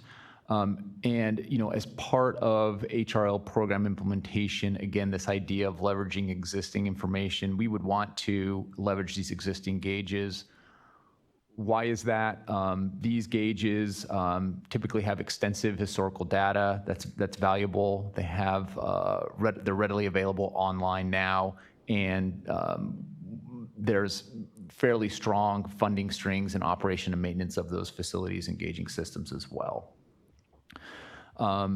This theme of leveraging those existing gauging systems and data points, that also applies to the stations that we currently use to manage and support meeting Delta requirements jointly as projects. Next slide, please.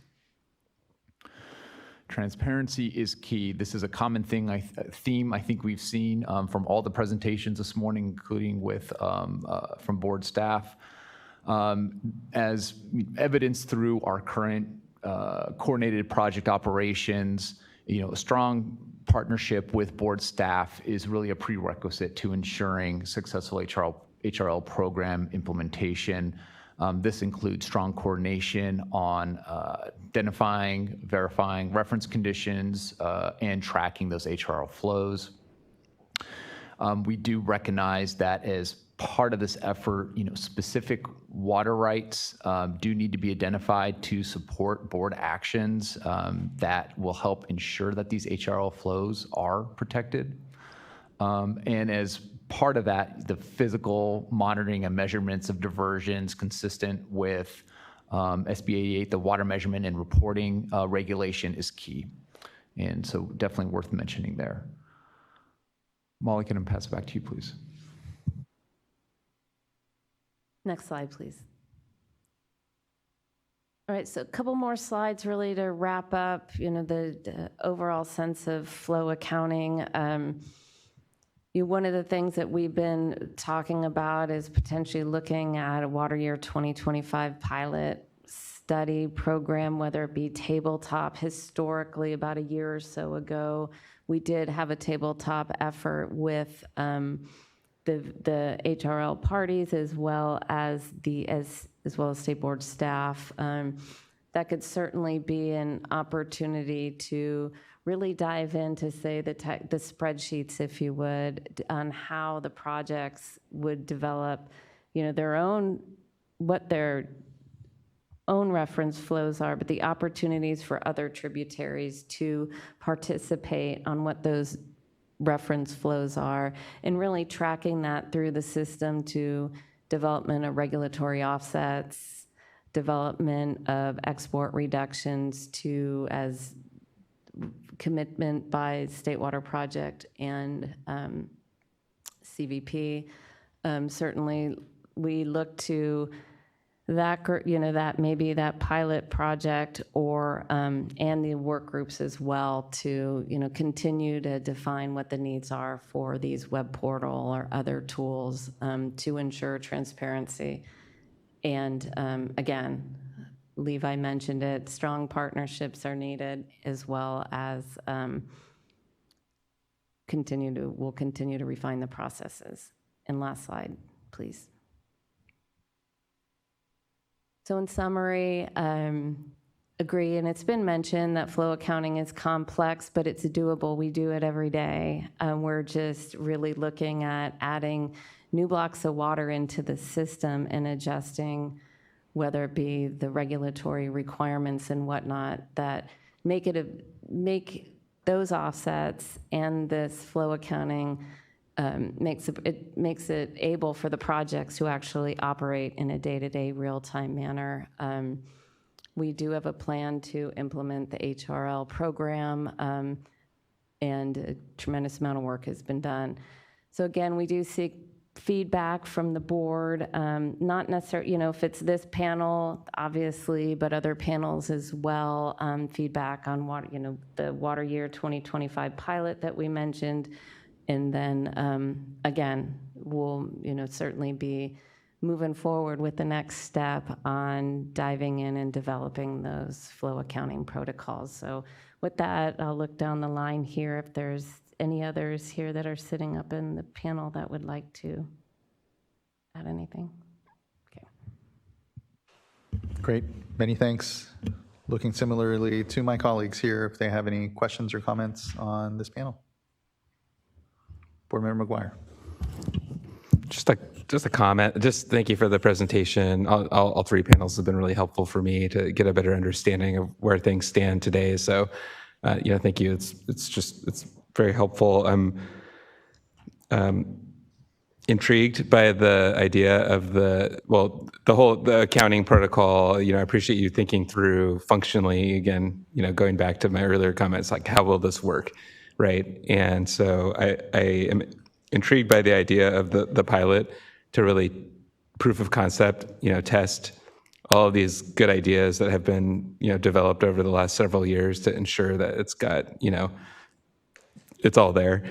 And one of the thoughts that came to me was sort of not just like a flow operational accounting exercise, but also thinking about what will those interactions be like with the governance committee in making those strategic decisions in terms of deploying assets.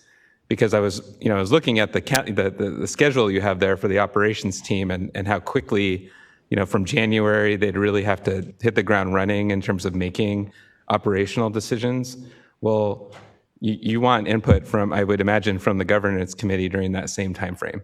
And so just thinking through and maybe practicing and modeling, maybe, if you will, how that interaction might work, because there are a lot of folks involved, right? You've got a number of tributaries you're adding potentially to the program, in addition to the projects, which I know are challenging on their own to operate. So that was just a thought off the top of my head in terms of maybe how that pilot could really help inform a successful program. Just confirm, yeah, absolutely. And I think, realistically, we mentioned, this type of flow operations team starting to convene in January, given all the complexities in that interface, it may realistically be earlier in the water year. And I would say certainly, our governance committee, would be doing ongoing throughout the year dialogue. And I think as you start, probably transition into that new water year in October, that you had to kind of have focus in front of you on that water year in front of you, recognizing we don't have a crystal ball, but so yeah, I think that's a great suggestion, looking for that interface between that team and governance. Thank you, Board Member. Board Member Firestone. Yeah, I really appreciate the thought and efforts that around the transparency and, practicality. And it seems like also just the integration with our water rights administration and regulatory needs. And so really this is more just a plug for, as the work groups are talking more around the regulatory unimpaired flows framework. There was a lot of issues flagged around gauges and real-time data and, the challenges with accounting with that. And I think that what the chair mentioned around us really needing to be able to have both systems work, it'd be really helpful to bring ideas for how things that you're doing within this could be helpful for generating some of the data systems or integration with some of the data systems we need to make a in-stream flows or unimpaired flows just accounting system also work, and how those interface. So I appreciate that. I just think that's an area I'm really hopeful for the work groups to be rolling up the sleeves on and helping us. And I think it'll be really helpful if that can also translate into integration with some of these tools and gauging and sort of communication, because I think that builds confidence and also kind of a yardstick and functionality to making both systems be able to work. Yep, yes, and then where we can see, that integration and, explore how the tools we're talking about here, even just in this panel, can help on the other approaches. Absolutely, and I think, to do that, we would need work groups, we would need input from board, y'all, and board staff, absolutely, so. Yeah, appreciate that, and definitely plus it up. What comes to mind as well is even, outside of, say, regulatory flows that are developed through unimpaired flow, we have 1707 dedications that are in this watershed already. And that's where it becomes, a bit exciting to say, well, how do we just, again, improve the system writ large and know that there are already assets out there even that are supposed to be dedicated and protected through the system, but we don't. Not in the granular way that we're proposing now. So appreciate that thought. Okay, I think not seeing any further comment from the dais. Appreciate this panel, thank you. We will go to Supervisor Wanda Williams for a comment, and then we will break for a lunch. Again, I think at this point, we're only about 15 minutes behind actually our agenda, so appreciate everyone's contributions and the conversations we've been able to have. Good to see you this afternoon, Supervisor. Thank you. There should be maybe a button at the base of the mic, just turn on the mic.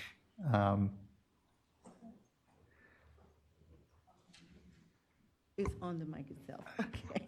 Thank you. Thank you. Well, first and foremost, good afternoon, everyone. I know we're all hungry, so I'll make this short and straight to the point. But again, I want to thank you, Chair Esquivel, board members, staff, ladies and gentlemen, for an opportunity to come before you and share a few words. Again, I'm Wanda Williams, Solano County Supervisor. I do represent District 3, which encompasses Travis Air Force Base, Suisun Valley area, Suisun City, and the city of Fairfield. I understand you have been working on the Bay Delta Plan update for some time now and applaud your efforts to protect all beneficial users on this important resource. In Solano County, we have a good model to follow as well. We have been essentially doing the Healthy Rivers and Landscape program for 24 years now. The Puda Creek watershed is a model for voluntary agreements. Done right, there have been proven success in bringing salmon back to the system. And it requires money, science, habitat, and flow. Implementations of the unimpaired flows or regulatory approach is infeasible on this watershed and interferes with existing restoration work on the system. Following unimpaired flows will unseat a system with demonstrated success in favor of a theoretical one. But I'm also here on behalf of the district I represent and the county that I love. In my district alone, I have vintners and growers. I have individuals that rely on the water 100%. Suisun City, Fairfield, they're 100% reliant upon the water from Lake Berryessa. And so I'm here today humbly asking you to please take into consideration the voluntary agreement of the Healthy Rivers and Landscape proposal. I've had great opportunities to sit and meet with multiple different entities, environmental groups in my community, and just having those conversations with them, like the Solano Sierra Club or the Orderly Growth Committee as well as Camus Wineries and Solano County Farm Bureau, just individuals and different organizations that I have talked with on individually, and just to get their understanding and make sure everyone in my community understands how this will impact us. And so I come before you just on behalf of the communities that I represent, the county at large, and we have the city of Benicia, the city of Vallejo. All of those cities too depend on those that water from Lake Berryessa. So I'm just coming before you just to bring to your attention how important this water is to us, our livelihood, even our ability to continue to build homes. The governor has required and requests of us to build more housing. We need water to be able to do that. And without it, it will inhibit our ability to even provide necessary housing for individuals who are unhoused, who are looking to be housed, and anyone that are trying to make a better life for themselves. So there's a lot of requirements upon all counties, but specifically ours.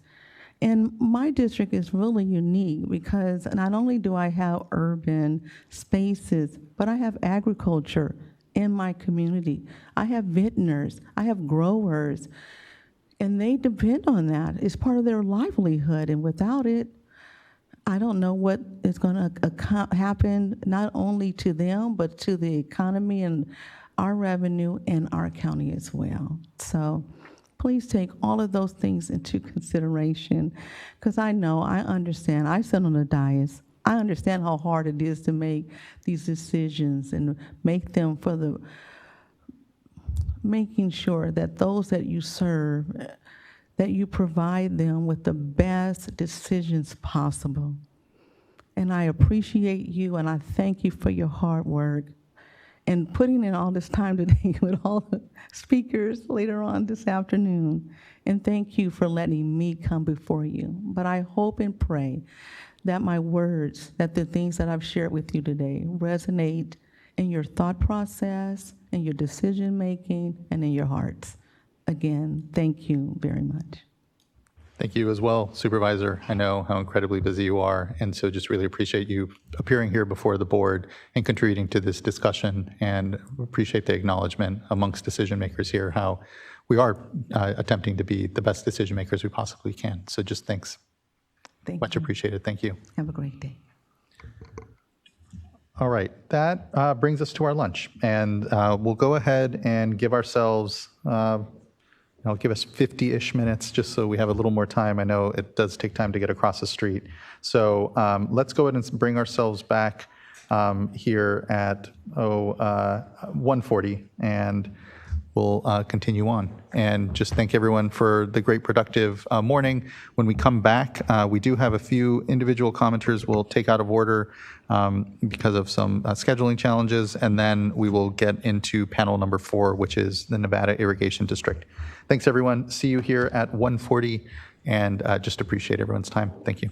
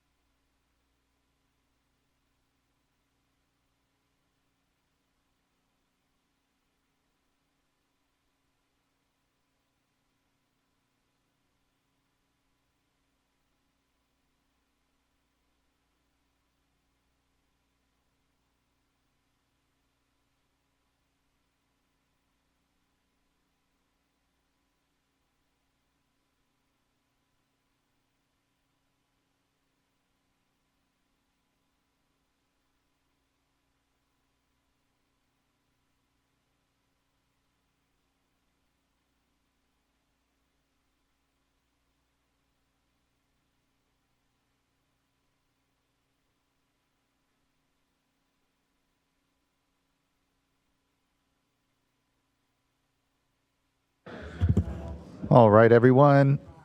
It is 1:45. I think I'm still waiting for a couple of board members, but let's go ahead and get ourselves started, given how many commenters we have and how much we still have to work through. Next, we're going to take a few individual commenters quickly out of order before we move over to panel number 4. And so would like to call up Jim Pfeiffer and Ashley Casey, who I believe will also be joined by Robert Dugan to provide quick comment.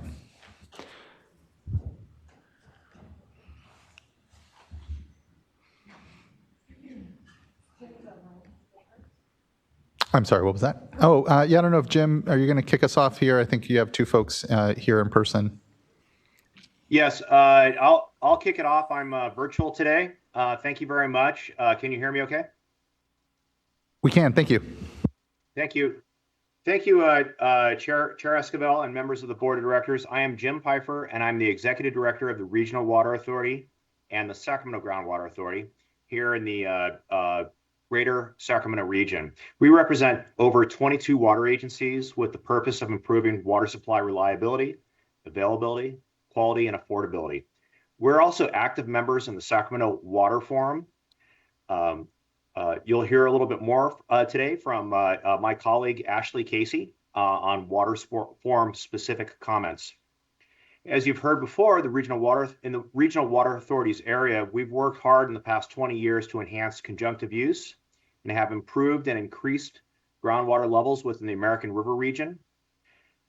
This is the result of substantial planning, sacrifice, and funding by local water agencies, and also some contributions by the Department of Water Resources and the State Water Resources Control Board in the form of grants to make improvements in this region. We appreciate the situation that the board is in and understand the need to develop draft regulatory provisions. However, without understanding the details of those provisions, we are unclear as to what those impacts might be for our region.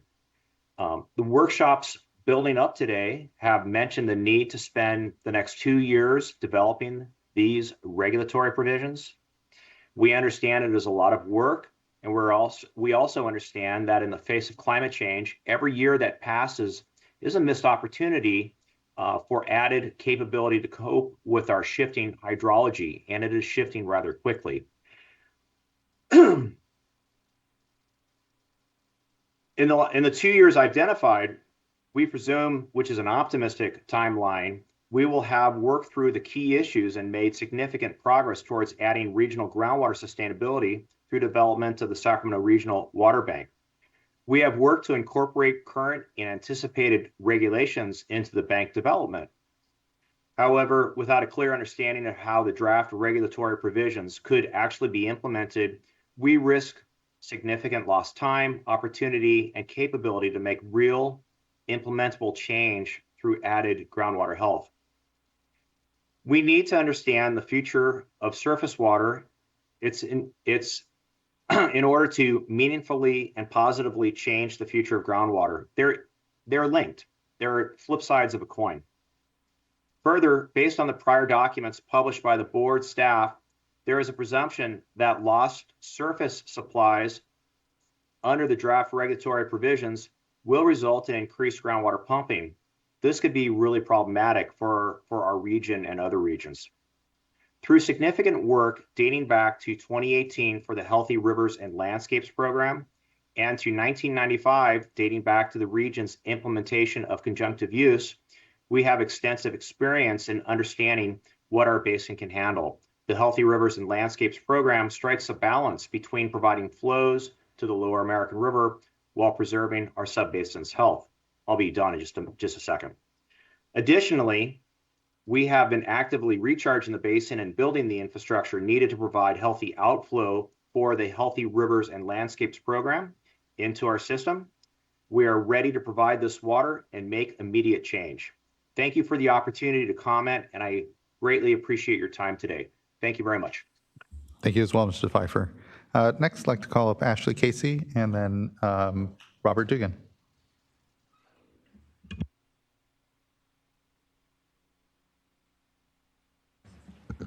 Thank you. Good afternoon, Chair Escobar and board members. I'm Ashley Casey, and I'm the Interim Executive Director for the Sacramento Water Forum. The Sacramento Water Forum is a regional multi-interest stakeholder group that is focused on protection of the Lower American River and ensuring regional water supply reliability for the Sacramento region. The Water Forum has a great history of success planning, designing, constructing, and monitoring habitat on the Lower American River, as well as engaging in studies and data collection to inform adaptive efforts to enhance the aquatic ecosystem. Today, I want to expound on the overall value of constructed habitat and why this in concert with flow, are important for the American River. In 2023, we sponsored a peer-reviewed study along with the U.S. Fish and Wildlife Service and the Bureau of Reclamation that deployed cutting-edge techniques and highlights the relative value of habitat restoration. The study, led by fisheries geneticist Scott Blankenship from Kramer Fish Sciences, compared the incidence of juvenile Chinook salmon in the American River that could be directly tied to restored versus non-restored habitat sites on the Lower American River. The work was done using heart tissue DNA collected from fall-run adult female spawner carcasses that were then matched with fin-clipped DNA from the juvenile fish sampled in the spring at the rotary screw traps. This study was the first of its kind in California and provided promising results. The study found that recruitment of female adult fish in both restored and non-restored habitat generally showed no statistical difference. This is really good news. It means that the female spawners are as likely to select restored habitats as they are naturally occurring suitable spawning areas within the river. The study also showed that spawners in augmented habitat produced more offspring than per female spawners as compared to non-augmented sites. So those sites are more productive in their generations. This speaks volume to the worth of the Water Forum's habitat efforts. It shows that the habitat we are planning and constructing can be maximized to provide the best value for increasing the spatial availability of suitable habitat for in-river. It also shows that restored habitat can function as well, if not incrementally better, than non-restored habitat. We have been working with reclamation for years to manage the Lower American River for adequate flows and water temperatures, and as a result, we know that operation of reservoirs is also critical to species survival. But turning operational knobs alone will not solve all of the fish species dilemmas. Reservoir operations need to occur in concert with habitat to optimize value for fish, and providing high-quality habitat like that provided on the American River will expand the ability of species to weather climate change and provide refuge for aquatic species. Thank you very much for your time today. I'm happy to provide the study I referenced if you're interested in learning more. So thank you. Thank you. Much appreciated, Ms. Casey. Next, I'd like to call up Robert Dugan. Apologies, Mr. Dugan. I think the mic is off. Should be set there. I get a little help. Excellent. Thank you. Appreciate that. Chair, board members, thank you for the opportunity to be here today. Robert Dugan, I'm the board chair for the Placer County Water Agency, and you all know what we do up the mountain. We collect an awful lot of the snow melt on the mountain and put it together so we can ship it in some cases all the way down to Southern California. We're partners in the American River watershed. I'm here today to encourage you to adopt the Healthy Rivers and Landscapes pathway as the most effective means to achieve the goals of the Bay Delta Water Quality Plan. You know, it's a progressive solution that's looking at outcomes, right, and consistent with SMART. The American region has a 25-year history of collaborating, as we just heard, with the Water Forum Agreement, and it's all focused on outcomes. How do we meet all the needs and make the environment better for the environmental attributes that are important to us? We work hard to improve the ecosystem of our region from the headwaters to the mouth of the American River. Case in point, I also sit on the Regional Water Authority Board, and I sit on the Northern California Water Association Board, because we all talk to each other and we work together to try and deliver on the promise. We stand ready as an agency to augment and enhance our responsibility to include the Sacramento-San Joaquin Delta, of which many of our communities are a member. This is an important new mission. We get it, and I'm here to commit to you as we recognize that a healthy American River fishery depends on a healthy Delta ecosystem. We also recognize that the path most likely to lead to sustainable results and outcomes in the Delta necessitates that cooperation of all the regions that are currently putting resources into the ground every day and in habitat every day. The Healthy Rivers and Landscapes program, which includes early implementation of critical habitat projects on the Lower American River, has the highest likelihood of successful outcomes because it meets all the criteria of SMART, right? Specific, measurable, achievable, relevant, and time-bound. We're all familiar with that. Designing a program around these goals is exactly what our region has been doing with the Water Forum, so I won't go into the Water Forum any deeper other than to say the outcome's there, the proof's in the pudding, and we're trying to bring it to the benefit of the state. And we know we take our responsibility seriously to help partner with you and the other agencies to make it happen. Our purveyors have already made significant contributions to the environment through 3 separate FERC relicensing processes, through federal biological opinion processes, and the Water Forum work, while making additional water and habitat contributions to health of aquatic species isn't going to be easy. We work on it, right? It won't be easy, but we know we can reoperate our reservoirs and build and operate a groundwater bank in the region to meet this challenge. We have the support of the 2.5 million people that call our metropolitan area home. As an elected official, we all have to make sure we conserve water for all the necessary uses. All this can be achieved in a timely manner within the Healthy Rivers and Landscapes program while respecting our existing water rights, entitlements, and with your continued partnership and oversight, no doubt. Our region has learned from the Water Forum how to implement these things and enthusiastically supports these keys to success for environmental projects. This program, the Healthy Rivers and Landscapes program, has our enthusiastic support, and our proposal covers all water right holders in the American River watershed.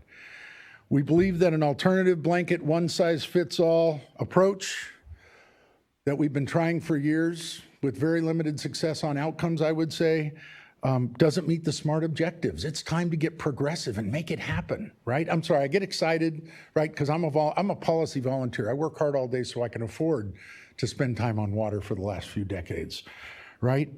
We know that if we try the one-size-fits-all flow-only approach, it's going to harm local ecosystems, the things we've actually been trying to protect, and it's going to have a significant economic and social impact. So we're trying to come up with the solution that helps us hit on all, and we got to do it a step at a time, and we got to do it together. You know, species like the yellow-legged frog and the hardhead minnow in the upper watershed, right, above Folsom Lake will suffer. We don't want to do that, right? We can't do this, right? We got to do this all together. So it's simply unacceptable to ignore 25 years of holistic work, and we're here committed to help you. So I want to end with a quote from the governor earlier this week, because he hit me right where I live, right? And this is all about us trying to be progressive.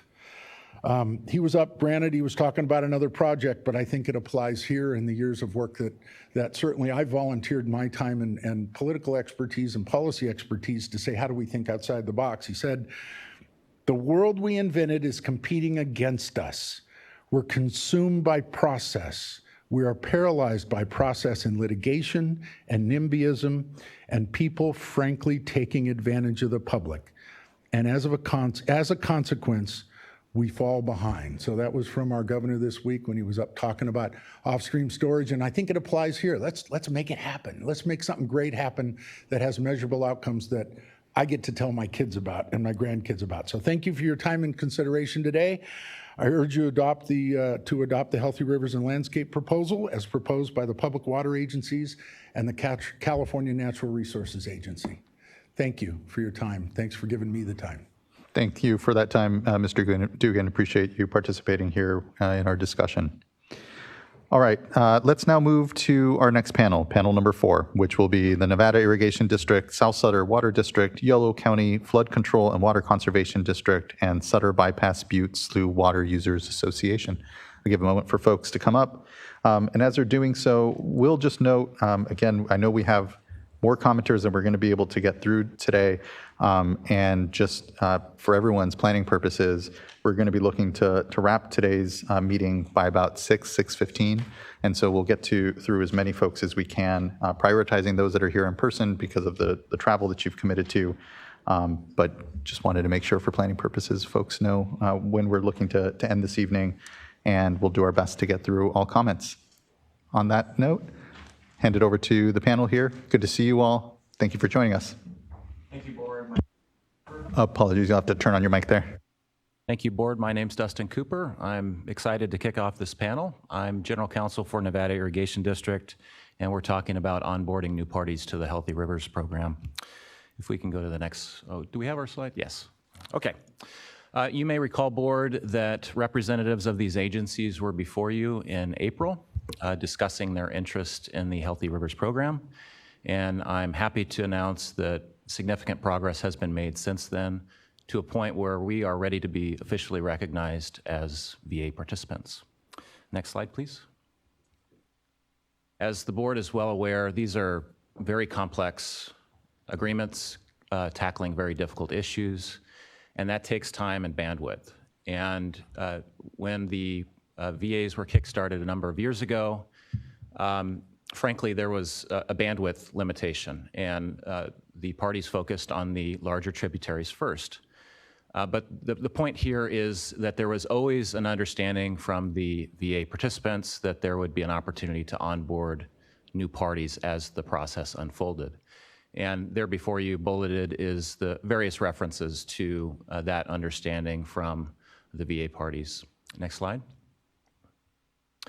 So this is a map of Nevada Irrigation District. If I can just orient you a little bit, the dark area is the actual service area boundaries of NID, but the larger map depicts what I would characterize as the area of influence. There's a few points that I want to make here with this slide. First of all, if I could direct you to the upper right-hand corner, there's a number of reservoirs in the high elevation country there.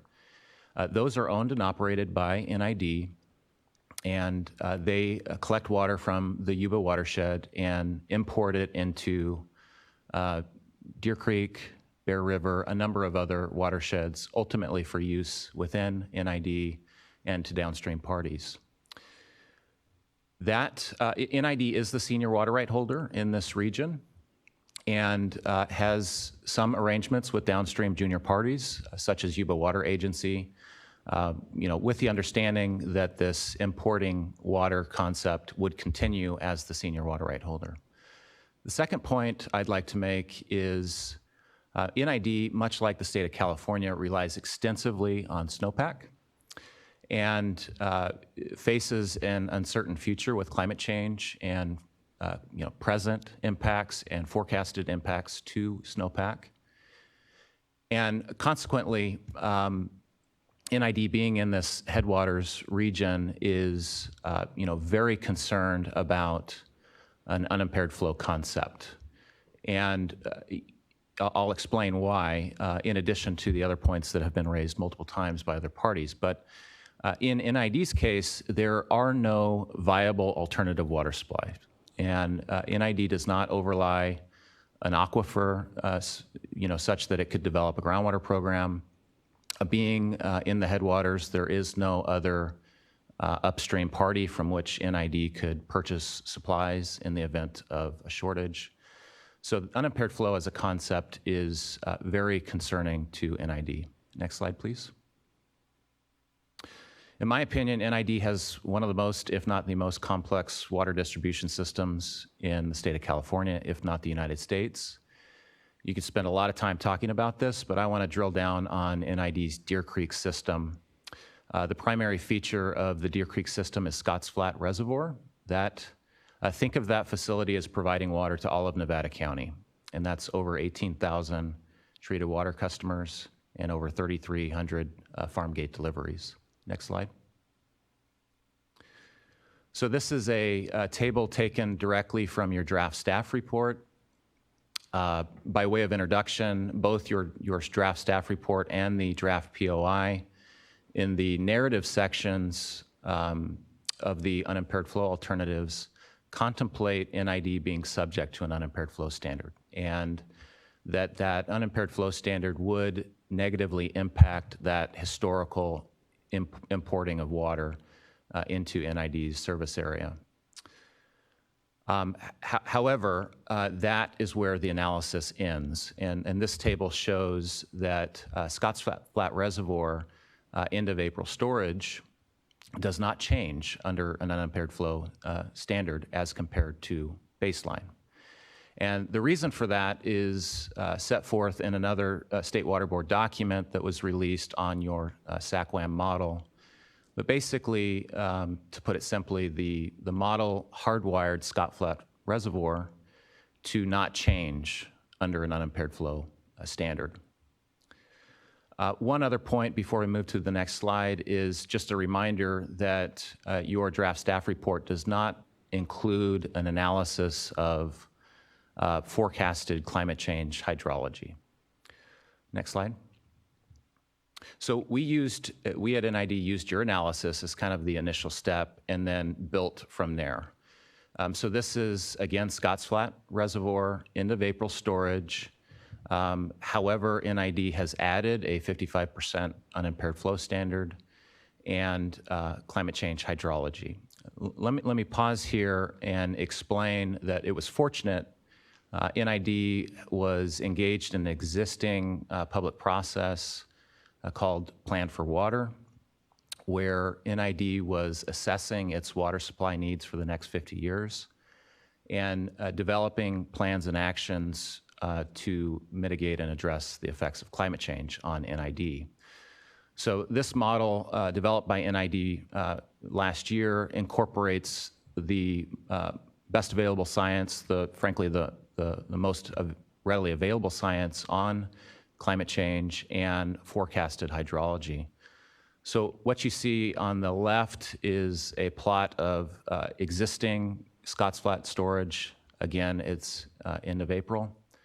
And that is depicted by water year type. And then to the right of that is the forecasted climate change hydrology with the 55% unimpaired flow standard. Just to highlight how significant this is for NID, dead pool at Scotts Flat Reservoir is approximately 15,000 acre feet. So if you identify that and then kind of go across, you see that end of April storage at Scotts Flat is basically dead pool or less in most years except for wet years.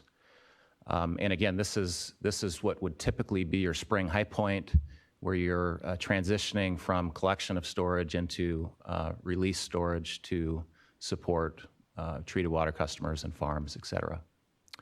Next slide. So NID was actively engaged in VA discussions prior to release of your draft staff report, but analyses like I just showed created an additional sense of urgency, frankly. So we're pretty excited about our Healthy Rivers proposal. I won't go into all the detail today, but at a high level, NID's proposal includes the same three components that other Healthy River proponents contain, and that is a flow contribution, a habitat contribution, and a funding contribution. I do want to drill down briefly on something that we at NID are pretty excited about, and that is Auburn Ravine. Just recently, NID removed a dam on Auburn Ravine and opened up about 6 miles of new habitat. And I heard yesterday that we're seeing fish already into that new stretch of Auburn Ravine. And so we're going to pair that existing work with proposed new work, targeted flow to benefit the salmonids, and also fund a grant program to screen private diversions. And that grant program would be a collaborative effort with other districts, CDFW, your staff, DWR, and any other stakeholder groups that would be interested, where we would identify and prioritize those projects to then implement. And with that, I will hand it over to Hayden. Good afternoon. Thank you, Chair Escobar and members of the board. My name's Hayden Cornwell. I'm the General Manager of South Sutter Water District. On the screen right now is a map of the Bear River watershed. South Sutter Water District owns and operates Campfire West Reservoir, a reservoir on the Bear River watershed just upstream of the confluence of the Feather and the Bear Rivers. Campfire West Reservoir stores runoff collected in the winter months, and the district delivers that water throughout the spring and summer months to 38,000 acres of irrigated farmland in Sutter and Placer counties. Next slide, please. This graph shows an average depth of groundwater within the South Sutter Water District boundaries over a period of 70 years from 1950 to 2020. If you'll notice on the left side of the graph, throughout the 1950s, there was a steady decline in groundwater levels due to excess groundwater pumping and a lack of available surface water. The local landowners at the time noticed this and knew that additional surface waters needed to be brought into the region in order to balance the groundwater table. In 1963, Campfire West Reservoir was constructed, and so began the start of a successful conjunctive use water operation. You can see a drastic increase in the groundwater levels in the years following Campfire West construction. Throughout the graph, you can see the stability that having a constant surface water supply has brought to the region. Even in years following droughts such as 1977 or the 2012 to 2016 drought period, the groundwater table stabilizes and rebounds shortly after. I think this graph does an excellent job of showing how crucial our conjunctive use efforts have been throughout the history of the district. Next slide, please. Campfire West Reservoir holds 93,740 acre-feet. We deliver 70,000 acre-feet per year of surface water, on average to 38,000 acres of irrigated farmland. With that 70,000 acre-feet, we're able to meet about 1/3 of the overall demand, meaning that for any given grower, they receive about 1/3 of their total water supply from the district, and the remaining 2/3 is pumped groundwater. If 55% unimpaired flow was to be enforced, South Sutter Water District would face an average surface water reduction of 11,000 acre-feet per year. In critical years, the impacts are even greater, with the average reduction at 20,000 acre-feet. And this would mean the district would be losing anywhere from 15 to 30% of its yearly water supply. What those impacts look like in practice for South Sutter and its growers is an increase in groundwater pumping. If surface water supplies are unavailable, our growers would have to resort to groundwater to offset that difference. Increasing groundwater pumping by 11,000 acre-feet or more per year would likely lead to the underlying basin experiencing one or more undesirable results as defined by the Sustainable Groundwater Management Act.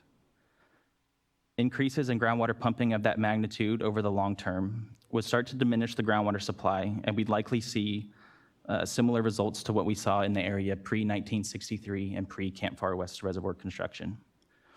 Over time, as the groundwater table would get lower and lower, growers would eventually have no choice but to fallow agricultural land, the estimate for which is at least 7,000 acres, or about 18% of the current farmed acreage within the district. Those impacts would only be further compounded by the end of September storage and cold water pool management identified in the program of implementation, the scientific basis for which seems unclear. Next slide, please.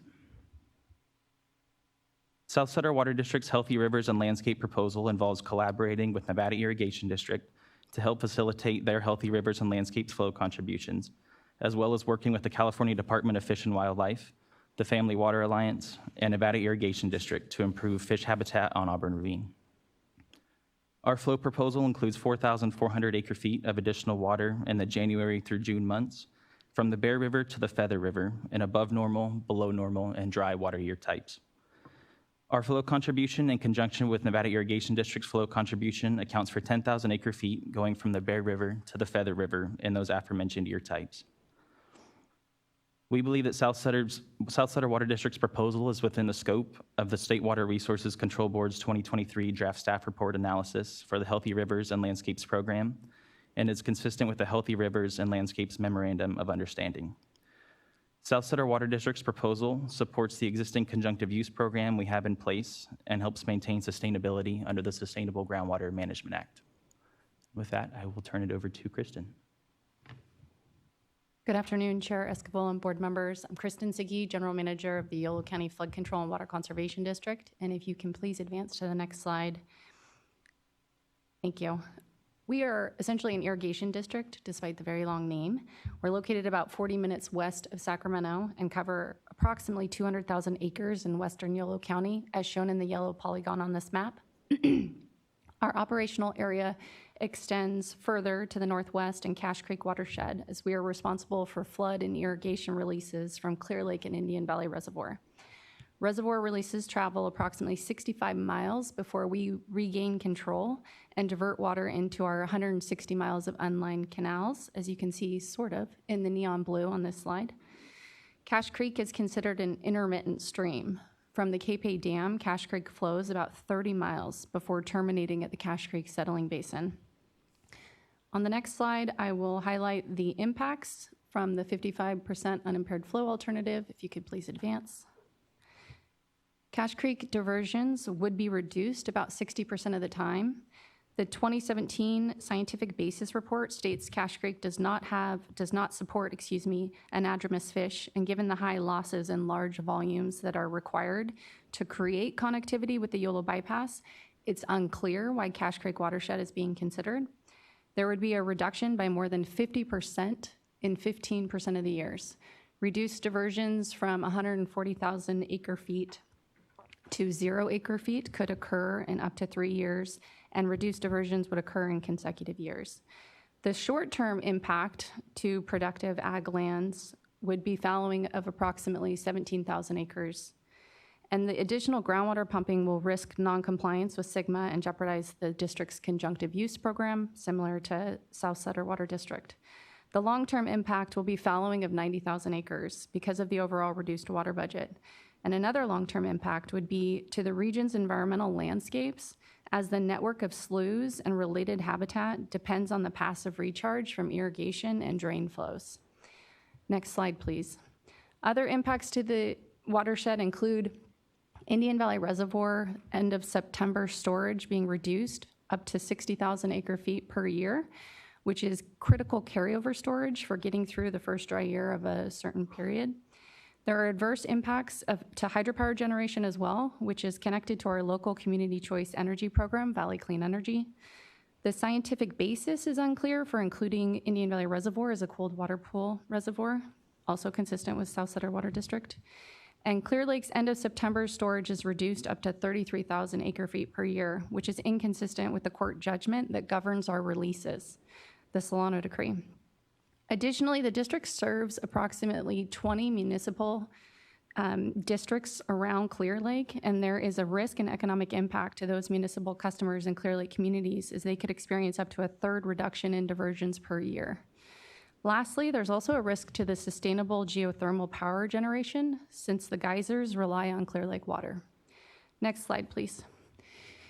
The district believes Healthy Rivers and Landscapes provides more benefits and less impacts using best available science. We are proposing to assist in providing enhanced environmental flow contributions in Poudre Creek in collaboration with contributions from Solano County Water Agency for salmon habitat and other benefits.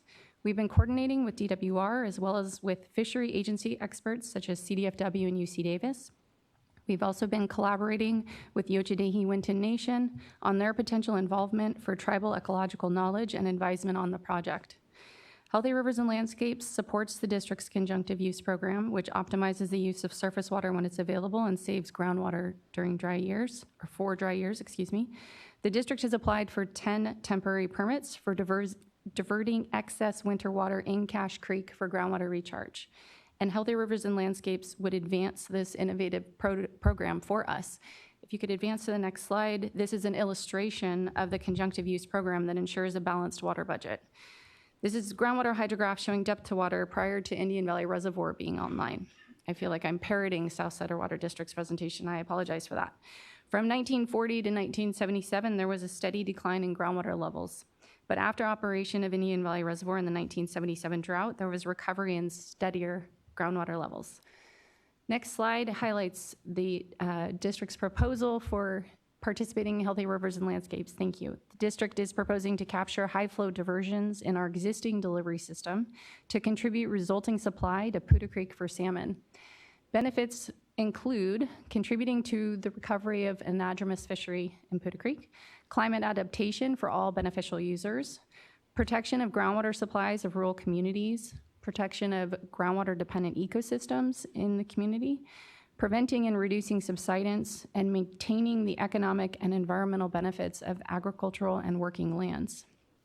This last slide summarizes some of the proactive outreach that we have been conducting We know we have not signed on to an MOU, or we're not technically part of the party yet.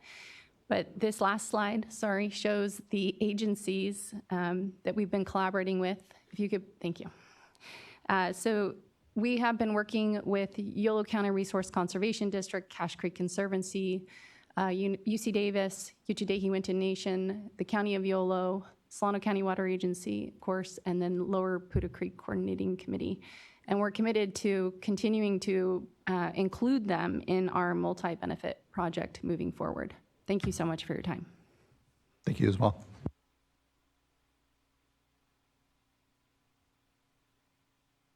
Thank you, Chairman Escobar, Vice Chair Diadamo, board members. My name is John Brennan. I'm here I'm replacing John Munger, our esteemed statesman for the Sutter Bypass Butte Water Users Association. The association is basically 38 kind of eclectic individual landowners that were brought together for the Phase 8 process to kind of negotiate in that process and to work on issues at Lower Butte Creek. It's primarily rice ground. There are some duck clubs in that area. The next slide, you skip to that one. This shows, I don't have the district shown on here, or you can't see it. The slide is kind of too far away, but you can see that we're basically the drain water system for all of the Feather River, the bigger Feather River water divergers, the big rice districts, so Western Canal, Richvale, Big West, Greeley, Butte, Sutter Extension, all drain into the Sutter Bypass. And then that drain water system is what we pump out of down in the bottom end of the bypass. That's important because we're basically living off their drain water. We have state licenses for that drain water, but they're fairly junior in the system. For this area to continue to be farmed, we're barely hanging on now with the curtailments, and I think that's the next slide, but I just wanted to show you that most of the water that's in Butte Creek actually comes from the Feather River up above, in the whole, I think it's Lake Pillsbury and some of that Penstock area comes across and it comes down through Butte Creek. And the water comes in and out of Butte Creek over numerous structures to make it down to where we are at the bottom. Not sure where I was going with that, but we have been basically working with all of these districts over the last probably 30 years of that process to work on the structures and a flow regime or a flow management program to keep water coming over those structures to get water up into Butte Creek. Over the last 10 or 15 years, I'm sure you guys have heard Jacob here with the Nagiri project. We've been working with how do we manage those areas in the bypass for fish food and habitat benefits for the juveniles coming back down through the system. That's important in this area because we have the successful run on Butte Creek of the salmon, but this is also the area south of the Tisdale Weir is the first area in the main bypass system that goes underwater. So when there's a big storm, like 3 weeks ago when we had a big storm, the way the Feather River system works is the first weir that runs is the Tisdale Weir. So the Tisdale Weir actually ran and filled up this portion of the bypass, and it basically floods all the way up to the Tisdale Weir before it gets high enough to come over the Fremont Weir.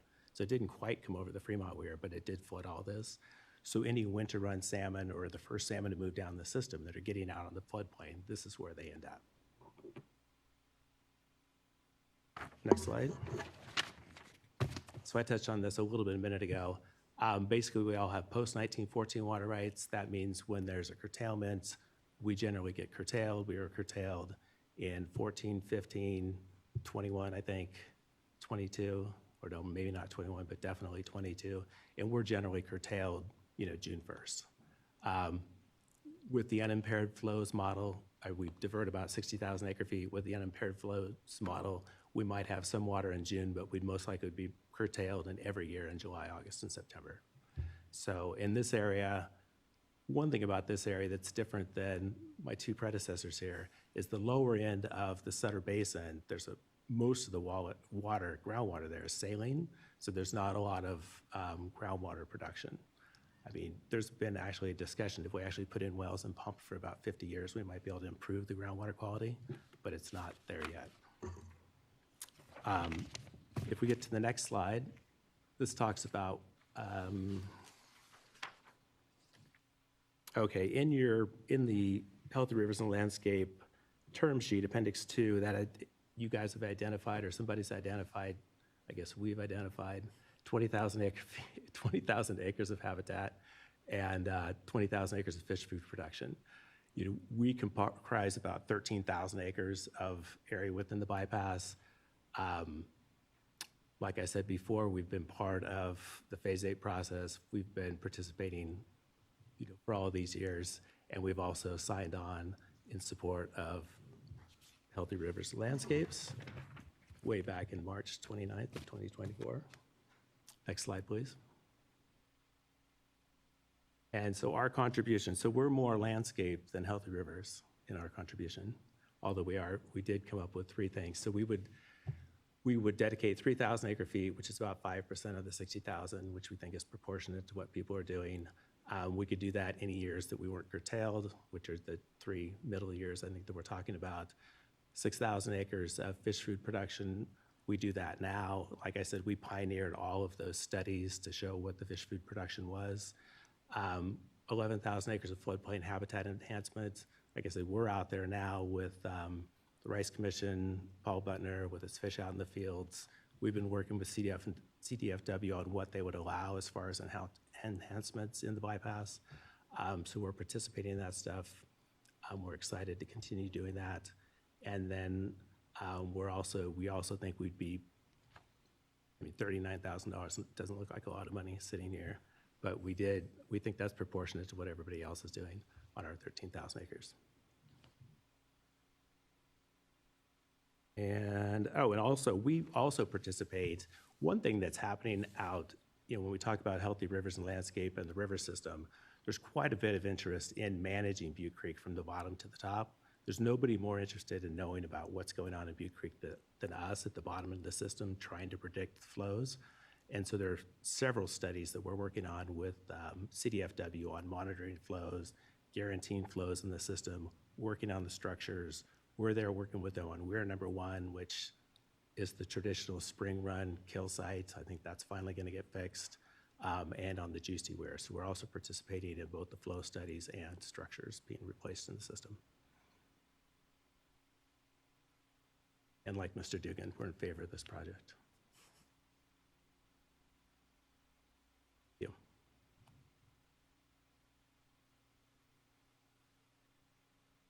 That concludes our presentation.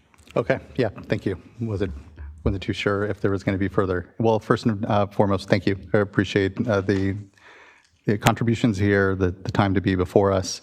And want to maybe start off by touching on something that you had mentioned, and that's proportionality. Both in the contributions on the habitat side and also on the flow side. And just kind of wondering how that's been sussed out when it comes to the contributions that you all are having, whether is there some analysis or work, just because it would be helpful to understand kind of even amongst the existing assets in the VA parties, kind of what that proportionality looks like across the watershed. And I imagine for your own benefit as well as you negotiate your way into this structure, would kind of like some back and forth or some understanding on how everyone's approached that. So maybe I'll start at least for NID, the funding proportionality is really easy because there's an existing structure and NID is fitting right into that. The one maybe unique twist in NID's case is we are proposing that a portion of NID's financial contribution be kind of redirected to that private screening grant program that I mentioned. In terms of the water contribution, habitat contribution, I am not aware of a methodology, so to speak, but I will tell you that the state team representatives that have negotiated all of the other Healthy Rivers program terms are the same folks that we're talking with. So and there's considerable back and forth.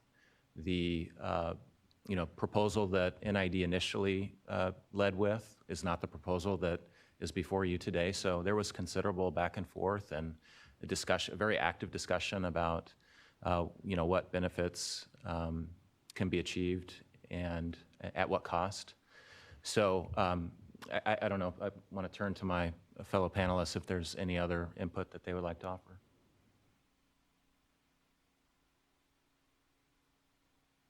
Oh, I can take that. So yeah, we had that same question to our DWR people, right? I think I actually called it, what is our tithing to the Church of the VAs, is the way I phrased it at the time.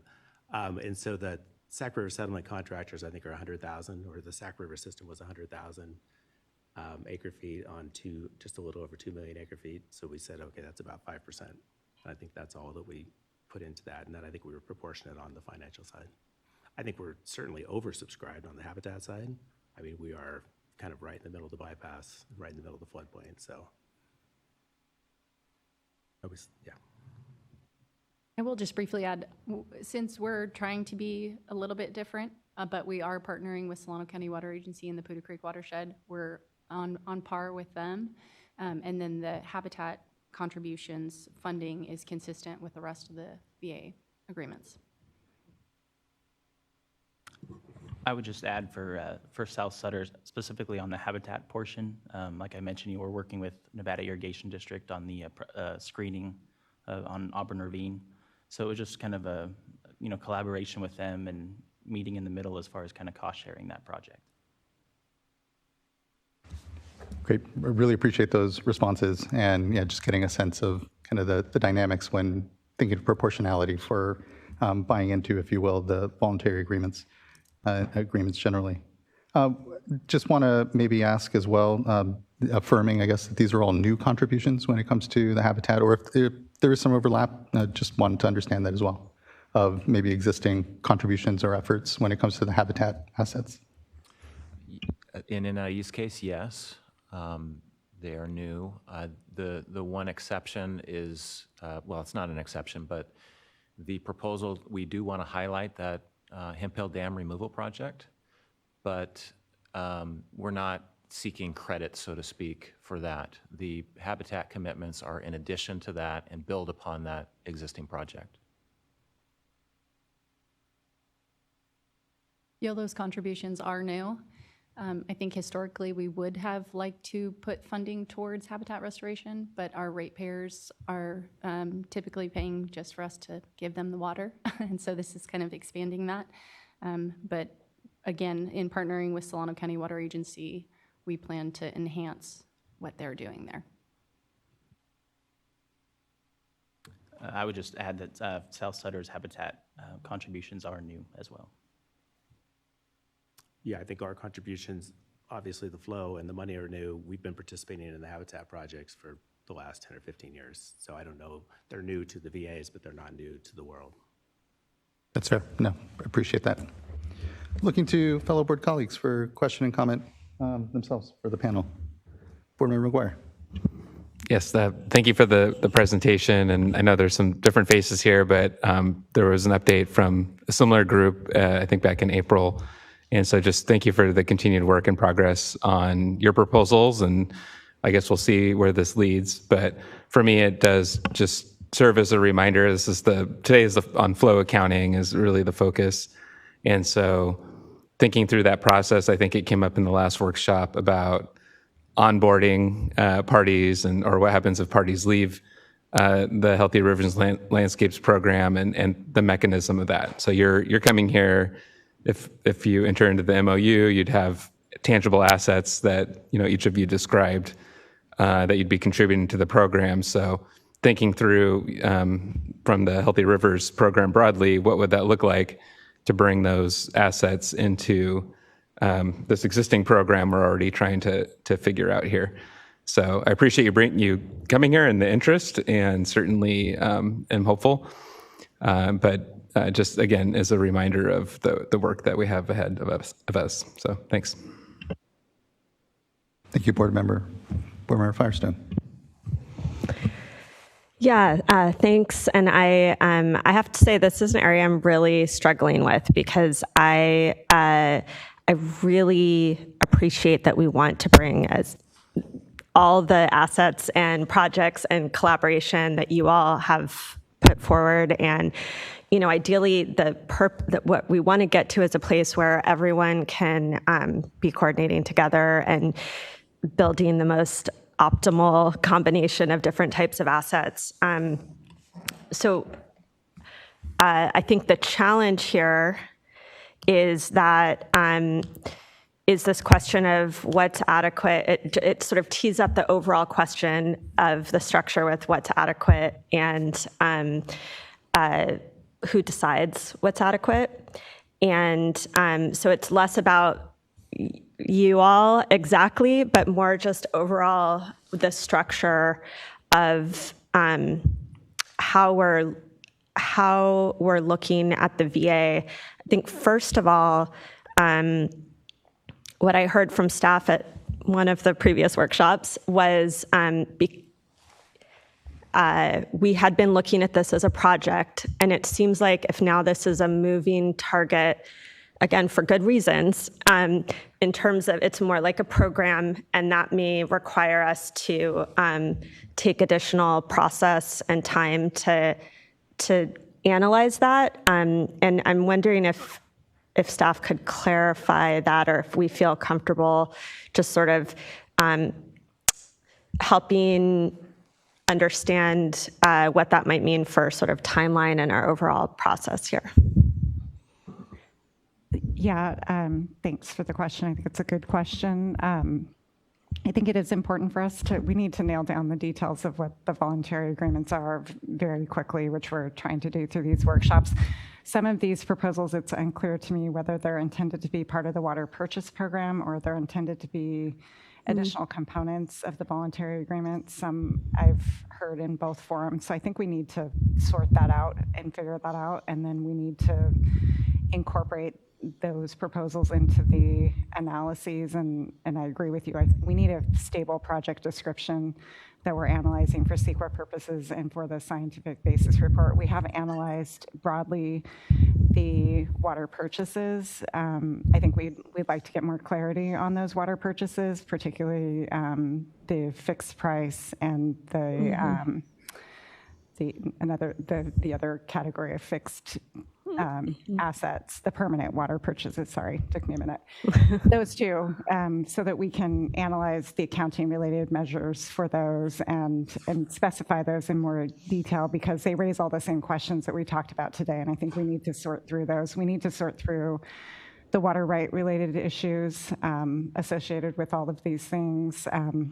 Some of those were brought up today. You know, are there water rights associated with all of the flow commitments? If not, what does that mean in terms of the analysis that we have to do for the purposes of this project? So I do think it's important for us to really get all of those details nailed down so that we can start doing all of that analysis and make sure that our documentation is complete and we can move the project forward and have clarity for the public and our analytical purposes.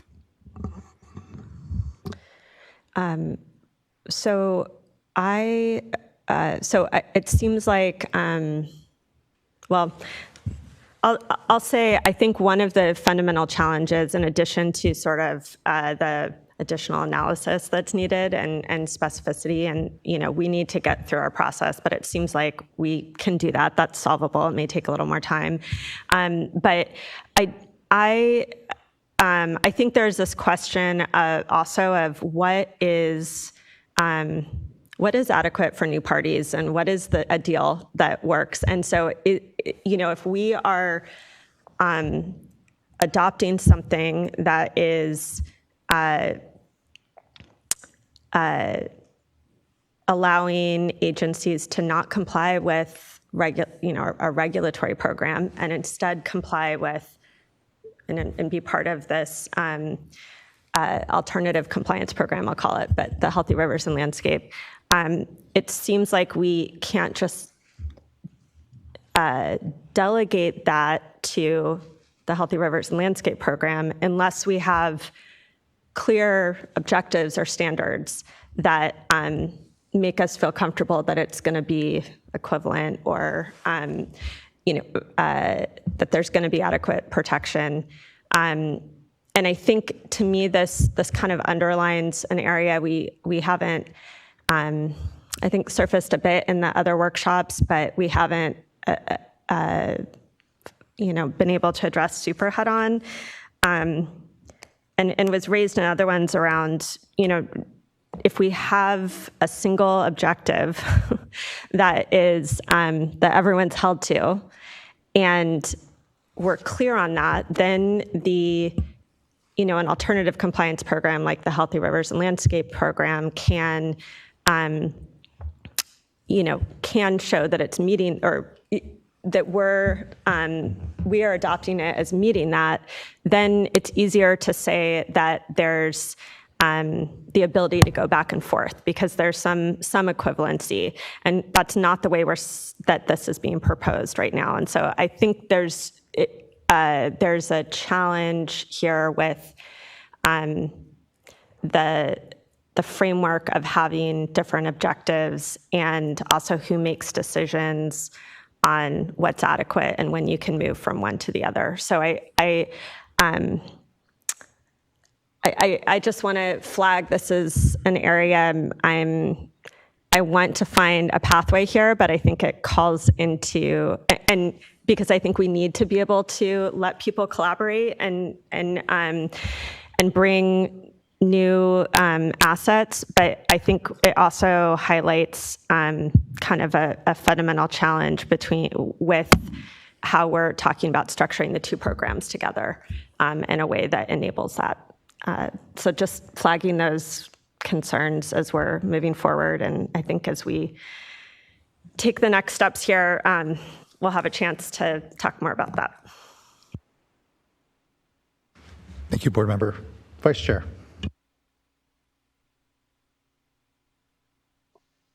Those were all really good points, and I'll just plus that up and just say that I would welcome the Department of Water Resources opinion about each of these programs individually. I think one of the attractive things about what we have is just that it's a package, and so would welcome their eyes on it as well as our staff's.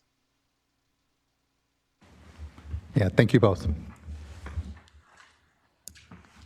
Looking to see if there's anything further, and if not, I really appreciate this discussion on the panel, appreciate the good points from the dais, and I think we will definitely have further conversations here, but appreciate the work that's gone into this and the opportunity here to share some thought, and thank you. Look forward to the work ahead. Thank you.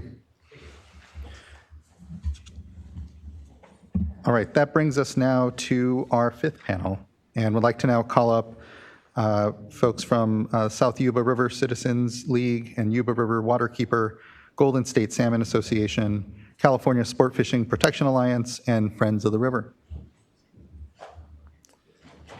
Just a flag on timing, we're running about 45 minutes behind on our schedule here, which means we'll start individual comments probably around 4 o'clock, depending on how much discussion we have here at the dais.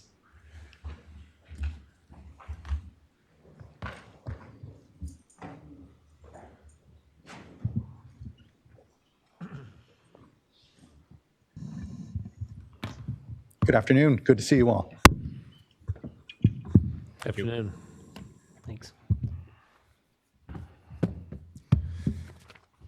All right. Get us started. Thank you, Chair Escobar. Thank you, Board, for having me. My name is Aaron Zetlerman. I'm the Executive Director for Circle, the South Yuba River Citizens League. We are also the Yuba River Waterkeeper. Today, I'm going to talk about some of the challenges that we've seen with estimating reference flows. I'm very focused on the Yuba River watershed, so that's where my examples will come from, Yuba Water Agency and a little bit of Nevada Irrigation District as well. You can go ahead and advance the slide. So talking a little bit about challenges with reference flows, time-relevant flow accounting, so some of the challenges, what are the things that you all might need as a board, and then speak a little bit to the sort of unique challenges that we see in the Yuba that, again, Nevada Irrigation District just started to kind of allude to. And advance the slide, please. So at sort of the heart of the issue here is that predicting some sort of an unimpaired flow model, it's not a perfect science, right? There's modeling, there's forecasts. It's not perfect, but it does provide an equitable, relatively straightforward approach to how much water should be in a river. As soon as we start adding management and operations decisions that are very unique to basins, shifting carryover storage requirements, Army Corps of Engineer requirements, things begin to get complex. And that complexity makes it harder to enforce. It makes it harder to understand what's going on. It creates confusion. And not implying anything, but within that confusion, it's easier, or there is opportunity to sort of move lines and move bars. You can go ahead and advance the slide, please. So for flow accounting to be possible and meaningful, there are a few things that if I was sitting on this board, and certainly if I was on staff and doing a lot of this work, I would want. Real-time monitoring is necessary if it's going to be possible to determine compliance. For that to be possible, the monitoring must rely on existing infrastructure like automated measures of salinity and existing stream gauges in relevant places. The annual flow plans need to include measurable flow metrics at those specific gauges. And for corrective management actions to be taken, the uncertainty bounds need to be sufficiently narrow, as do the time averaging windows for the variable in question. So as we see here in the proposal, uncertainty bands of plus or minus 15% over a month-long averaging window are just a little too large and a little too coarse for meaningful corrective management to occur. There should also be pretty simple and straightforward processes by which those annual flow plans are reviewed by the board, and if necessary, potentially even rejected by this board. I would suggest that the Water Board will be well served if plans are clear enough that their review can be conducted at current staffing levels and doesn't require an entirely new department. And finally, the fundamental criteria, I would say, are not, this sort of fundamental criteria are not really being met by the VAs as proposed, but it is in the best interest of everybody, this board and the water agencies, to have something that is sort of easily reviewable so that everybody who is invested in compliance can meet that goal. You can advance this slide, please. So as I mentioned, I work pretty exclusively in the Yuba, and so that's going to be the focus of my watershed. In reference to the reference flows in Yuba Water Agency's proposal, I quote, YWA reference flows include two sets of flows, end quote, and they call them components A and B. The stated reason for these two different components is because they have two different types of VA flow programs, also called component A and B. It's worth noting here that despite the two different components of water and the two different counting methods, we are talking about a single river with a single operational dam, New Bullards Bar. The two flows reference different carryover storage targets of New Bullards Bar and different water rights orders. The reference flows also refer to documents that aren't sort of directly linked, directly referenced, or excerpt specifically, including the Yuba Accord and the Water Purchase Agreement, both of which are also being renegotiated separately. What I'm getting at here is that this is complex. There's pertinent information that isn't currently readily available so that it's possible to imagine what's going on. It's also worth noting that this approach for sort of estimating flows really is only occurring on paper in all cases. These reference flows only exist as something that could have happened if something different didn't happen. And that is a significant challenge with ensuring that they are sort of both appropriate and match the reality of what would have existed. Can you advance the slide, please? And I will preempt this slide with apologies. I'm not quite convinced I've got that blue box and that line in the correct place. I was making this as we were sitting here this morning. So I want to offer a slightly different and kind of ground-truthed view of the Healthy Rivers and Landscapes flown as shown earlier this morning by Yuba Water Agency. So the slide that was shown this morning showed the Healthy Rivers and Landscapes flow, that 50,000 acre feet of water, sitting on top of the Accord minimum flows. So that blue box there is the Accord minimum flows for the relevant months for all water year types. So the bottom of the box is the driest years at 400 CFS. The top of the box, again, I'm eyeballing here, is about 1,000 CFS for the wettest water year types for Yuba Accord. So the VA proposal is 50,000 acre feet. The max outlet capacity at Englebright Dam, owned by the Army Corps but operated by Yuba Water Agency, is about 4,200 CFS. We can see that sort of flat line around April 21st. That 50,000 acre feet over 2 months is in the neighborhood of 500 CFS. And in the slide this morning, that's where that kind of yellow line was, that Healthy Rivers and Landscapes in April and May was in the neighborhood of 2,500 CFS. However, the squiggly line at the top is the water last year, which was a pretty average year. So that's the actual water in the system during the sort of that relevant April-May release period. So anything above that squiggly line around April 21st is spill over the top of Englebright Dam. In the proposed VAs, there's an additional volume of water that they reference that is the difference between the accord minimum and the true discharge, which Yuba Water Agency refers to their release transfer flows that they can send to projects to the south up to 200,000 acre-feet of water. So one of my questions here, and I think this is for you, but also Yuba Water Agency, is if the max outlet capacity is exceeded, how do we measure or know that that additional 500 on average CFS per day is being released? If it, we can sort of open the gates or close the gates at the outlets, but the discharge at the gauge at Marysville, which is the reference gauge, isn't going to change. It's just going to shift whether the water is going over the top or through one of the outlets.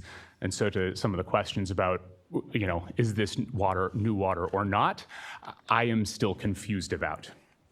All right, so that's it for the new slides. If you could advance the slide again. Thank you. So this does create a couple of challenges. Like I mentioned, how is this additional water reliably released if the majority of flows at Marysville during that reference period in most water years is actually uncontrolled spill, and they have a relatively small ability to control flow through those two outlets? Let's see. So I will leave this with this idea that sort of Yuba Water Agency's reference flows, at least according to Appendix E, appeared to be kind of on the more complex side, but throughout the process there are these similar challenges of where is this water coming from, especially as we think about reservoir reoperation and the difference between sort of the reference flows versus the reality flows today. Next slide, please. So the next thing that I want to talk about is complex basin hydrology, especially in the Yuba. What we're looking at is an unfortunately small map up there of inter and intra-basin transfers in the Yuba River watershed. Generally speaking, that green circle is operated by Yuba Water Agency, and that purple circle is operated by Nevada Irrigation District. It's worth noting in that purple circle, there's a little bit of PG&E operation just to kind of keep us all on our toes and keep things interesting. But there's a lot of water moving between the basins. 80,000 acre feet is moving from the North Yuba into the Feather, and about 400,000 acre feet is moving from the Middle and South Yuba into the Bear River. Also worth noting, Yuba Water Agency's proposal includes reliance on, quote, forecasted uncontrolled flows from the Middle and South Yuba River, end quote, which I, again, am not quite sure how that factors in here if we've got 400,000 acre feet of water leaving those two rivers. Next slide, please. So water transfers to the Bear River are close to 400,000 acre feet, come from the Middle and South Yuba. Unimpaired flows in the Bear are between 13 and 740,000 acre feet with an average of about 320,000 acre feet. So interbasin transfers are more than the average unimpaired flow of the Bear. Out-of-basin transfers, mostly to the Bear watershed, but a little bit to the Feather, make up nearly 20% of the Yuba watershed's average unimpaired flow. So questions that I still have as we think about all the different proposed VAs is how is this addressed, accounted for, and compensated for in any VA, Healthy River Landscape, or staff proposal? Yuba watershed waters flowing down the Bear, is that part of reference flows for the Bear and therefore subtracted from reference flows or unimpaired flow in the Yuba?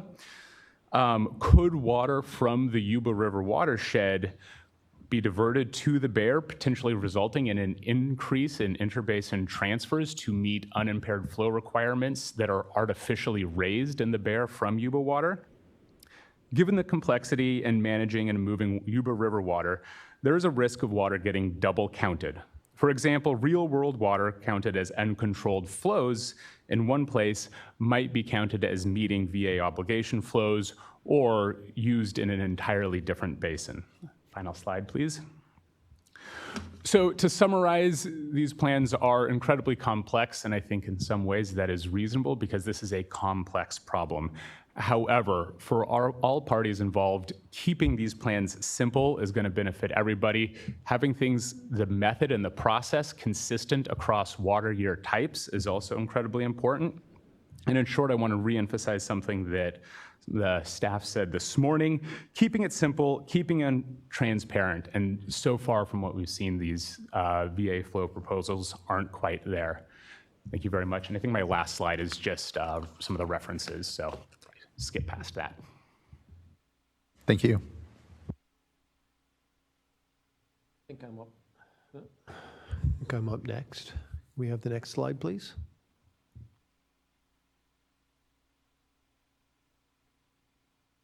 Should be coming up momentarily.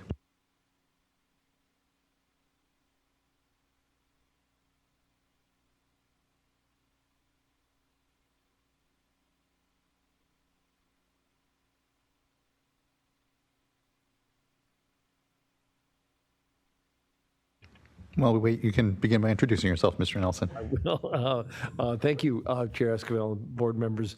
Barry Nelson, representing Golden State Salmon Association.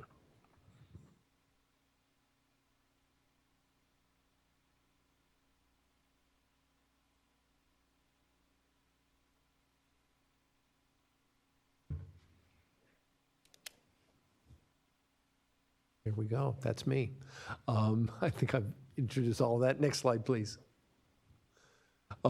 Just mentioning that when I appeared before you recently, I highlighted a white paper that I worked on with Defenders Wildlife called Building Blocks that examined 18 blocks of water.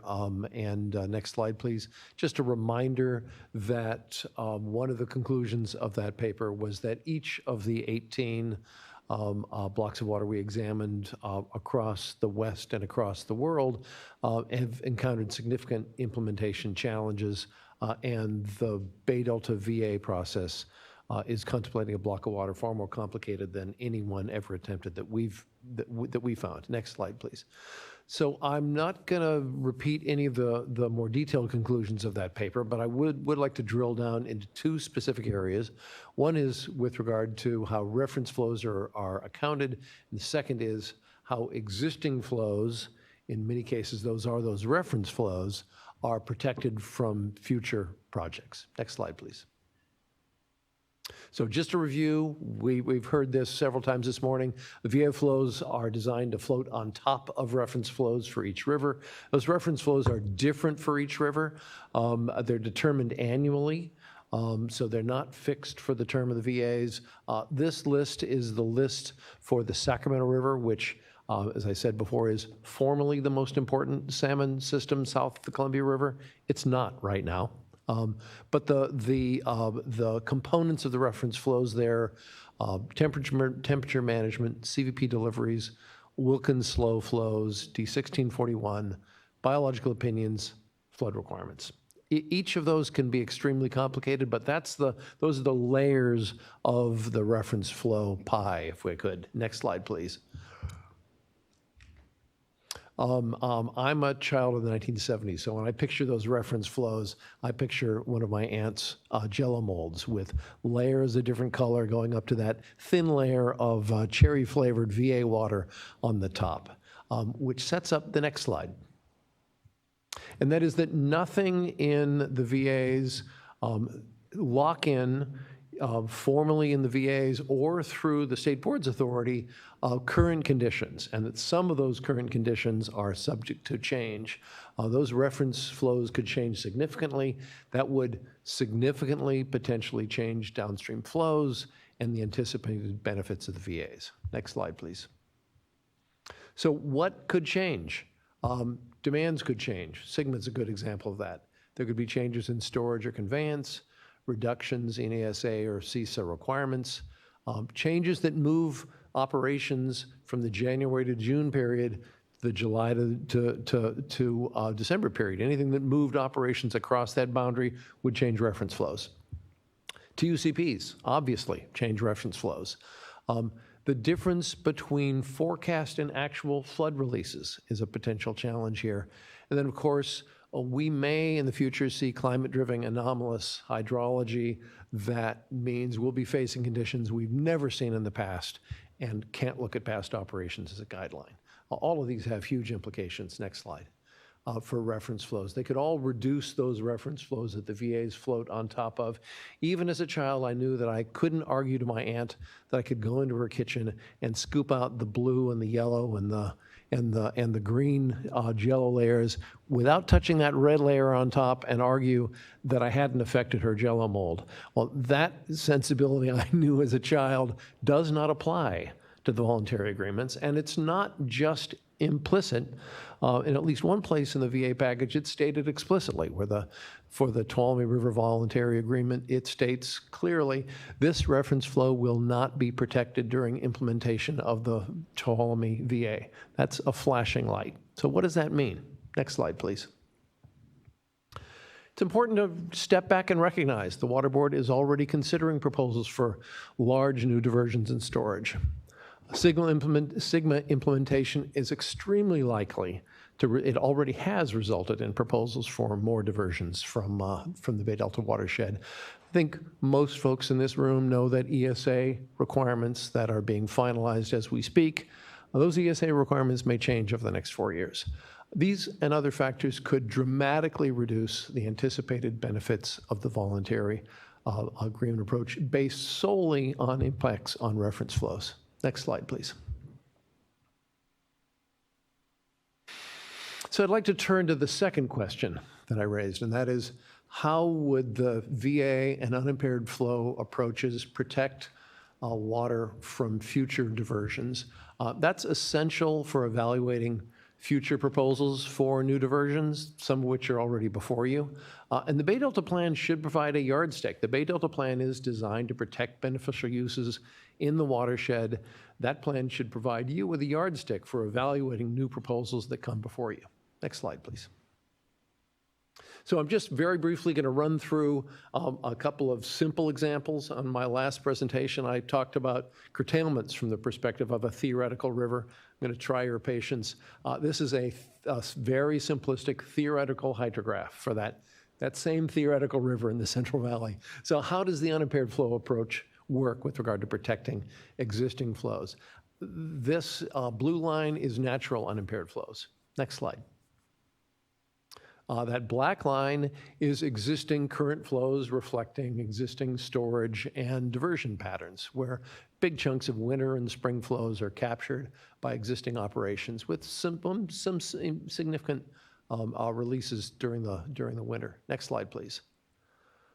Now, all of those existing flows aren't protected. Those existing flows that are protected are things like ESA and CISA and D1641 required flows. But if you're an out-migrating juvenile salmon, you want to out-migrate during that big black peak. That black peak of existing flows is not protected by D1641 or ESA or CISA or any other requirement. Next slide, please. So what the unimpaired flow approach does is to require a minimum percent of unimpaired flow to remain in the river, and that'll require, as shown in the orange shaded areas, at some times a year, additional releases will be required. At other times of year, as in the case of that black peak, no additional release would be required because existing flows would exceed that unimpaired flow requirement. Next slide, please. So this is the water that the unimpaired flow approach would protect. Of course, the CISA D1641 water is already protected. The new VA contribution, unimpaired flow contributions, the orange shaded area, they're protected. But what's also protected are existing flows above the current minimum requirements, but below that unimpaired flow percentage. Now, this approach doesn't mean that water users can't attempt to build projects to capture water when it's truly excess. Next slide, please. So the red shaded area shows where existing flows are above that unimpaired flow minimum. Now, water users could come to you and say, I'd like to build a project and capture some of that water. That water is in excess of the % of unimpaired flow requirement. This is all conceptual. Now, they'd still have to meet obligations to protect other users, have to meet obligations, broader obligations with regard to environmental protection and so forth. But they could argue that this is water that's excess to the Bay Delta plan. Next slide, please. So this is the overall landscape showing what's protected and unprotected under the unimpaired flow approach. Well, let's turn to the VA approach now. Next slide, please. First three slides here are identical. The blue line is natural unimpaired flows. Next slide. Black line is current flows. Next slide. This yellow shaded area are ESA, CISA, and D1641 required flows. This is all the same so far as the unimpaired flow approach. Next slide. The VA approach claims to add new water on top of existing flows.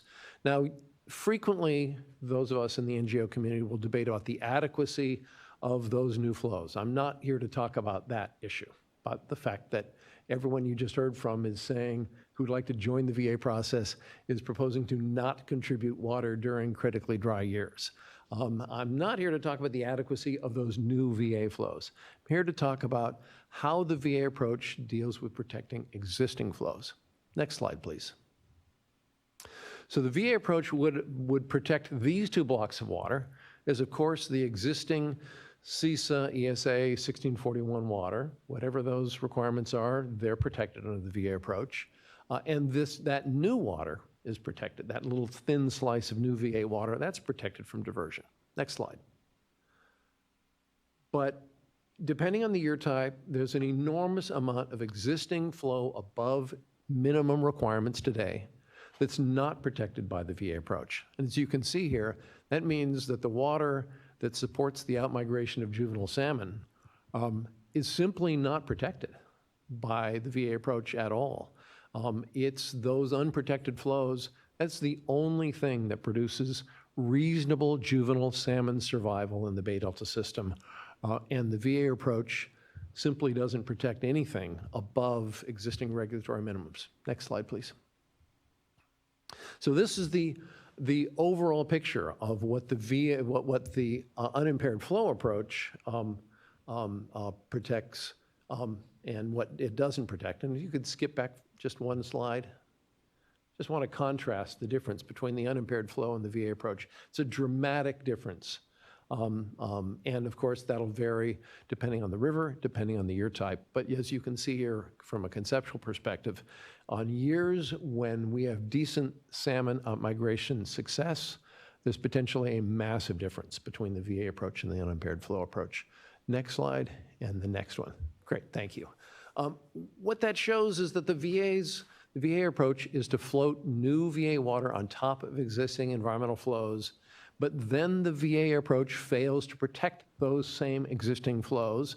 Not only that, but many of the same VA participants are proposing to build new diversion and storage projects, setting the stage to dramatically undermine existing flows. What this shows is that when you look across the full range of rivers in the Bay Delta system and the estuary as a whole, those claimed benefits of the VA flows are a house built on sand. Even if that new VA water is real, and I'm very skeptical that all of those water purchases that require state and federal funding, very skeptical that those purchases are real. Even if they're real, it means little if the baseline is not protected. Next slide, please. And I don't want to just say that what you're being presented with is cynical. For the last several years, there's been no one from the NGO community allowed in those rooms to ask some of these questions of the VA participants. And every project operator who appears before you strives to maximize the benefits for their project from the rules that are in place. And if the board adopts a Bay Delta plan full of these loopholes with regard to protecting existing flows, Project operators will see it as their job to reoperate their projects to take advantage of those new rules. They're good at their jobs. We've seen that with the CVPIA B2 water. We've seen that with the environmental water account. This is not a new issue.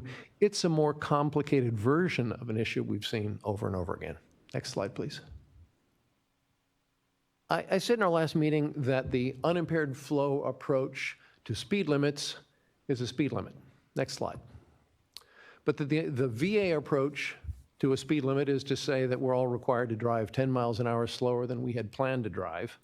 What my discussion today shows is that, next slide, it's also allowable under this approach to plan to drive faster every year. And next slide.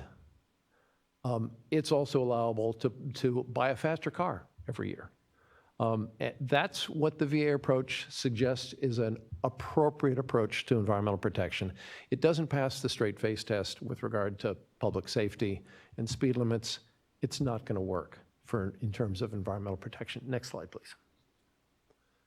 What the board should be looking for with a flow accounting, just this one issue. Flow accounting should be clear science-based rules that apply to all water users, environmental flow requirements that are durable for the duration of the plan, a transparent approach to verifying compliance that's based on real-world river flows and not modeling exercises, providing a yardstick for evaluating future proposals for diversions, and an approach that incorporates the authority of the State Water Board, not control by water users. And frankly, the current VA approach doesn't pass any of these tests. Next slide, please. Just want to close with some different accounting. As you know, the 2023 and 2024 salmon season's closed. The final numbers aren't yet in for this year's returns, but on most Central Valley rivers, spring and fall run returns are at dangerously low levels. We still don't know if we're going to have a salmon season next year or not. The ongoing impacts to families, businesses, and communities is enormous. I'm regularly on the phone with people who are trying to decide if they're going to lose their boats, lose their homes, lose their businesses because of inadequate protections of the Bay Delta. The public, the environment, the fishing community, other communities that depend on a healthy Bay Delta system deserve a credible approach to environmental protection and flow accounting, and the VAs right now are not such an approach. Thank you. Many thanks. If my presentation could be next, Greg Reese. Hi, I'm Greg Reese. I'll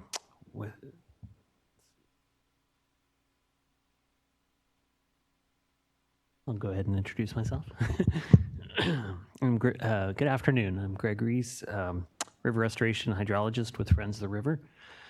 Friends of the River protects and restores California rivers by influencing public policy and inspiring citizen action. Next slide, please.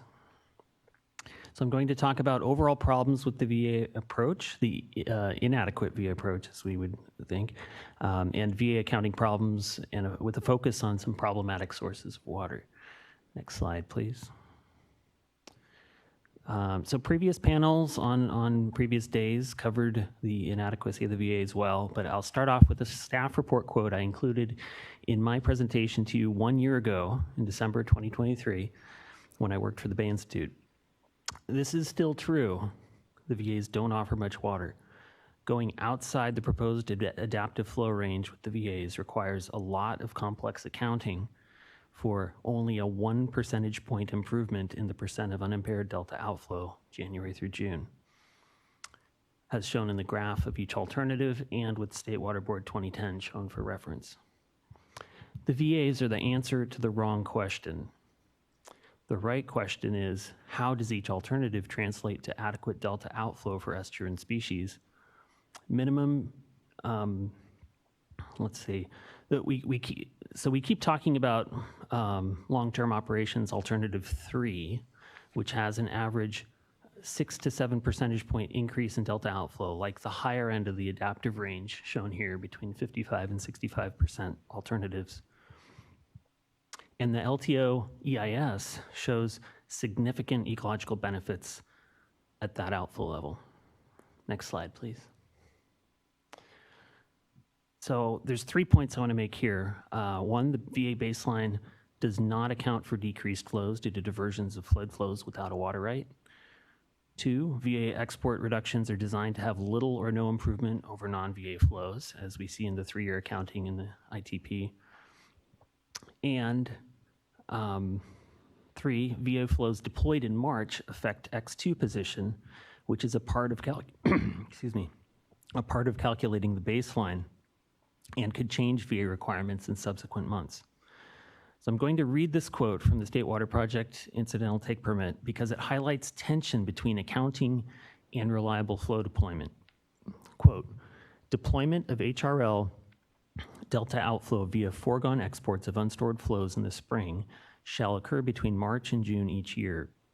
Initiating deployment of foregone exports of unstored flows in April results in conditions most consistent with baseline. However, this approach has a risk of not fully deploying flows by the end of June each year. Initiating deployment of foregone exports of unstored flows in March is expected to create conditions in May different from the baseline, but results in a reduced risk of not fully deploying flows by the end of May each year. So the VA is setting up a system of accounting that is so complex that the ITP is struggling with whether to make the accounting easy or the flow deployment more reliable. Future operators will pick the easy accounting, increasing the risk that VA flows won't be fully deployed. Next slide, please. So VA identifies water sources such as reservoir reoperation and groundwater substitution that could end up reducing flows at times when more flow is needed. VA flows might not be fully released and would need to be deployed in a subsequent year. But if reservoirs spill, that water is lost. Next slide, please. So I'm going to move quickly through the next 4 slides on groundwater substitution. I won't read all the quotes supporting my points, but they are available for you to review later if you wish. So you need to support groundwater substitution with either reduced pumping or managed aquifer recharge. Wet year flows will decline under the VA, and managed aquifer recharge will lower flows even further. Wet years are the only time delta outflow is currently at the top of the adaptive range, over 60% of unimpaired flow, when the greatest ecosystem benefits occur. Next slide, please. Groundwater substitution must be modeled in a groundwater model. Next slide. I won't read all that. So in 2014, the Nature Conservancy did some modeling that shows surplus conditions are most impacted, negatively impacting bay delta flows for fish and wildlife. Stream depletion during balanced flows may impact other water rights holders. Next slide, please. And this graph shows the Nature Conservancy model scenario results in which almost 190,000 acre-feet of groundwater substitution pumping in year 1 comes out of storage, that top orange color. But by the end of the simulation, stream depletion has refilled 95% of that storage, impacting water rights holders during balanced conditions, but mostly fish and wildlife during surplus conditions. Next slide, please. All right, a couple of slides on the VA, the Friant VA. Friant proposes to reduce recapture by up to 50,000 acre-feet to increase delta outflow at times when it is needed for the purposes of the VA, which are healthy rivers. But per the San Joaquin settlement, Friant should not be recapturing at times when that water is needed in the delta. If that water is needed for healthy rivers, then that water is by definition already dedicated to delta outflow. You can't have it both ways. Next slide, please. And the Friant VA is composed mostly of water that is already flowing through the delta. The Appendix E examples show 90% of the VA flow in 2020 already happened without the VA, and 100% in 2022, 86% in 2024. There's little or no real increase in flow here. In fact, the year with the most restoration flows was 2010, almost 15 years ago. And this is 15 years of water that's already there. All right, next slide. So to conclude, VA water sources are unreliable, provide little and in some cases no new water. VA water sources of reservoir reoperation, groundwater substitution, and foregone export may just shift the timing of the flow between years and require complex modeling and accounting. Water Quality Control Plan VA alternative and the LTO preferred alternative provide too little water to the estuary, just a 1 percentage point increase in January to June unimpaired flow. And instead of the VA approach, the plan should incorporate beneficial provisions and prioritization of LTO Alternative 3, which prioritizes reservoir storage and has good outcomes for species and provides 7 times the VA's new delta outflow January through June. I think about 1.1 million acre feet more water. There is no other approach that is likely to protect the beneficial uses of the estuarine species in the Bay Delta. Thank you. Many thanks. Good afternoon. Nice to see you all again. Chris Schutz, California Sport Fishing Protection Alliance, a small but powerful voice in California water politics and water policy. Let me get my slide. And you can go ahead to the next slide, please. So I like to start these with a few caveats, mostly begging the fact that I haven't had a lot of time to review this. I didn't even see the Appendix E, for which the link was given in the middle of your notice down in the calendar for the different workshops. And so I've only had the benefit of a couple of weeks to look at these. Next slide, please. The major objection that I and my colleagues have with the VAs is that the small amount of water that they'd produce. And my review continues to suggest to me that the way in which the VA parties would implement and account for the purported VA outflow additions would mean in practice that the actual amounts of water added would be even less than the stated amounts. And of these different things that I've mentioned here, I think one of the most important is that compliance is not really measurable. Next slide, please.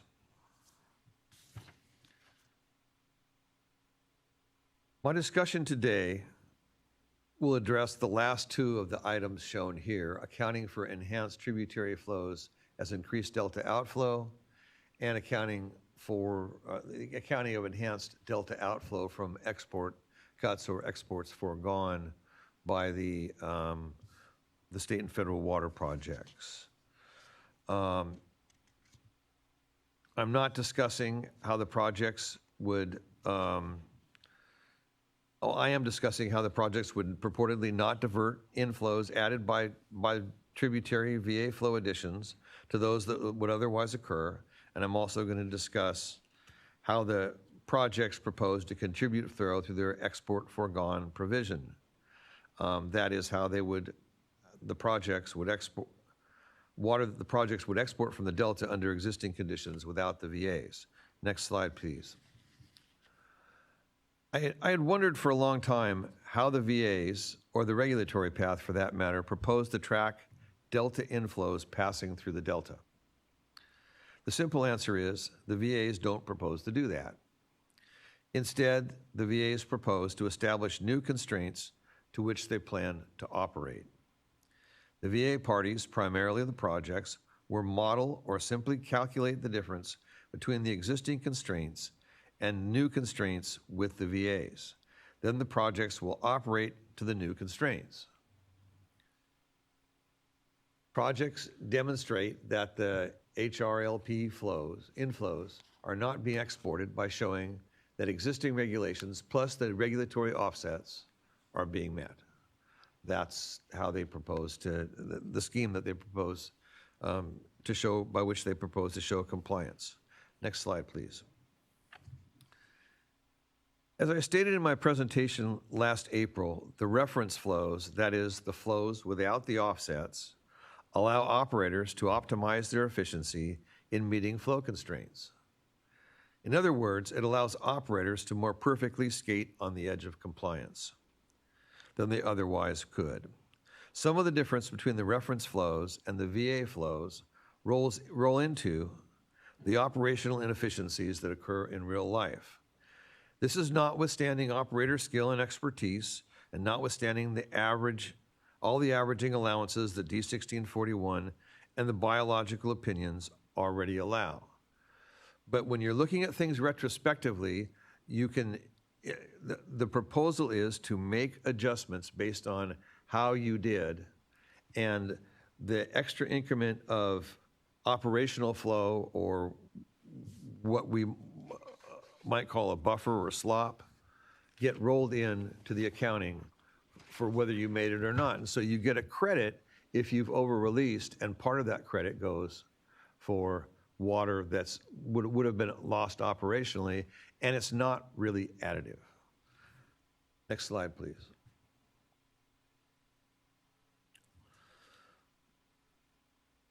There are other reasons for which the purported VA flows are likely to add less water than they propose to add, and I've listed a few here.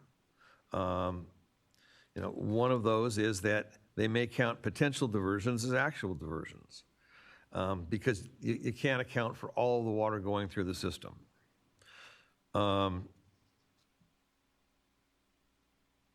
Next slide, please. So the Appendix E emphasizes the difference in accounting between excess and balanced conditions. And I have to say, I really haven't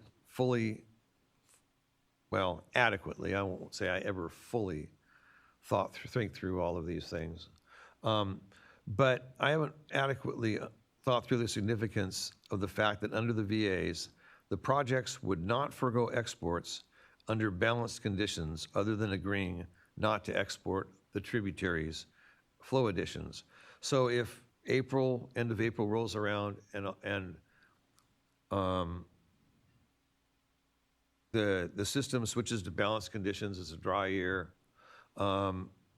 the obligation for exports foregone at least does not continue for the rest of that year. Now, it may roll into the next year, and as Mr. Reese talked about, you could lose that to spill, you could be a wet year. There are a lot of other things that could happen, and the accounting becomes extremely difficult and complex.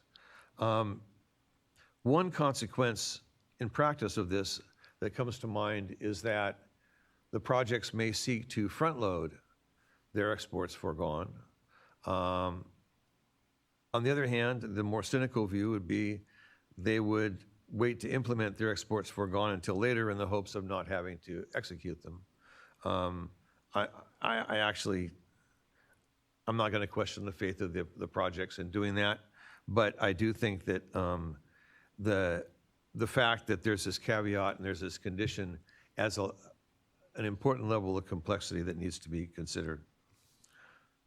Next slide, please. So there are different types of calculations for offsets and reference flows. There are those by volume, acre feet, or flow rate, where numeric flow values are controlling for delta flow requirements. And those would presumably be achieved by adding the VA flows to existing required delta outflows, I would assume by adding a number to NDOI. For the export to inflow ratio, exports would be limited to what the inflows would ostensibly have been by subtracting out the VA upstream inflows, if any. That kind of makes sense to me. For OMR, the VAs propose to use a numeric index that approximates changes and then to adjust the OMR volume downward based on multiplying the added inflow from the VAs by a coefficient in the index. You can see Appendix E, page 67, and maybe get a better sense of how that works than I can tell you, because I don't really fully understand this. I need someone to walk me through it. And discuss how it would change, particularly under differing OMR constraint values and under differing operating conditions. If the OMR requirement is 2,000 Is it going to have the same change as if it's minus 5,000? If you have a lot of water in the system, what's the net effect going to be of the change in the equation? I don't understand that, and I think it's important to get a better technical explanation of how that would work. Next slide, please. So the offset for when salinity is controlling strikes me as the most complex. The VA proposal first is to use DSM-2 to calculate a salinity value based on how salinity would change by adding the purported increment of flow. So if the tributaries and the Sacramento River are proposing to add another 2,000 acre feet, you would run DSM-2 without that addition. You'd run it with the addition and calculate some value to which you would then operate in order to say that you were complying under the VAs. I don't understand why the new salinity requirement would or could not change with different other factors, such as averaging over a 14-day period, influence of the tidal cycle, and travel time for tributary flow additions.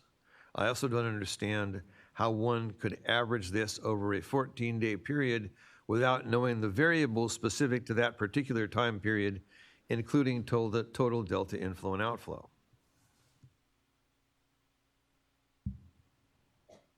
Next slide. So in reviewing this slide, I realized that I should have added another quote from the incidental take permit. This is part of it that deals with, you can read, the fact that the permittee doesn't have to implement under the VAs if the following year is critical or wet. There's no ITP, exports foregone requirement. But the main part of the ITP in section 8.12.1 called spring delta outflow via export curtailments read, the following shall be implemented by permittee during any water year in which state water project export reductions and flow purchases pursuant to the HRL are not identified and conductive as described in condition of approval 18.12.2, that being the VAs or the HRLP, whatever they call it. So basically what they've done here is it's an either or. The ITP requires exports foregone in April and May under the regulatory path if the VAs are not in place. And for each water year type, there's a ratio of how much water has to be bypassed. So all the water can be diverted in a critically dry year that passes Vernalis. In a dry year, it's 2-to-1. In a below normal year, it's 3-to-1. In a above normal or wet year, it's 4-to-1. And in wet year, there's a cap. But this requirement goes away under the VAs. So I question whether it's really accurate to say that you're adding water with the exports foregone requirement when you've also got this situation where the ITP agrees to take away water and not require it when the VAs are in place. Next slide, please.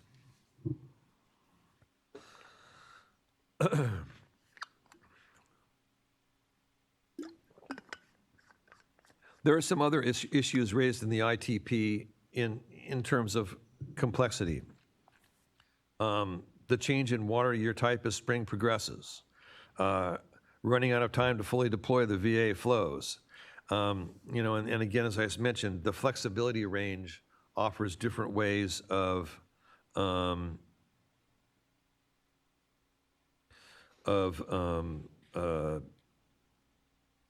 allowing operators to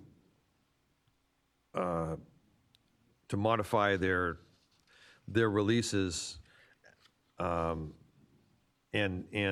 that has a number of different pieces that I think are important to figure out and to see how that would actually be deployed, and if that gives you the same result or the equivalent result as under the default releases. And I think I've mentioned the other two.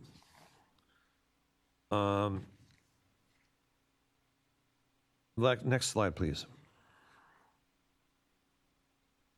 So, in summary, you have extremely complex compliance for very little water.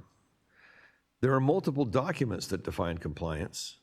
I mean, so far I see the ITP, the program of implementation, potentially a separate document from the VA parties. At least that would have to get rolled in, I guess, to the program of implementation. You have compliance based on modeling flows that would have been, which are therefore not measurable. And what I said here at the bottom was it's not trackable by the board or the general public. Of course, not having had the benefit of hearing what the folks at the VA parties have come up with, I think that's not entirely true. I think that the WTIMS portal probably offers some element of transparency. As Board Member Firestone suggested, I think that would also be a really good thing to look at in terms of the regulatory path. I hadn't, gotten that far, but I think it's something that's probably a good path to consider and to suggest. But there's going to be an awful lot of calculation and work by operations teams that are not going to be readily available to the public, maybe of limited transparency with the board, and it's really important to assure that problem is improved or corrected. That's what I've got. Last slide. Always like to end with a fish. Thanks very much. I was skinny once. Thank you all. Really appreciate this panel. The critiques, I'll say, some of the points that were made during the presentations are ones that I know we all carry as board members as well. And I'll want to note as well, whether it's critiques on unimpaired flow and its approach, whether it's critiques on the voluntary agreements, we welcome these. It's really important that we have ourselves here an open mind to the fact that this is a refining process that we're all in the middle of.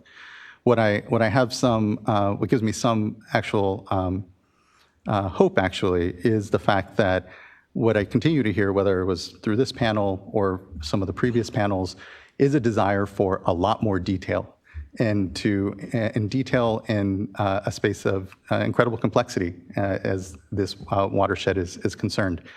And would just note that, just kind of looking at process, you look back to 2018 when we were in this very room adopting phase 1, the program implementation there.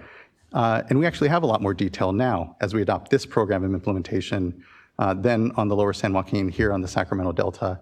But the program implementation is a planning document. And when you think of the work that it directs for us all, even on the VA side, when you think of Appendix B and some of this other work is, we're all kind of having expectations into the real implementation and ultimately documents that we had all agreed we'd all, that we're spelling out here that we're going to develop at some later time.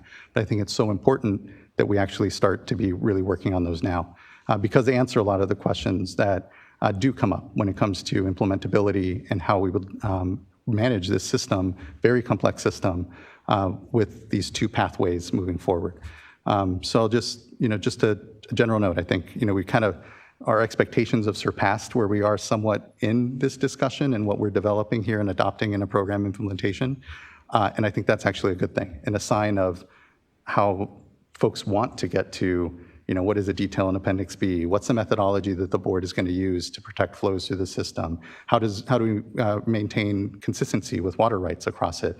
And importantly, how do we know that here all amongst us, we're in an effort that is being additive, adding water to the system, whichever way you kind of slice and dice.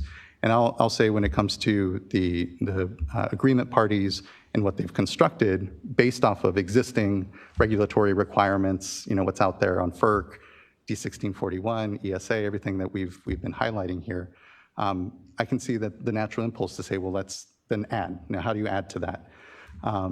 And I think as well, all that, and account for all that complexity, because those processes and all of that work isn't going anywhere insofar as, those other regulatory authorities like FERC and others that are kind of part of this discussion with us.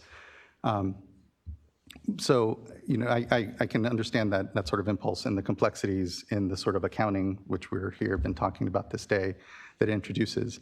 And I think that that's where, again, you look at also the parallel path that we're creating on the regulatory side with unimpaired flow, and it creates a more consistent measuring stick. And since we're co-implementing these things as we discuss it, again, I think there is an opportunity that it starts to provide some of that comfort while also respecting the complexities in a system that the operators have to operate within, and not kind of see one or the other be sort of what it is that we're having to decide upon here. I'll say that what I heard a lot in common as well are concerns around here, groundwater supplementation, SGMA, consistency across all of that. And I think that it speaks to kind of where we are really in again, these complexities of this watershed, this massive watershed that we're all co-managing. But the need to get better at that accounting. And I'll just note that with the new water rights data system that we're implementing next year, I see that as a really important component of how it is that we get to a place where we can see the forest for the trees, do better at things like groundwater recharge at a time that we're also trying to say we're going to increase flows in rivers, and keep honest to that whole effort. So I just appreciate it. I'm trying my best to see what I'm hearing in common across what can seem like two different distinct paths or realities that folks are kind of looking at or trying to assess. But just thank you again. I mean, the points that you've made here, I appreciate. I think they're speaking to, again, some commonalities even in desiring additional detail as to how we would all potentially implement and move in to that. So just thanks for it. Looking to my fellow board colleagues if they have any further questions, comments. Board Member Firestone, Board Member Morgan, Dwyer. Thanks. Just to say, I really, I think there was a lot of details of really critical issues on particular with the Delta, Mr. Schutz, and with Yuba, Mr. Zeltler, sorry. And I think those are really, my hope is, and so this kind of request both to you all and to VA parties and the public water agencies is to, utilize the work groups, but not just the work groups, like really try and meet and see if you can flesh out some of the questions that you had that I think are really good questions and see if you can get to some answers. Now, I understand there's not going to be agreement on things, but at least so that there's some real constructive dialogue on some of that so that we can narrow this, because I think it's important that we're all understanding what we're talking about. And this goes to, I think, Chair, what you were saying on, we're getting to the implementation, but that's really, if we don't get to that, we don't know what we're voting on. So I recognize there are huge processes going on around projects and other things around the same timeline. And I know there's limited capacity, but I just think this is really critical. So I hope that you all can do that. And I hope that folks will reach out directly to work through this, both in the work group space, but I think also outside of that. I mean, I think the goal here is to have some more direct dialogue.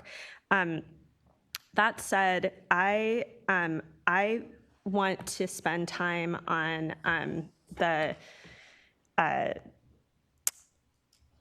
the issue that Mr. Nelson brought, and I think it was slides on his presentation, slides 24 and 25.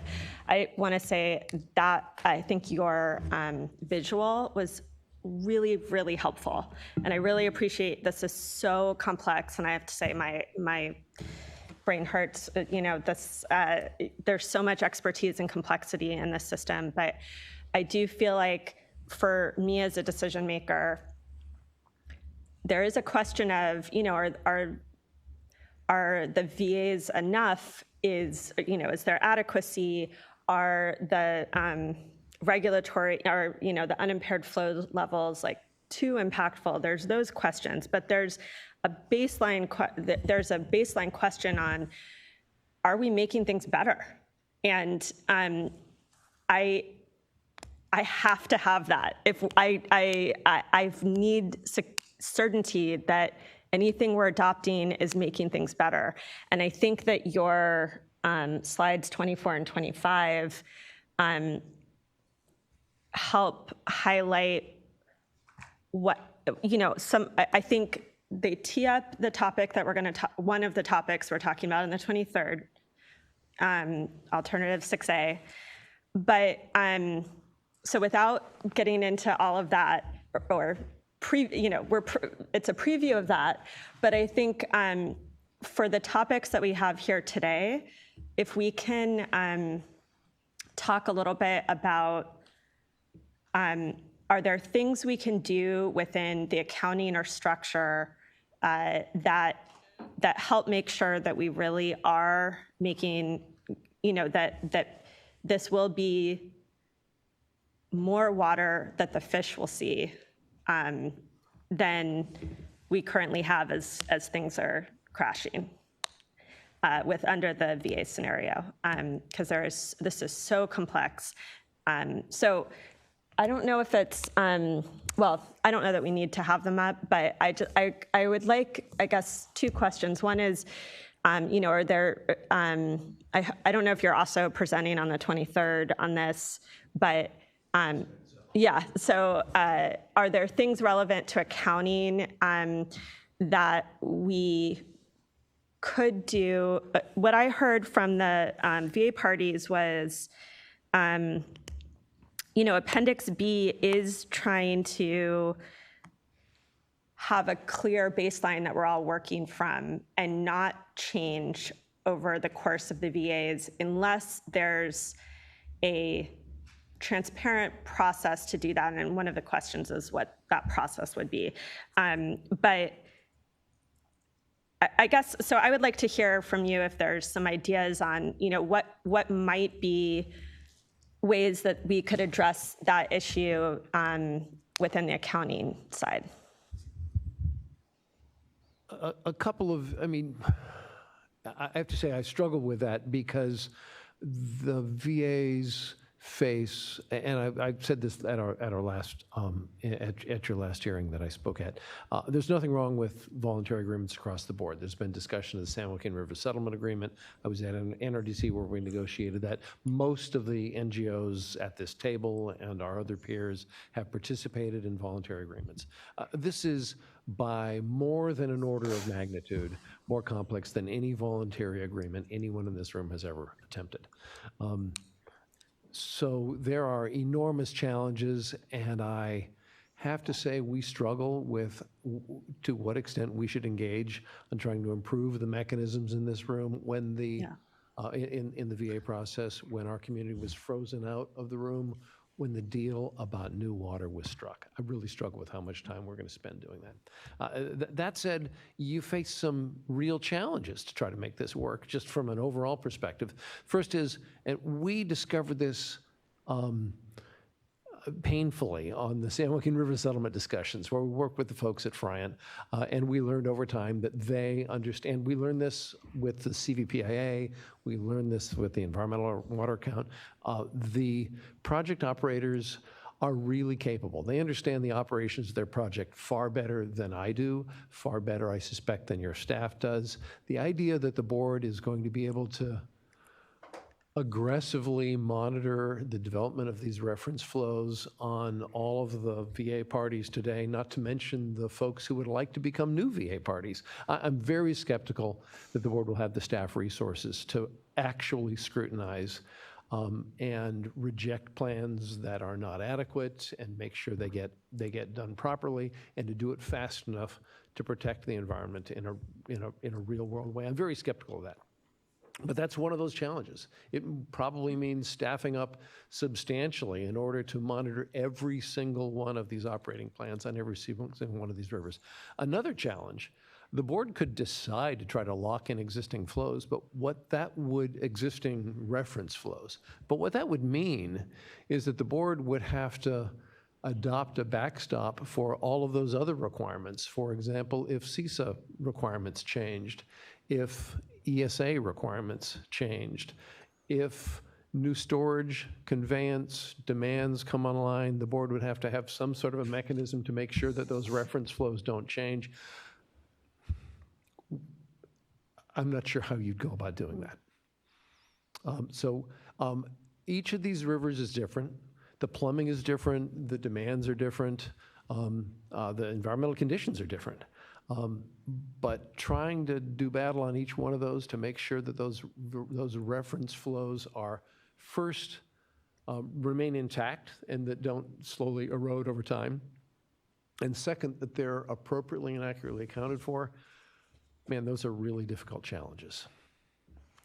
Is there a way that, is there a way, maybe this is what Alternative 6A is, so I'm trying not to have that whole discussion, but is there a way to have like a no backsliding provision or something that would... Right, yes, but that's an unimpaired flow approach that is based on actual flows in the river, as opposed to a layer of assumptions about underlying operations that are each one of them based on modeling. The VA approach gives the impression that each one of those slices of operational requirements are hardwired.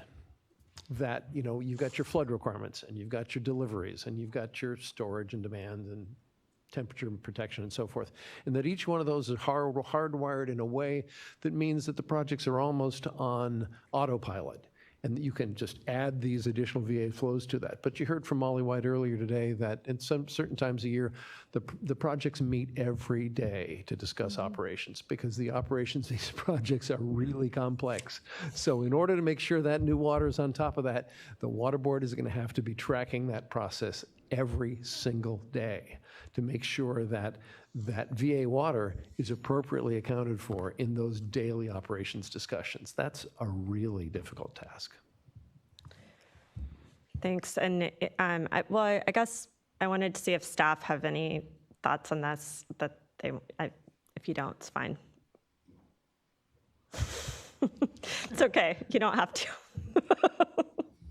I guess we can say, we concur that it's very complex and it's something we need to think more about. And I think what the plan language is trying to lay out is that we need to document these assumptions better and have a public display. And we heard from DWR today that they are working on that. I think we need to get to that more finite level of detail to really explain what are those assumptions, and can we nail them down more specifically, and where we can't, how can we be as transparent as possible and, show to the public that this is defined and the VA water is on top of this water and those kinds of things. So I think that's the further work that we have to do in working with the VA parties, is to get to that next step. And, DWR is starting on those efforts.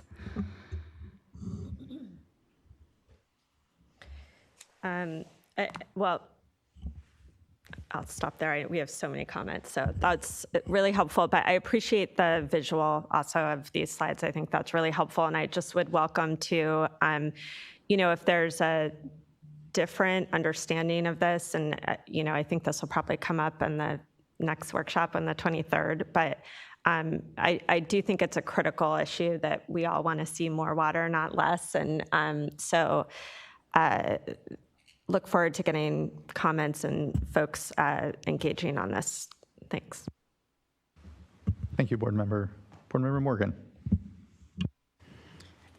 Thank you. I'll just quickly thank you for the presentation, and again, the visuals, as Member Firestone said, they're really helpful, really, nice to just visually see and have the clear understanding of what the concerns are, and to really understand the perspective and viewpoint, and also the well thought out questions. I really do appreciate all 4 of the presentations with all the questions and just really laying out everything. It was really helpful for me from staff's presentation to the VA partners, their presentations to yours, just to really see what is being proposed, what are the questions, how do we, perhaps what some of the talking points and discussion points would be if there were to be basically, meetings. And, I really would like to see those move forward and for you all to participate so that we could really have those discussions. And again, as I commented earlier, a lot of times it is when you're working on something, it is hard to see the forest through the trees. And there has been a group that's been working on this for a long time, and they have a vision. You have a lot of questions, and really like to see everyone talk through it, get answers to the questions, because I want to know the answers too. I want to have that understanding and to clearly have something that is written to where we can, anyone who picks up a document can clearly understand it, clearly have come to the same conclusion after they read it, and then have what we're talking about today, just that accountability where we know and we can track and we can see, okay, what does this mean? Where are we going? How can we then understand and implement whatever that is? I don't know today what that is, but whatever it is, so that we can move forward in a direction to where we can then, at the end of the day, understand what it is, and we can clearly see it and have the same understanding of what that is. So really do thank you for all the presentations and the graphics and everything. They were really helpful. Thank you, Board Member. Board Member McGuire. Yes, thank you for being here. Your contributions and your participation is really, really critical to this process. And so I really appreciate you taking the time. Mr. Schutz, your caveats inclusive. There is a lot going on right now. I hope the comment period extension is a small relief valve for you. I know it's not, it is what it is. And but with that comment period and with a work group process or whatever the next steps are, even to the extent that you meet individually with the state team, trying to figure out where you had a lot of good suggestions and thoughts and concerns that you shared today. How do we translate that into constructive, actionable improvements? And that's what I'm struggling with that too. And I just want to emphasize that the board has not made a decision. And we do have a choice to make. And we're not at that point today. We haven't made that choice. We're trying really hard to have viable choices to make and viable alternatives to select from. And that's why I think we're spending so much time and effort on the Healthy Rivers and Landscapes alternative, to make sure we really understand it and make sure it really does have that credibility to move forward if that is the selected alternative. But we do have other options. And even those other options need development and need work still. There's a lot of questions there as well. So I don't want to say that that's baked either, because it's not. And I don't want to go into that, but I just want to emphasize that there's different paths that this process can still take. And so I just hope everyone understands, and I'm speaking from my perspective, as one board member, that's my view.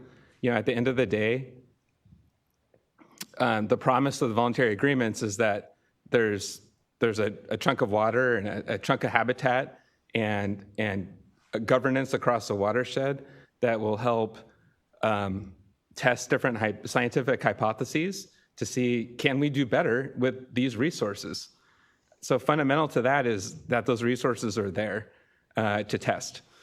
And so Mr. Reese, I appreciated your presentation, and as kind of like a wannabe modeler, it's that somebody I try to talk the talk, but I never have actually run one of these models personally. But your table 3, just we don't really have a direct comparison of the different alternatives that I just mentioned. You did a little bit of that here with table 3, your slide 3. But what stuck out to me, if this is true, and I don't have the data, but I'm going off what your chart says, which is that the VA option is roughly a 1% January through June flow increase.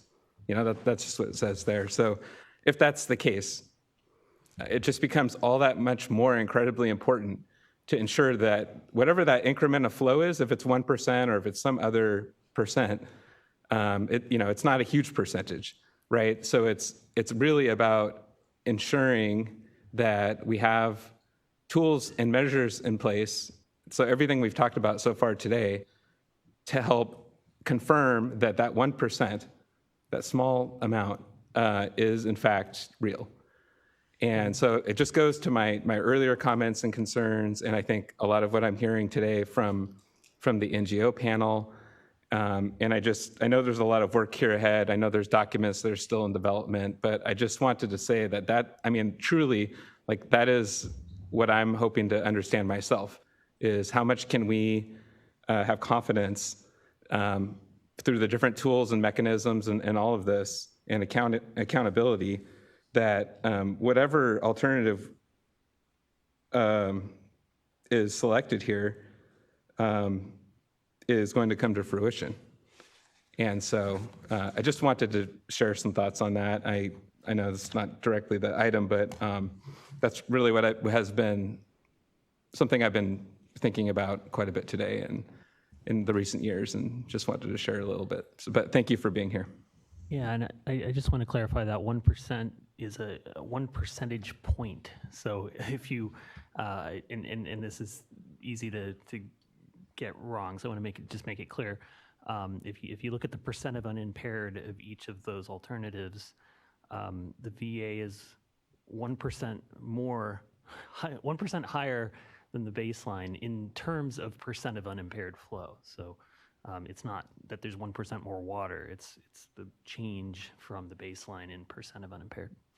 And if I could add a thought to that, I've tended to focus on critical years, both because we've gone through some critical years recently, which have been absolutely catastrophic for the environment and for our industry, and also because it's one of the places where the problems in the VAs are most obvious.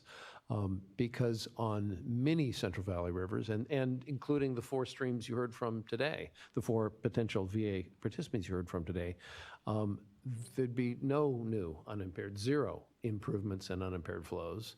But beyond that, when you look at all of the VA assets, no new unimpaired flows. There'd be no unimpaired flow requirement. There'd be no VA contribution on many of those streams in critical years. No temperature improvements in the VAs, and the habitat improvements that you've heard so much about are required to be inundated 2 years out of 3 on average as modeled. Well, the years in which they're not going to be inundated, those are going to be the critically dry years overwhelmingly. So that means no water, no habitat, no temperature improvements in those critical years. It's the failures of the VA in that regard are utterly stark, but the problems aren't isolated to those critically dry years. As Greg pointed out, there's very, very little environmental water, even if that water's real, even if the water purchases happen, even if that's real, and even if the baseline doesn't erode in terms of changes to the reference flows. So there's a lot to focus on there, and I think that side-by-side comparison is absolutely critical. There's been too little of that to really compare in a rigorous way the changes in unimpaired flows between the unimpaired flow approach the current proposal and the VA proposal. It'd be really helpful to see more side-by-side comparisons of those three things, especially in all year types. Thank you for that. Board member, anything further? No, I was just going to say thank you. Thank you for the comments, but thank you also for the clarification on that. I understand what you're saying. Thanks again to this panel and to all the previous panels as well. This has been, I know, here a very meaty day, a lot of great conversation and dialogue. Again, we'll look to the work groups to really start to drill into some of these questions and come to further common understanding as best we can. So just huge thanks there. So I'm going to forego our break so as to, and so please, folks, get up, move around as you need, because again, I think we're all going to try to wrap up here at about 6:10, so it gives us about 2 hours here for commenters. So let's just get right to it. And I'll do my best to get to all the commenters, as many as we can. Again, for those of you that can hold on to January 23rd, please do. We will be open for general comment then. And we did just notice an extension of the public comment period. So public comment period is now to January 10th. So folks, you know, if we're not able to get to your oral comment today, I apologize. Sorry, we don't have enough time to get through so many of the folks that have signed up. Please do come back on the 23rd. You don't have to re-sign up. And we've extended public comment to January 10th to help provide for folks to be able to provide us feedback here. All right, in the room, I believe we have a group of folks: Jim Ray, Vance Jared, Liz William, Peyton Montez. You'd like to come up? We can take you as a group here as our first commenters in the room. The other component here, I will try to prioritize folks that are here in the room for public comment. Apologize to folks on the platform. It's just, you know, folks traveled out. I think it's worth doing so. You don't necessarily have to, if you want to show up as a panel, that's fine here. You can sit there as well. You can also just do individual comment. Good to see the three of you then. And please do provide us your comments.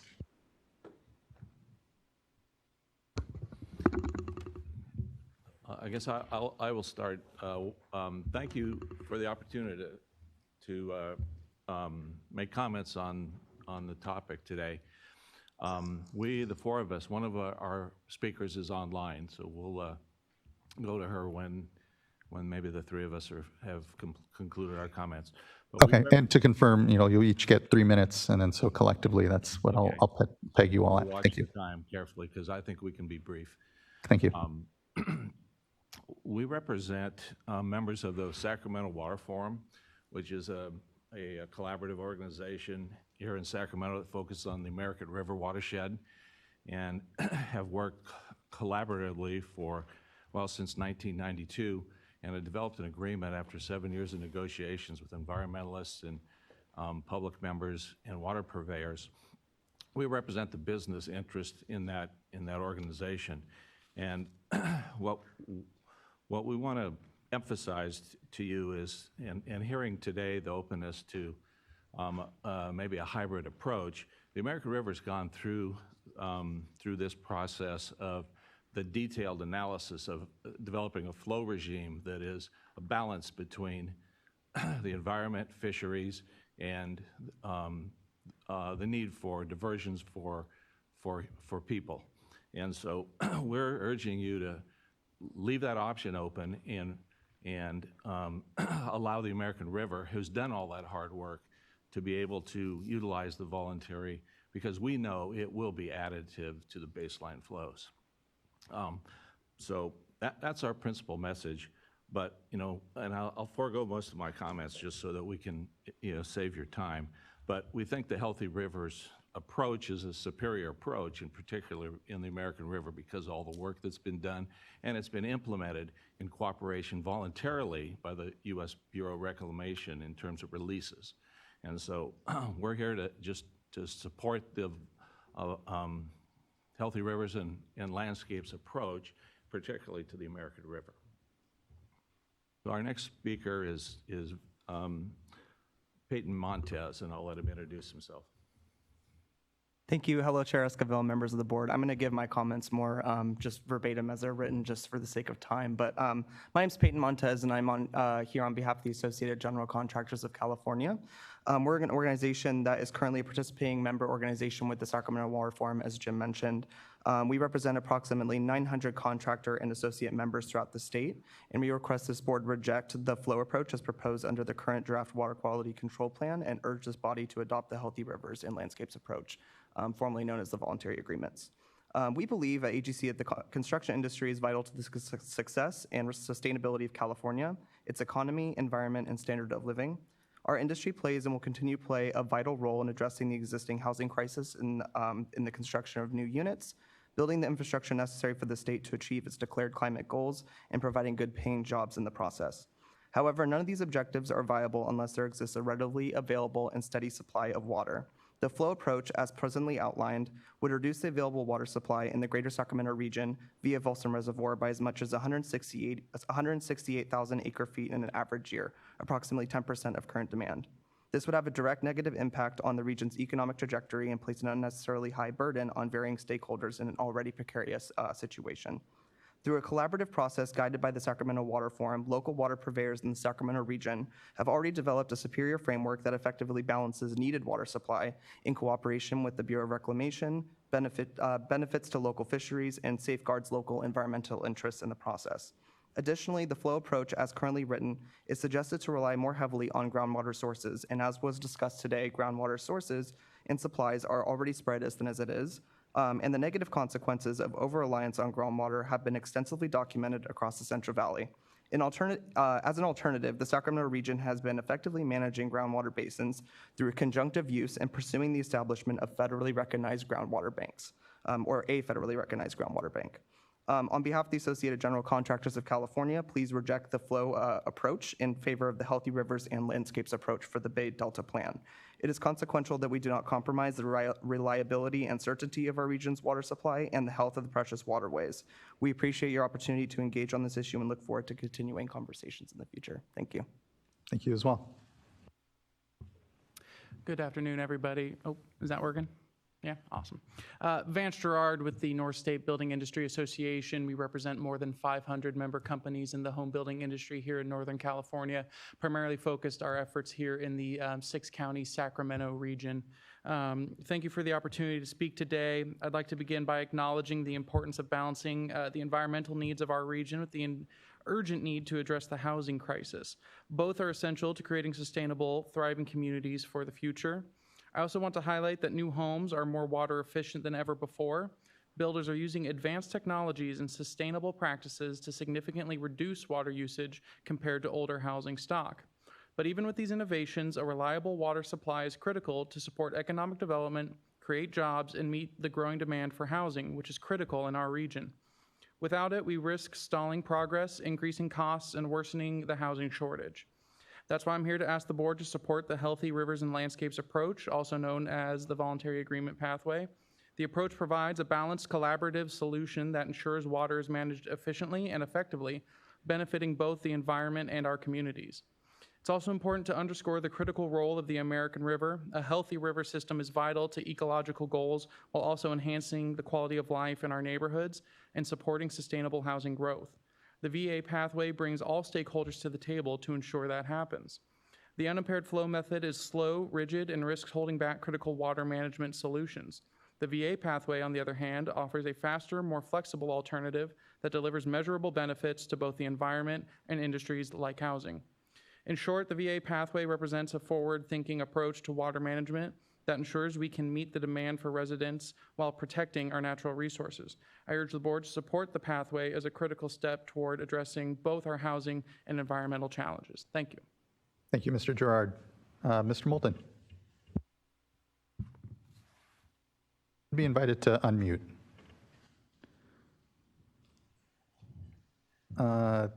Still not unmuted. Should be a request that pops up. Good afternoon. Can you hear me from the Metro Chamber? Oh, yes. Thank you. Thank you. Good afternoon. My name is Liz Williams, and I'm here today on behalf of the Sacramento Metro Chamber of Commerce, representing member businesses in our 6-county region, and as a longstanding member of the Sacramento Water Forum. We acknowledge the board is working diligently to address the intricacies of the issue before you today, and we are here to express great concern with the time delay in implementing the flow approach and ask that you reject this approach for the betterment of the Bay Delta. Alternatively, we request the board support the Healthy Rivers and Landscape approach, which will provide critical flexibility to support the unique demands of our region. The Sacramento Metro Chamber would like to press upon the importance of a reliable water supply and a healthy American river as a driving force needed to sustain the region's economy and business operations, to support agriculture, accommodate population growth, our needed workforce, protect the environment, and maintain a high quality of life. The flow approach would reduce the available water supply to the greater Sacramento region and Folsom Reservoir by as much as 168,000 acre-feet in an average year, which is roughly 10% of current demand. Local water purveyors to the Sacramento Water Forum have developed a superior flow regimen to benefit fisheries and balance the needed water supply in cooperation with the Bureau of Reclamation and local environmental interests. This pattern is already being implemented by the BOR. The Sacramento Water Forum has, in addition, improved fishery habitats throughout the lower American River through local funding and state grants. While the flow approach will take several years or longer to implement, the Healthy Rivers and Landscapes can be implemented immediately, and as you know, time is of the essence. In addition, mitigation for the flow approach is suggested to delay more on groundwater. The Sacramento region has already been effectively managing groundwater basins through conjunctive use and pursuing the establishment of a federally recognized groundwater bank. For these reasons, we ask you today to reject the flow approach and instead support the Healthy Rivers and Landscapes approach to ensure sustainability and certainty of the capital region's water supply and a healthy American river. The Sacramento Metro Chamber stands ready as a partner in this work in collaboration as a member of the Sacramento Water Forum, and we thank you for your consideration and the opportunity to speak today. Thank you, Ms. Williams. I'd just like to conclude. Of course. I think you heard from all three of the other speakers that the American River is unique, perhaps, in the fact that the flow pattern's been developed, and it's vital to, we believe, our economic health in the region, including the creation of jobs and needed housing and serving planned development. So again, we want to make sure that the American River gets this consideration through the VAs. Thank you. Thank you. Appreciate all your comments. Next, I know we had John Swaggart in the room earlier. I'm not seeing him now, and I could start going to folks that had signed up here and are signed up as in person, but given that we don't have a lot of folks it's looking like still yet here, please do just come up if you're expecting to make comment this evening, and just please introduce yourself, and we can start to just try to get through folks. And again, 3 minutes or so. So thank you. Thank you. My name is Jason Foster, and we talked on December 2nd about habitat accounting and what's accounting, what's measurement, what's not. I sent some materials in. If we can wait for one moment. I'm a Californian, and that's really who I'm here representing. 20 years ago, I was an economist delivering expert testimony on class action lawsuits in environmental damages cases, and for the last 15 years, I've been rebuilding accounting in the U.S. banking system for international commercial banks, namely MUFG. We talked briefly about that before. So I want to talk about flow accounting. And if we go to the next slide, just real quick, I'd like to acknowledge that all the water I consumed when producing this, I took from the Tuolumne River accounting catchment via a groundwater well or the SFU-PUC managed infrastructure around that same accounting catchment. The materials I'm going to talk to today were generated by the parties in this room: International Financial Reporting Standards, Sustainable Accounting Standards Board, the UN System of Environmental Accounting for Water Accounting, the Australian Government Bureau of Meteorology, Water Accounting Standards Board, and the New South Wales Government Department of Planning and the Environment, and their general purpose water accounting reports. So if we can go to the next slide, flow accounting, and the next one.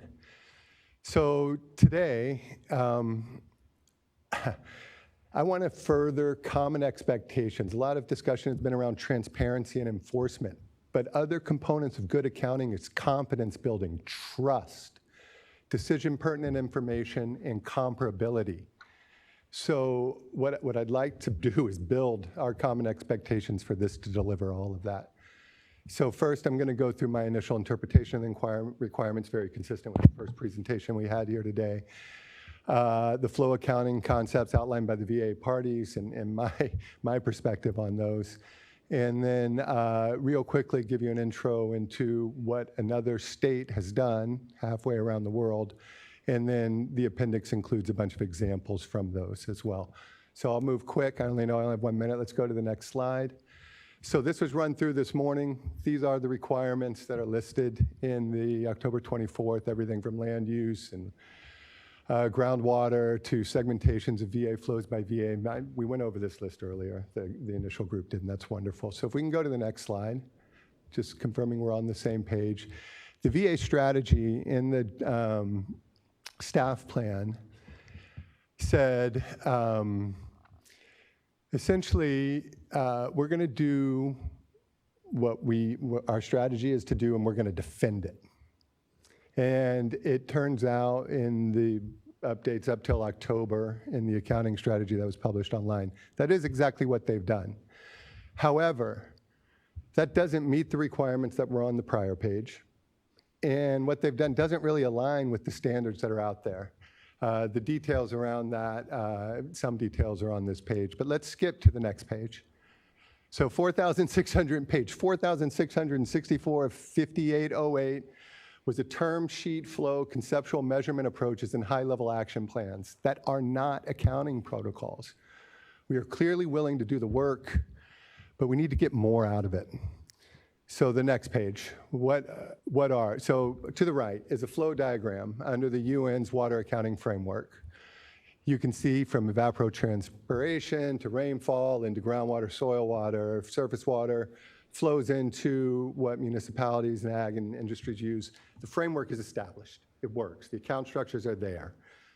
If we flip to the next page, and you can study that on your own, upper right-hand corner, there are two rivers in Australia highlighted, the Murray River and the South, what is it called again? Give me 1 second.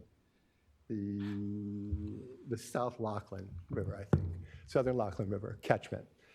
Okay, going through all the UN rules, Department of Meteorology in Australia issued some general accounting framework and principles. New South Wales, 12 years ago, implemented across 9 river accounting accounting catchments standards for flow accounting, water accounting. If you flip to the next pages, these are the sections, and I'm going to need to cut you off there. Sorry, apologies. I know this is different than what other folks are talking about here today, but I do believe it will improve our capacity to build together. Thank you. Thank you. Really do appreciate those comments. Sorry to have to cut off. Want to try to keep folks moving. So thank you. Much appreciated. Right, next commenter. Thank you. Please do introduce yourself.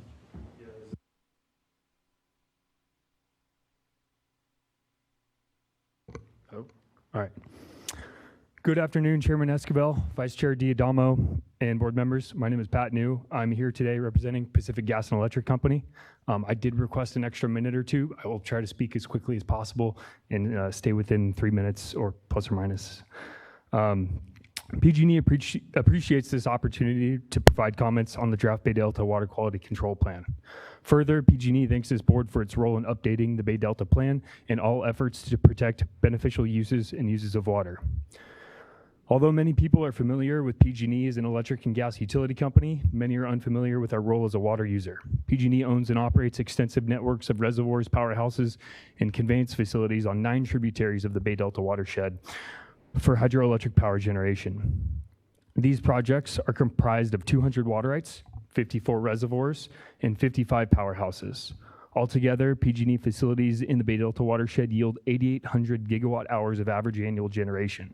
For context, that's enough electricity to supply about 1.5 billion households a year.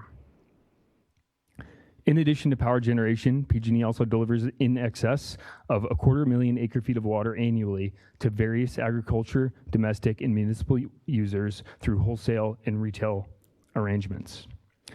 Our standing as a significant water user in the Bay Delta watershed has led to my appearance in front of this board today.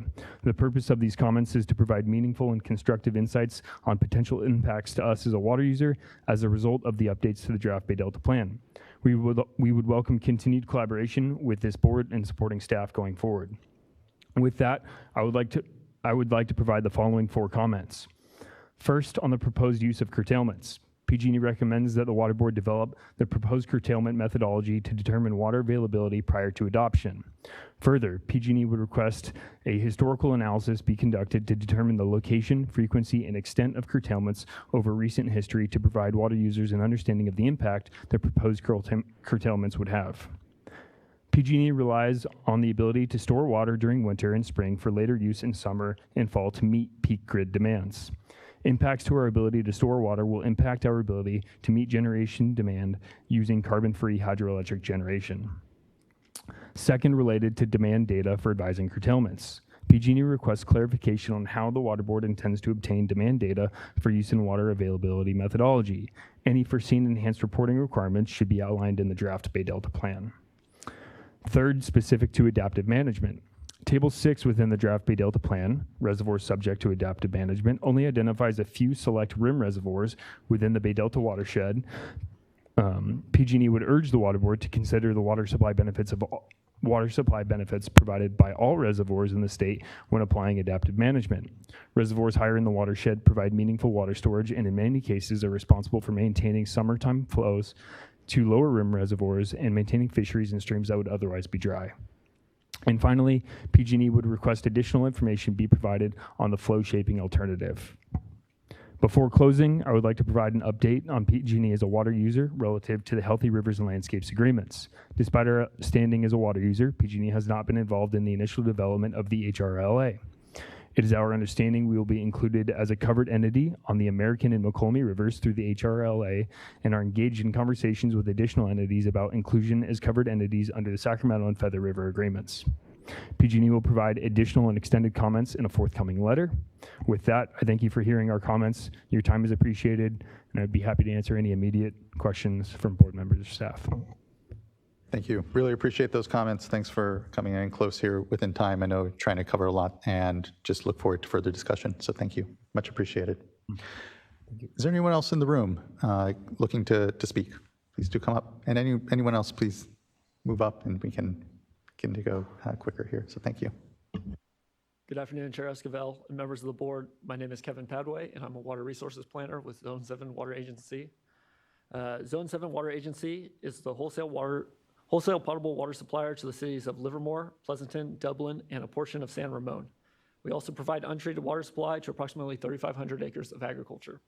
The State Water Project comprises approximately 90% of Zone 7's water supply portfolio, and unimpaired flows will have significant adverse impacts to Zone 7's service area.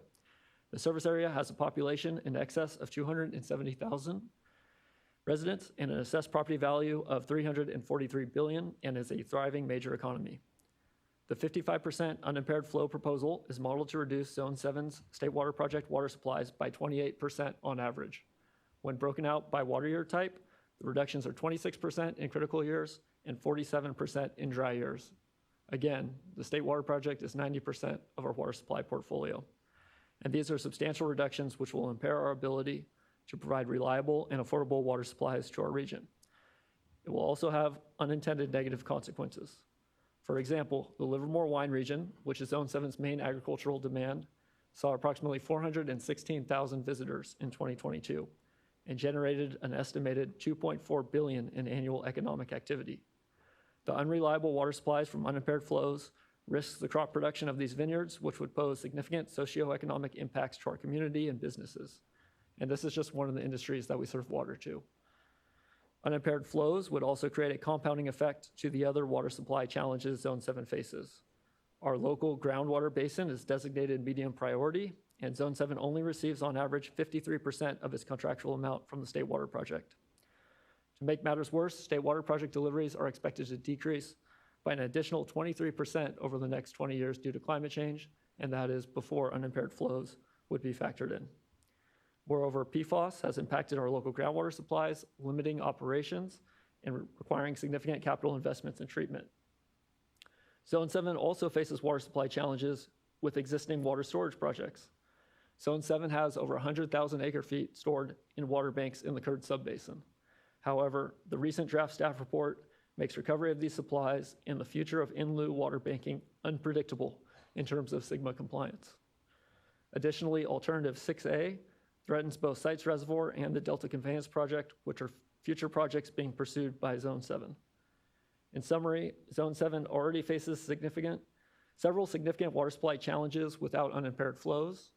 Instead, we ask that the State Board continues to engage on the Healthy Rivers and Landscapes Program. The HRL contains habitat improvements, a science program, adaptive management, and aligns with state goals and priorities. It is also immediately implementable. Thank you for your consideration of the HRL. Thank you, Mr. Padway. Appreciate those comments. Thanks for sticking in. I know it's been a long day. Appreciate you providing your comment here in person with us. Thanks. Next, I'd like to call up Amber McDowell. Hi, my name is Amber McDowell, and I'm with the Sacramento County Farm Bureau. Today, I'm representing the Farm Bureau Delta Caucus, which consists of 5 counties of Solano, Sacramento, San Joaquin, Yolo, and Contra Costa. We see that there's major issues with both the unimpaired flows and the VA agreements, so we don't specifically approve either one of them, but we would like to express our major concerns for you to keep in mind as you are developing this update to the plan. Our several key issues are salinity, water rights, beneficial uses, river levels, DWR's contract with North Delta Water Agency, HABs, and decreased reliance on the Delta. We feel that this proposal also provides too much power to the executive director, leading to potential lobbying and favoritism at the expense of other specific Delta components and users. The methodology needs to be in place and transparent with public and stakeholder input. The Delta plan is to protect water quality, flows, and water rights. This proposal plan is exclusively focused on fish, neglecting the reasonably balance of the other beneficial uses. It is the board's job to protect all beneficial uses, which includes protection of the native fishes along with public trust uses, but also for irrigation, municipal, industrial water supply, as well as wetlands and waterfowl along the flyway. The board's regulatory pathway would fail to reasonably protect other existing beneficial uses, including the beneficial use for irrigation for human food production. This would have extreme adverse impacts during droughts, on water supplies in general, the reservoir operations, on water temperatures, and on groundwater and the ability of those affected local groundwater users to work with their SGMA plans. A top concern in the Delta is salinity control, and particularly in droughts and in the South and Central Delta. We are concerned on how draining the reservoirs will cause that drawdown and provide insufficient water availability later on in the year to maintain those salinities in the late summer. We hope that you will continue to support the salinity standards in this plan and uphold them. The order of water rights needs to be protected. Senior water rights of non-VA parties will be under the unimpaired flows. So those may get overridden by junior rights that follow those VA plans and cause an out of order of rights. We are concerned with seepage and levee erosion, as well as maintenance issues relating to increased flows. It is state law to reduce reliance on the Delta, to reduce transfers out of the Delta. And again, our main key points is salinity, water rights, beneficial uses, river levels, the contract with North Delta Water Agencies, the HABs, and decreased reliance on the Delta. We hope that you will take in consideration and protecting these vital components as you develop this plan, and good luck. Thank you for that, Ms. McDowell. Really appreciate your comments. Again, likewise, thanks for hanging on. I know it's been a long day, and so just thank you for flagging each of those issues. Look forward to that further discussion. Next, if there's anyone else here in the room who would like to comment, please. Good afternoon, Chair Esquivel, Vice Chair Diadamo, and board members. I'm Tricia Geringer with Agricultural Council of California. We represent around 15,000 farmers all throughout the state and farmer-owned businesses. We're growing, producing the nutritious, healthy California products that hopefully you're all enjoying on a regular basis. I'm here on behalf of my membership to express support for healthy rivers and landscapes, obviously known as HRL. This collaborative effort builds upon the knowledge that we've gained over many, many years on how to best manage California water and accelerate habitat restoration. HRL is the most expeditious path to improve habitat using modern science while integrating accountability through a governance structure, and incorporating a mutual commitment for additional flows. We believe this effort, HRL, provides an overall more holistic approach to build resilience for fish and habitat as opposed to an unimpaired flows regulation. And with that, we encourage your support and adoption of HRL. Thank you for your time. Thank you for yours as well. Really appreciate the comments. Looking to the room and not seeing anyone else popping up, we can start make our way through our remote participants. Our first commenter will be Robert Chang, be followed by Robert DeLizzo, and then Regina Chicazola. Good afternoon, Chair Esquivel and members of the board. My name is Robert Chang. I'm the Assistant General Manager for the Coachella Valley Water District in Southern California. We would like to express our deep appreciation for the State Water Board's consideration to the Healthy Rivers and Landscape Program and provide our strongest support for this as the best and implementable alternative that meets the various needs, updating the Bay Delta Plan. The unimpaired flow alternative would dramatically affect water supply reliability and affordability for communities across California, and also reduce flexibility in managing temperature for native species.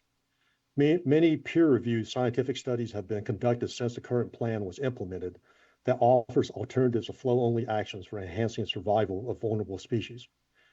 We strongly urge incorporating this knowledge into the updated plan, which includes habitat creation and strategic flow releases as alternative management methods. Along with the Metropolitan Water District of Southern California, we're the only utilities that have access to both Colorado River and the State Water Project. The impacts of the unimpaired flow alternative, which would reduce the State Water Project supplies by 1/3, will result in another 32,000 acre-feet of added losses on top of the 42,000 acre-feet of losses that CVWD supply have experienced due to other restrictions. With the very real likelihood of significant reductions in the Colorado River supply for the next 20 years, the total reduction could amount over 1/6 of CVWD supplies. These are huge volumes, way too large for CVWD to conserve our way out of. In order to comply with SGMA, we would have to search for other costly replacement water, which will compound affordability problems for some customers, especially ones in disadvantaged communities. We request that State Water Board staff continue to work with public water agencies like ourselves to ensure that the HRL program is evaluated in a manner as intended. Of particular concern are alternatives 5A and 6A, which may erode the benefits of the HRL, and we look forward to working with your staff to resolve these issues. In closing, CVWD supports the HRL program as the best implementable approach to water management for Bay Delta, and thank you very much for your time today. Thank you as well for yours. Thanks for those comments. Next, I'd like to call up Robert DeLizzo, be followed by Regina Chicazola, and then Dave Warner. Good afternoon. Can you hear me? Can. Good afternoon. All right. Good afternoon, Chair Esquivel, Vice Chair Diadamo, esteemed members of the board and workshop participants. My name is Robert DeLizzo, and I'm the Resources and Scheduling Manager for the Western Area Power Administration, Sierra Valley region. So WAPA appreciates the opportunity to speak in today's workshop on the draft updates to the Bay Delta Plan. WAPA markets hydropower produced by the Central Valley Project to over 80 power customers, including large cities, small towns, Native American tribes, rural electric cooperatives, publicly owned utilities, irrigation districts, universities, and other state and federal agencies within California. Hence, my comments today are general in nature and revolve around hydropower. We appreciate the board's effort to complete the update, and we are encouraged by the consideration of hydroelectric power generation in the decision-making process. Our previous comments to the draft staff report highlighted the importance of the timing of the displaced generation as it is related to the water year type, time of year, and assumed daily profile. Energy that is produced in the spring cannot be assumed to equitably offset the reduced production in the summer. Energy is a market-based product, and its price is contingent on the time of day, season, and availability and cost of other alternatives. Hydropower provides a critical source of cost-effective and flexible carbon-free electricity, which the power grid needs most in the summer. Over the years, the belly of the duck curve has become lower and the ramp is steeper. Usually, the natural gas resources meet the need for energy to replace renewable generation in the late afternoon and early evening, resulting in higher grid emissions.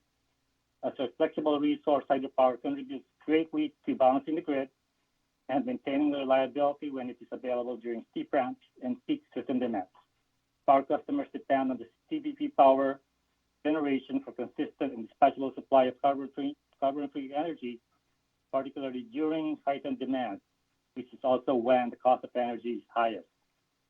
So concisely, hydropower's societal benefits are to maintain affordable energy rates, minimize grid emissions, and help meet decarbonization goals. The operation of the CVP is heavily driven by the requirements of water, especially in the Bay Delta.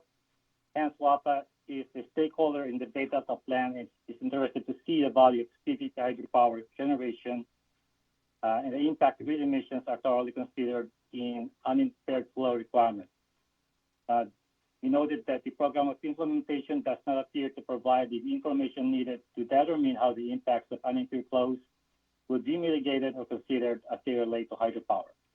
Moreover, Trinity River diversions to the Sacramento provide significant water supply and ecological benefits and offer the most efficient production of generation per acre foot in the CVP system, thus contributing greatly to meeting environmental goals.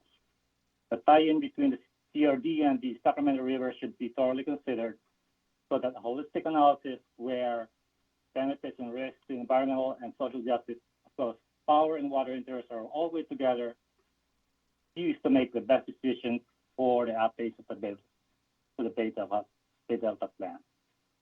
With this, we look forward to the response to our comments and further technical engagement with board staff. Thank you. Thank you. Next, I'd like to call up Regina Chigazola, be followed by Dave Warner, then Martin Gothberg, and Nancy Arbuckle.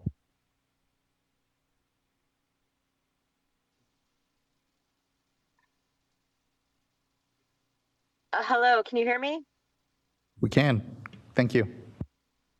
Sorry, because of a misunderstanding with the school. I'm in the side of the road in the car, but yeah, I just wanted to echo some of the things that were said by Golden State Salmon Association and the environmental groups earlier. I really appreciate everyone who's been speaking up for the voluntary agreements. There's nothing to do with healthy rivers within it, so I'm not going to call it that.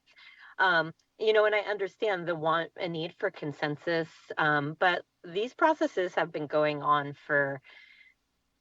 since 2018, as far as I know. And meanwhile, we've lost about 60 to 90% of the salmon and all of the Delta smelt. And I just really think that we need to think about what balancing and really means. If you're coming from a baseline where communities of color and tribes and salmon in the ecosystem and clean water haven't been considered. And I know that, you know, the board is trying to consider them now, but in the past they have not.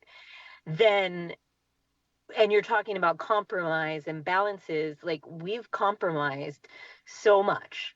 We've compromised so much that we're facing an extinction crisis, that tribes don't have fish for ceremonies, that we feel like we go to these meetings and it's just banging our heads against the wall. Like you can see, people aren't showing up in the same way that they did throughout the many last years because they don't feel like anyone cares about the points of view of the people who are advocating for a healthy Delta, or, you know, to make sure that communities can have access to clean water within that Delta.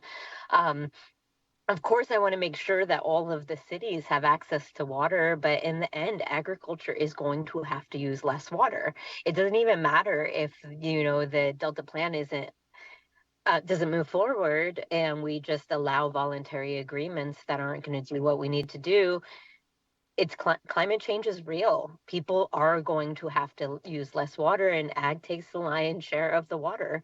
So I think we can talk about how we serve so many people, how we serve so many people and this and that, but we're coming from a place of deficiency. We're coming from a place of extinction. We're coming from a place of having toxic algae and dirty water and tons of chemicals in the water. And we need habitat, but we need flow. We need a baseline. We need regulation.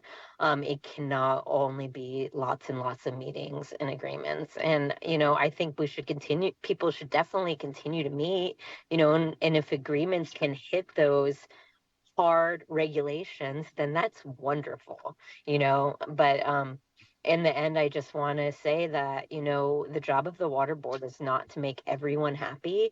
It's to protect beneficial uses in clean water. And if the salmon go extinct on your watch, that's something that, you're going to have to tell your grandkids about, and if native people don't have access to salmon anymore and fishermen don't have boats or jobs anymore, that's something that is going to happen on your watch.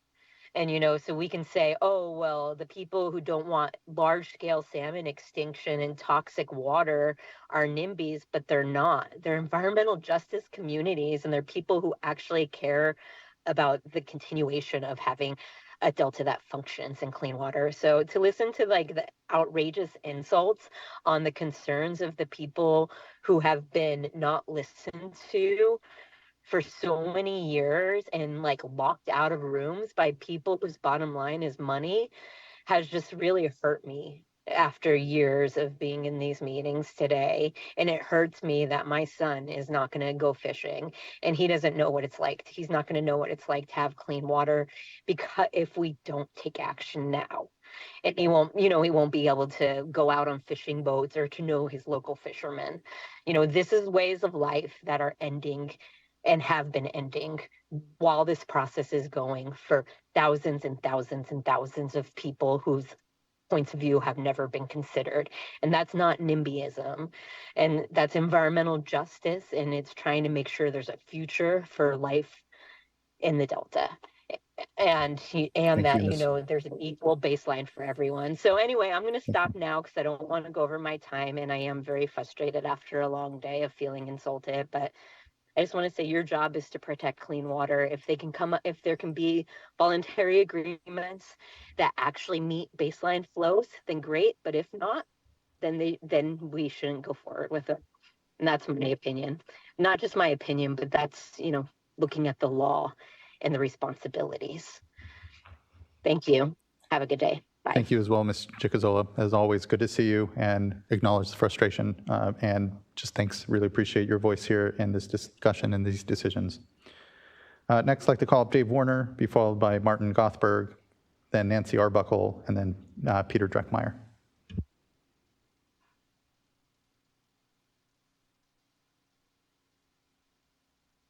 Can you hear me?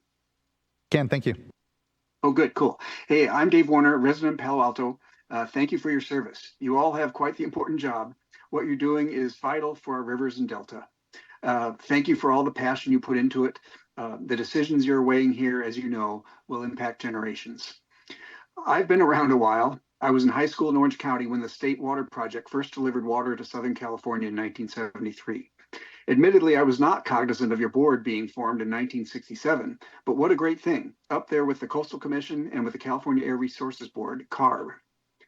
I'd like to draw a parallel between what you're doing and what Mary Nichols and all the wonderful people at CARB have done for our air.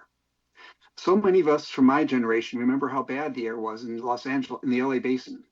One of my worst memories was landing at LAX in the early 90s into a thick brown haze. Today, I can't get over how much cleaner the air is in Southern California. So many days now, I can actually see the LA basin. That is actually a basin surrounded by mountains. You have the same opportunity as Mary Nichols and CARB. And you and your predecessors have done so much so far, including building your 2010 foundational scientific report for the Bay Delta Plan and enacting the Bay Delta Plan in 2018, and all the work you're doing now. I hope you can bring our rivers and delta back to life, similar to what CARB has done for our air. As you're weighing your decisions, I'd like to leave you with two thoughts. We humans are remarkably resilient. As you know, drinking recycled water has caught on like fire in Southern California, not to mention other local sourcing activities such as Los Angeles's Measure W. Flora and fauna, not so much in terms of resilience. We haven't seen CDFW Tuolumne salmon escapement counts exceed 2,000, which is awfully low number, now for 20 years in a row. Prior to that, counts fluctuated wildly, but between 1952 and 2003, they averaged 10,000 a year. The flora and fauna, bears, salmon, frogs, to name a few, need your help much more than the humans. If you have to lean more one way or the other, I hope you'll lean towards the flora and the fauna. My other point is that I hope you'll follow widely accepted science when making your decisions, which might make your decisions simpler. And when the science is uncertain, your adaptive management feature is a very powerful solution. Please decide in favor of our future generations having thriving rivers just like my kids are experiencing today with much cleaner air. Thank you. Thank you as well. Really appreciate that, Mr. Warner. I know it's been a long day, so appreciate you hanging on and providing your comment. Next, I'd like to call up, double check, Martin Gothberg, followed by Nancy Arbuckle, Peter Dreckmeyer, and then Mark Moulton.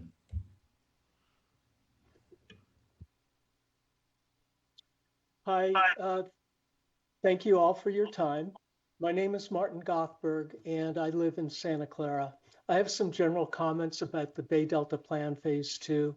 I've followed state efforts to update the plan since before 2018 when I spoke at the Merced hearing. That was the same hearing where many politicians vented their views, including one who threatened to unleash the dogs of war. Thankfully today, since 9 o'clock as I've been listening, to information that points to accountability. So maybe someone unleashed the dogs of therapy instead. That's a good thing. I'd like to see California implement the plan without unnecessary delay and allow greater unimpaired flow in our rivers, including the Tuolumne. Our salmon and many other species are at grave risk after decades of delay. VAs are incremental, complex, undermine the flows specified in the Bay Delta Plan, and are inherently slow to implement, which may run out the clock on achieving a healthy salmon-based ecosystem. I'm highly skeptical, as others are, at how effective VAs would be at achieving necessary flows for fish and wildlife. It looks like a shell game to me. I get that balancing flow for all beneficial uses of water is challenging, yet as a consumer of food and water, I see huge inefficiencies in how we use this public trust resource. With greater unimpaired flow for rivers, the worst case is not that we will face extreme shortage of water for households in dry years. Rather, a worst case may be that all of us will be forced to quickly become more efficient in how we use water in times of drought.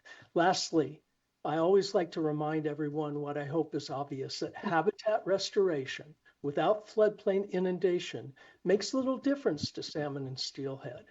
Again, thank you for your time and all your work that you are doing. I echo everyone who has come before me who thanks you. Thank you as well, Mr. Gothberg. Really appreciate those comments and for the continued participation in this process. Next, I'd like to call up Nancy Arbuckle, be followed by Peter Dreckmeyer, Mark Moulton, then Stephen Rosenblum, Tanya Soul, and David Reglin. And I do see your hand up, Mr. Reglin. We'll hopefully be getting to you here relatively quickly. Ms. Arbuckle. Thank you for the opportunity to speak today. My goal today is not just to speak, but to be heard. My name's Nancy Arbuckle. I live in San Francisco. I read Cadillac Desert in 1986 when it came out, and I've been following California water policy ever since. Water, the most precious commodity on earth, is in California a story of waste, loss, and now extinction. I'm here to say it doesn't have to be this way. Let me remind you of 3 relevant facts. 1, you, the State Water Board, are not beholden to the irrigation districts or the water agencies or even the governor. 2, you are not a political entity. And 3, you are an independent board, a powerful regulatory body with a job to do. So why haven't you done it? Ask yourselves, have we ceded our power to the irrigation districts and their lobbyists and to the governor in his quest for higher office? And how do you reconcile yourselves to the fact that you're giving 80% of our precious water to big ag so they can sell subsidized agricultural products to China? The Chinese aren't dumb. They are essentially buying grossly underpriced water instead of using their own. You can use all the jargon you want today, HRLs, all that. But when it comes to California's water resources and drinking water, your mission statement says it all. 1, preserve. 2, enhance. 3, restore for the benefit of present and future generations. I ask you, are you succeeding in your purpose? The latest shiny object diverting everyone's attention are the VAs, the HRNL, whatever it's being called today. These are simply an excuse for inaction, a pretend policy, and a diversionary tactic. It's long past time for you to act in alignment with your mission.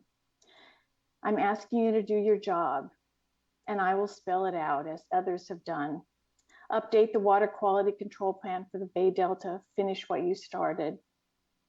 Adopt a program of implementation that significantly increases unimpaired flow requirements.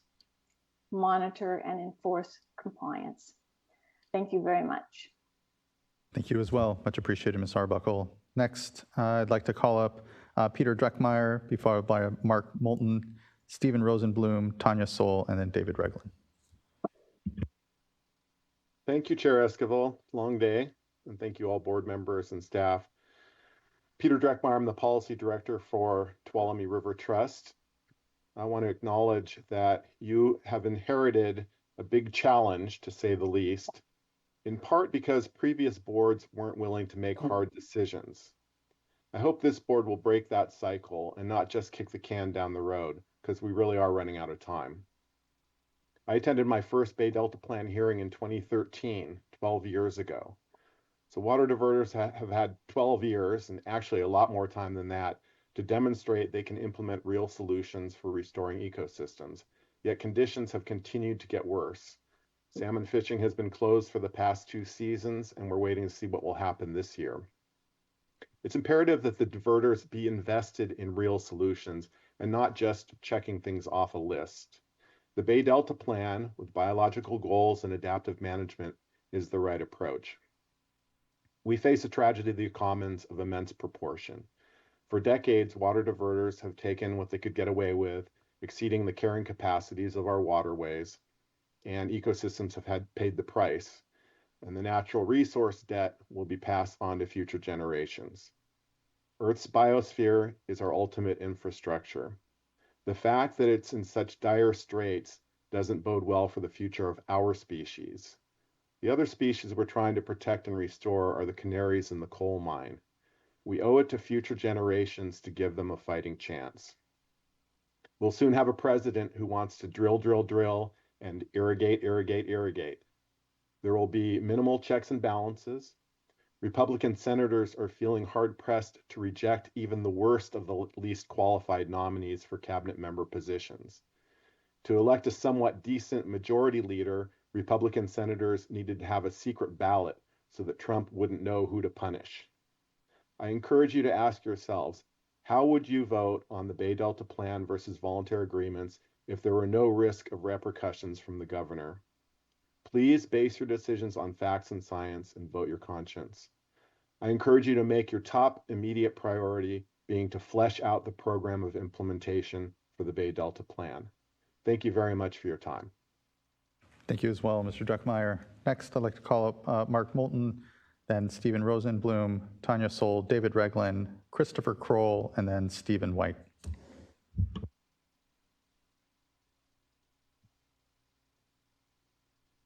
And I'll just note, I don't believe Debbie Mackey is on the platform. Okay, Mr. Moulton may have dropped off. Next, then, we'll go to Stephen Rosenblum, followed by Tanya Soul and David Reglin. Good evening, Chair Esquivel and members of the board.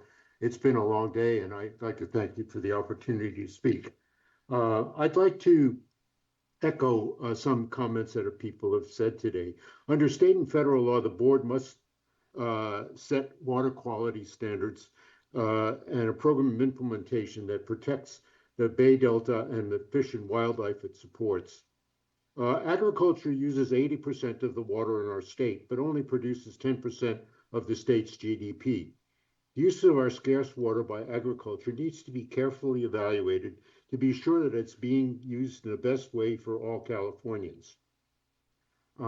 It's not possible to argue that reasonable protection is being achieved when native fish and wildlife populations are crashing and the salmon fishery has been closed 3 times in the last 15 years, and toxic algae blooms threaten the health of humans and pets in the Delta. Reduced flows are really the culprit. They result in lethal water temperatures which facilitate those blooms and interfere with fish migrations. Best available science shows that population viability of native fish and the health of their ecosystems is strongly linked to the amount and timing of fresh water flow. The voluntary agreements can help with the habitat, but in the absence of sufficient flow, they do not do the job, and that science has demonstrated. If the board does not accept the Bay Delta plan with sufficient flows, it would delay the attainment of the salmon fish and doubling objective to 2050. And it also excludes the tribal environmental justice and Delta interests from the table. The board should adopt a program of implementation that requires all water users to meet flow requirements that achieve salmon doubling, native fish viability, and other water quality objectives by dramatically increasing flows to and through the Delta to San Francisco Bay. Thank you for your attention. Thank you as well, much appreciated. Thank you for your time. I know, as you said, it's been a long day. Next, I'd like to call up Tanya Soul, followed by David Reglin, Christopher Kroll, Stephen White, and then Antonio Alfaro and Aaron Fukuda. Hello, I am Tanya Soleil from the San Francisco Bay Area.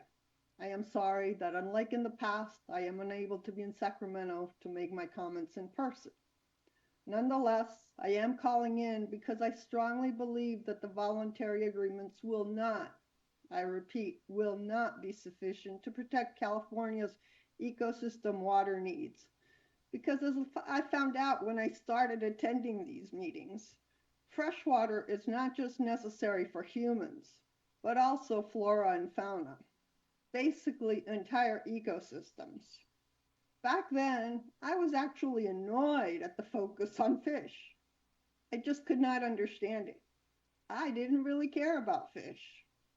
But with a little bit of further education, I found out that bears need to eat not only berries, but also fish.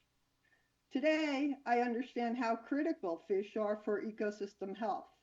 For most of us, in addition to our own water needs, we acknowledge and want to ensure fresh water for our favorite flowers and animals. But we forget that a healthy ecosystem is a very delicately balanced system and impacts the flora and fauna that are not on our favorites list can be as profound as on those that we do care about.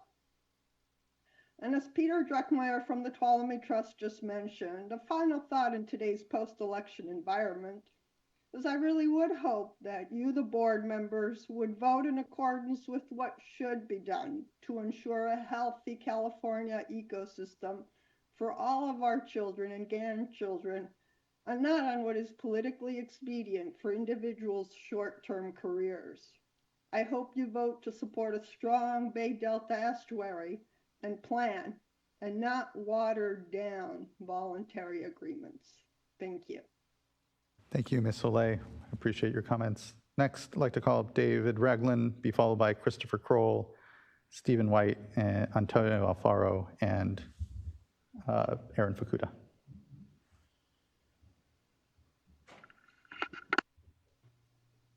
Mr. Reglin.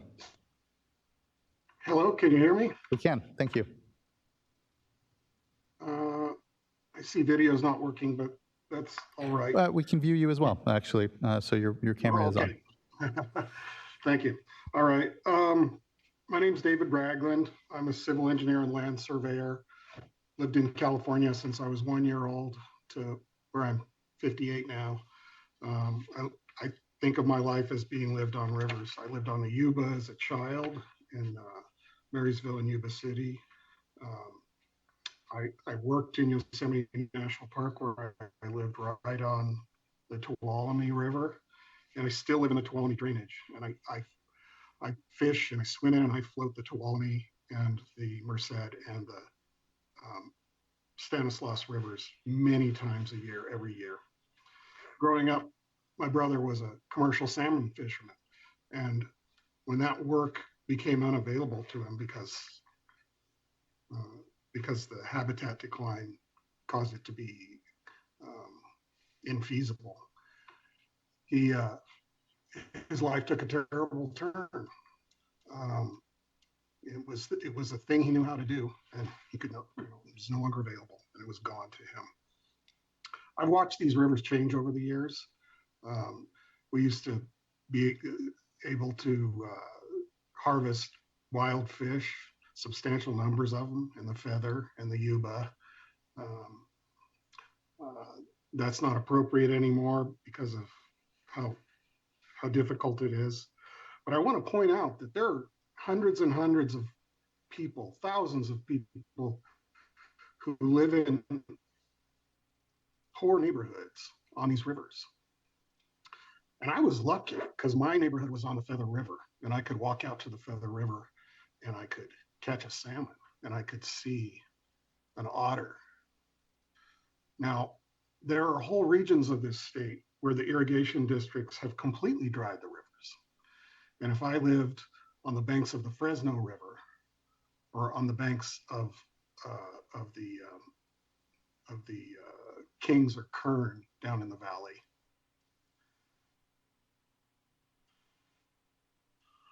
I don't know what I would have done. Down in the valley, of course, where they don't flow to their terminuses anymore. I don't know what I would have done. And it's a whole different transformative thing for people, for neighborhoods, for tribes to have healthy rivers versus stagnant, interconnected, or not interconnected ponds, or just dry washes. It's a whole different life. I've been working on these meetings and been an advisor to Tuolumne River Trust for a long time. I've attended a number of their events. I was there when your predecessors, including Felicia Marcus, said we were going ahead with a portion of unimpaired process.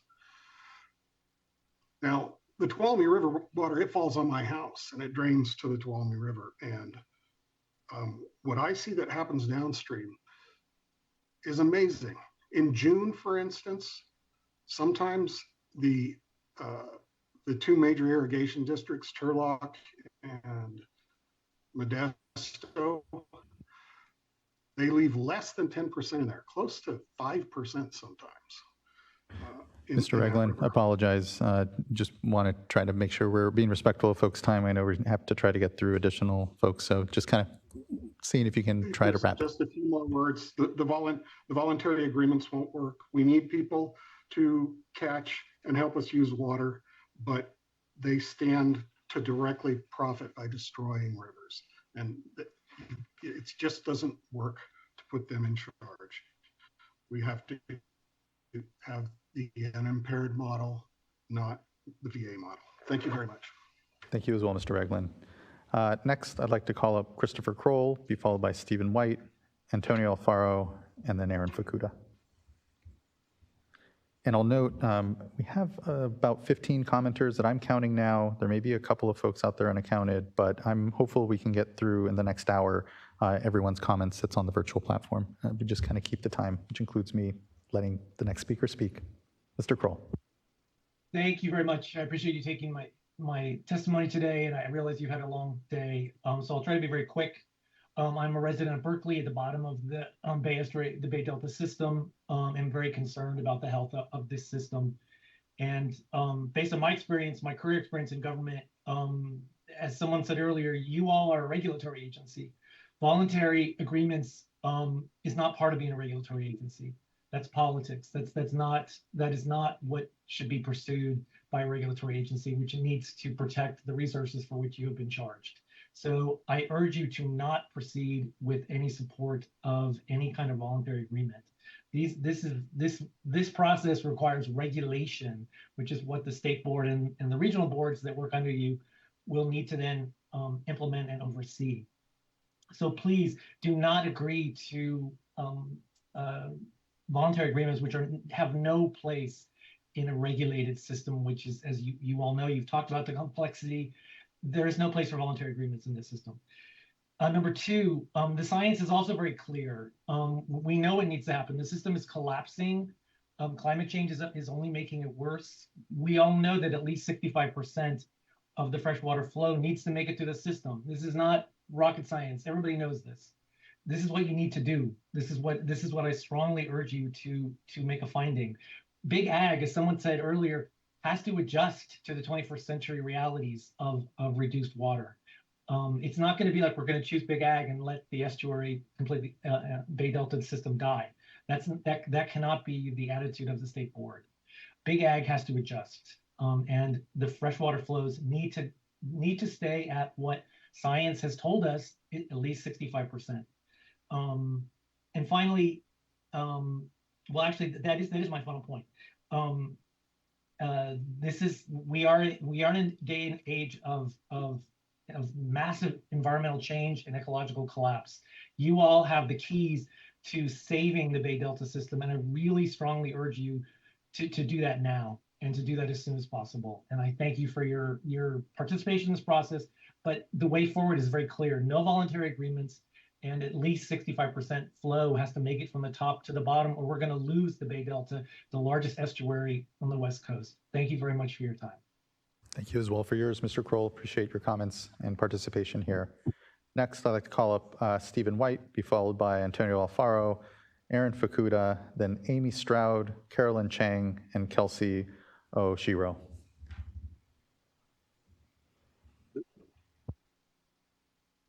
Can you hear me? We can, thank you.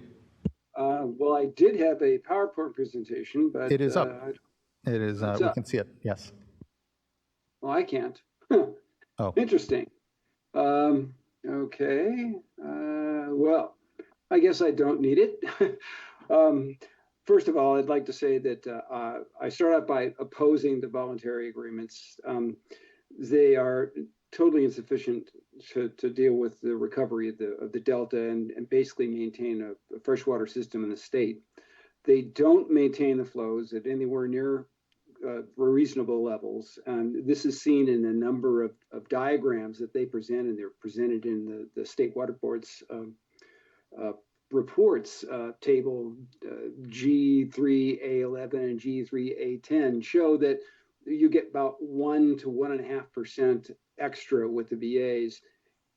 And at other times, in other water years, you actually see less, up to 11 or 14% less water. So they don't really provide much water, even at the best of times. The reason that increased flows are needed, and I'd say at minimum the 55% uninhibited or unimpaired flow, is you need to present this water not just for the salmon, although that's important, and the smelt, that's important, but there's so many fish that are endangered, sturgeon, steelhead, and then other species, mollusks, birds, water birds, mammals that live in the Delta. It's an ecosystem, and they all require a healthy system, and that system needs water, period. The water is also needed to stop the water intrusion, the saltwater intrusion, and that's going to get worse as sea level rises and climate change gets worse. There's no way you can reduce flows into the Delta. You need the increased flows to get rid of the nutrients that are flowing off into the Delta from agriculture and urban runoff and so on. No way will that happen if you reduce or even maintain the current levels of flow. You're just going to create more problems. there's no way that the VAs say that they're presenting making all this money available for purchasing water when really it's a $2.9 billion bill to the taxpayers to pay for that program. So they give a little money, we give a whole lot. They get a sweet deal and we get a destroyed delta. We cannot continue with this program. It has to go to at least 55% unimpaired flows and use the adaptive program as a way to massage around that number. Thank you very much. Thank you as well. Appreciate you hanging on here and providing your comments here. Thank you, Mr. White. Next, I'd like to call up Aaron Fukuda, be followed by Amy Stroud, Carolyn Chang, and then Kelsey Osiro. I apologize, I skipped over Antonio Alfaro. Antonio Alfaro will go first, then Aaron. Apologies, Mr. Fukuda.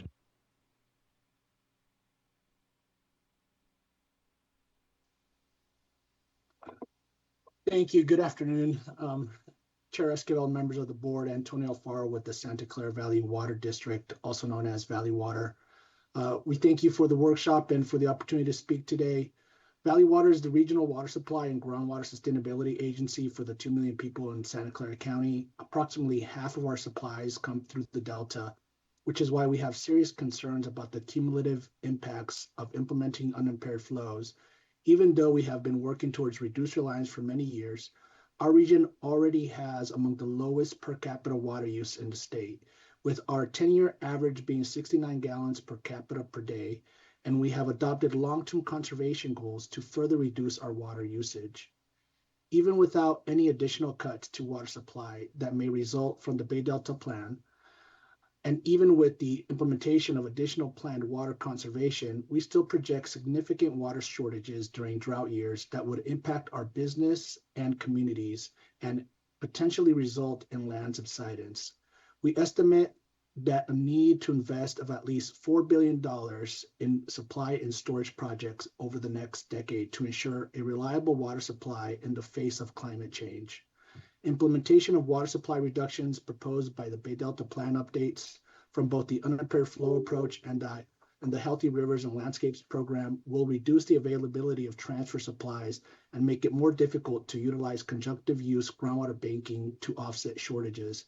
However, we believe the impacts under the Healthy River and Landscapes program can be manageable and justified by real environmental benefits if the plan is adopted and implemented as envisioned. Santa Clara County's diverse communities have been very supportive of ecosystem protections, and we are looking for solutions that balance water supply reliability with a holistic approach to species protections. We believe that the Healthy Rivers and Landscapes program provides that balance. At the same time, we agree that a workable regulatory pathway is needed as an alternative and support further development of the required compliance framework. We appreciate the board's efforts to continue to refine the plan of implementation to create an effective dual pathway. Thank you for your time. Thank you as well, Mr. Alfaro. Next, I'd like to call up Aaron Fukuda. Mr. Fukuda, thanks. I know it's been a long day. It has. My speech says good afternoon, but I think I should change it to good evening. And happy holidays to all of you and to the people that are on this call. My name is Aaron Fukuda. I'm the General Manager of the Tulare Irrigation District and the interim general manager of Amikuya GSA. So my comments here are provided kind of with the context of both of those in mind. And I want to thank you. I've watched this hearing on the Bay Delta Water Quality Control Plan and heard the differing viewpoints. And as you're weighing through these, it's an impressive feat to see how we're discussing this, evaluating things, and there will be a decision in the future. And I know you're weighing the options between what I call the two bookends. You know, in the state of California, we are a fragile network of people, industry, communities, and the environment. And I believe you're spending the time to evaluate how we're going to put this all together. My small sector of the world revolves the Tulare area, which is really a vibrant agricultural community. And a lot of it is disadvantaged from an economic standpoint. And we're not directly connected to the Delta, but like many other areas of the state, we're connected through the network of water supply systems, specifically the Central Valley Project or the State Water Project. And so we are tied to the Delta and the impacts that happen in the Delta, whether they be positive or negative. You look at one bookend we're discussing today would be, and I don't think anyone would argue with me that the unimpaired flows represents one extreme and the healthy rivers is a flexible alternative on the other extreme, and there's some variation in the middle, and you're contemplating those bookends. I think that when we look at the unimpaired flows from a Tulare Irrigation District, Mid-Cahuilla Groundwater Sustainability Agency, we're also looking, when we see those flows that are dedicated, while they bring environmental benefits within the Delta, we often see that our environmental benefits in our region get sacrificed, and the socioeconomic disaster we're left with is a knob that we can't undo sometimes. Under Sigma, we won't have a turn back situation.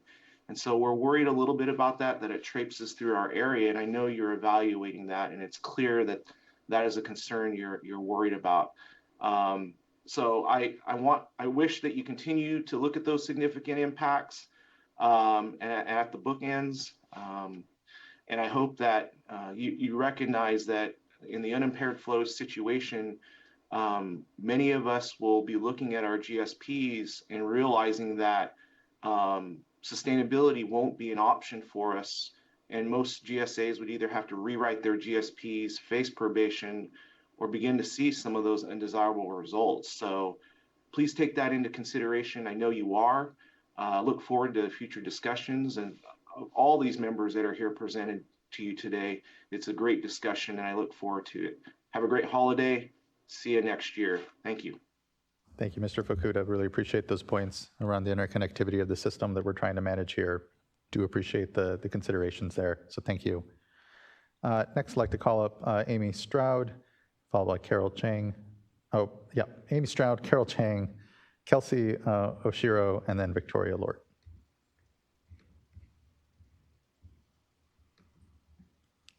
Thank you, Chairman and members of the State Water Resources Control Board, for letting me speak.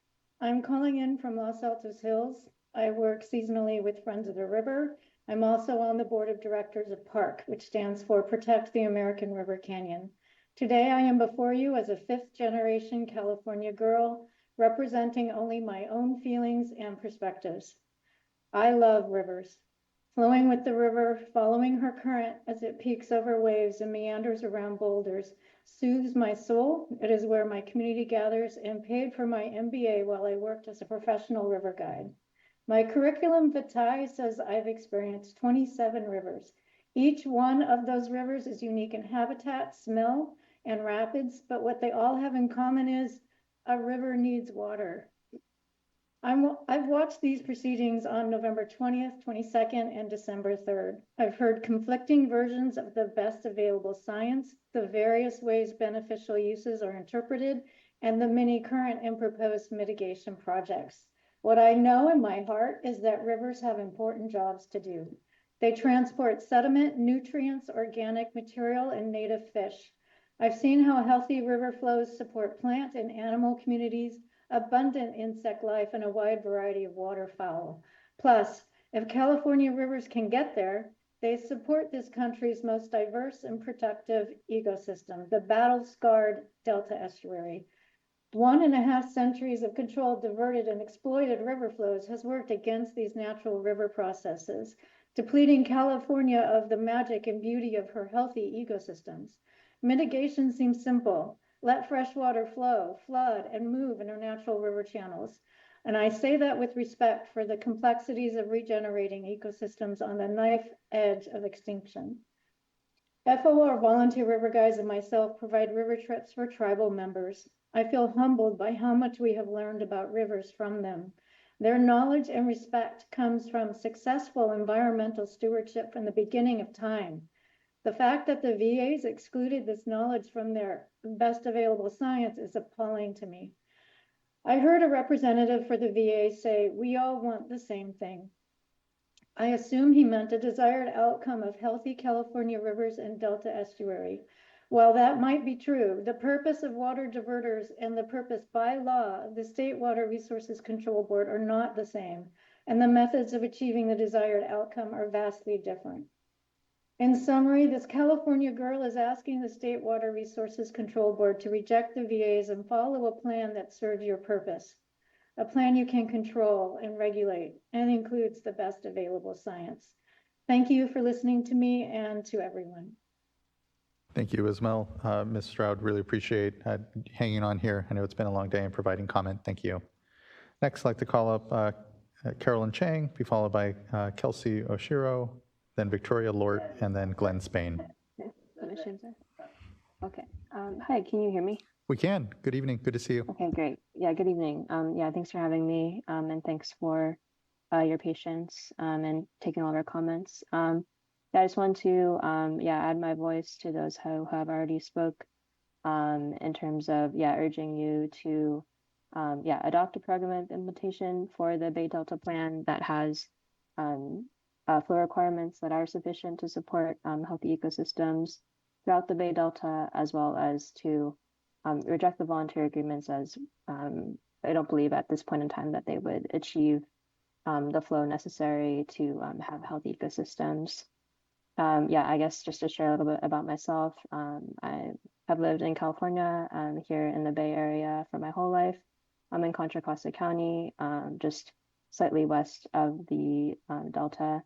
I'm also, a young person that's also, incredibly concerned about my future and generations coming after me, what kind of world we're inheriting and will go into with climate change and, ecological collapse, since Spanish colonization and now accelerating even more.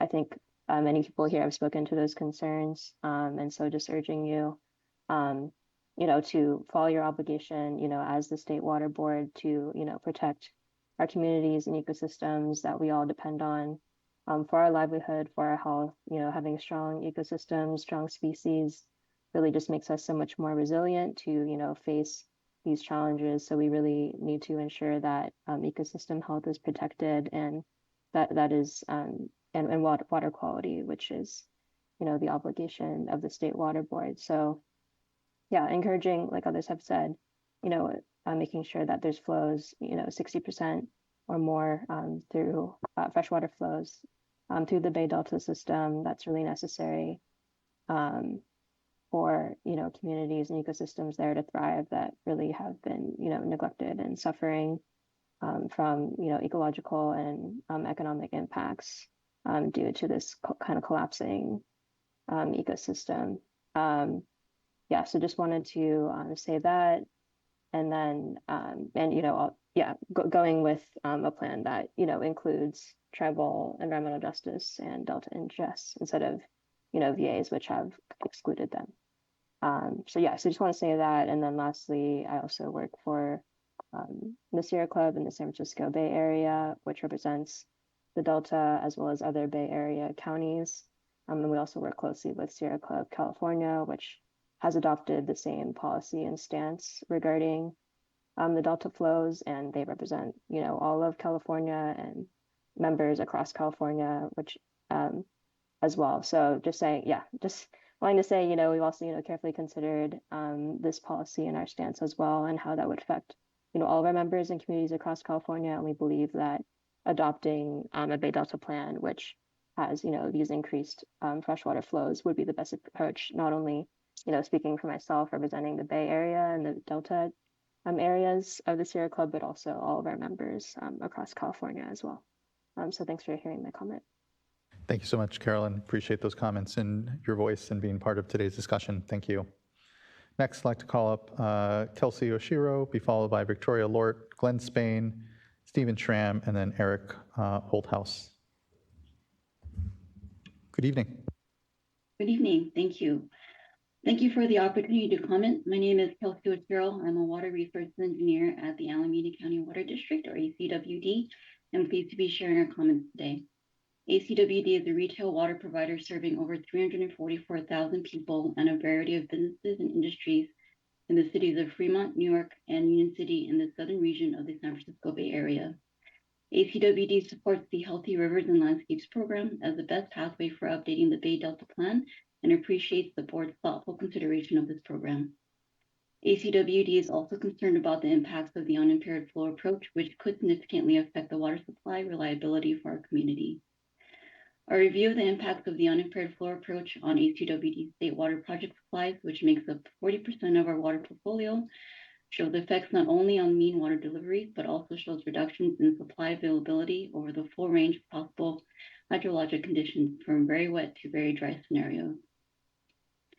This is of significant concern because ACWD's water portfolio management relies on the ability to store water during wet years for use during dry years. And we rely on cooperation with other state water project agencies to conduct groundwater banking in Kern County and for other water management activities. These identified reductions in state water project availability across the full range of hydrologic conditions can't simply be absorbed or made up from other sources and can be expected to result in significant negative impacts for a region's water supply reliability, despite our substantial and ongoing investments in water use efficiency and conservation to drive down local water demand. Our service area is also relying on San Francisco's Hetch Hetchy regional water system for about 20% of our portfolio. So the effects of the unimpaired flows implementation on both of these water systems would have a compounding impact on 60% of our supplies and put additional pressure on our local Niles-Cone groundwater basin, which makes up the balance of our water portfolio and must be carefully managed to prevent saltwater intrusion into our local aquifer system from the San Francisco Bay.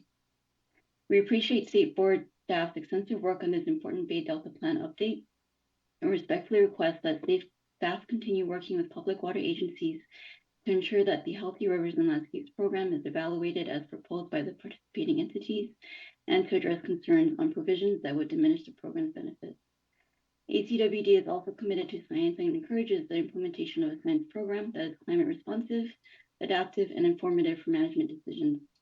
In closing, ACWD is supportive of the Healthy Rivers and Landscapes program as it aligns with state goals, priorities, and plans, balances all beneficial uses, and makes significant strides toward water resilience as we face current and future climate challenges. We are optimistic that the program provides a clear path forward for the significant Bay Delta Plan update. Thank you. Thank you as well. Next, I'd like to call Victoria Lort, be followed by Glenn Spain, Stephen Schramm, Eric Holthouse, and then take Maggie after that. Ms. Lort should be invited to unmute. There we go.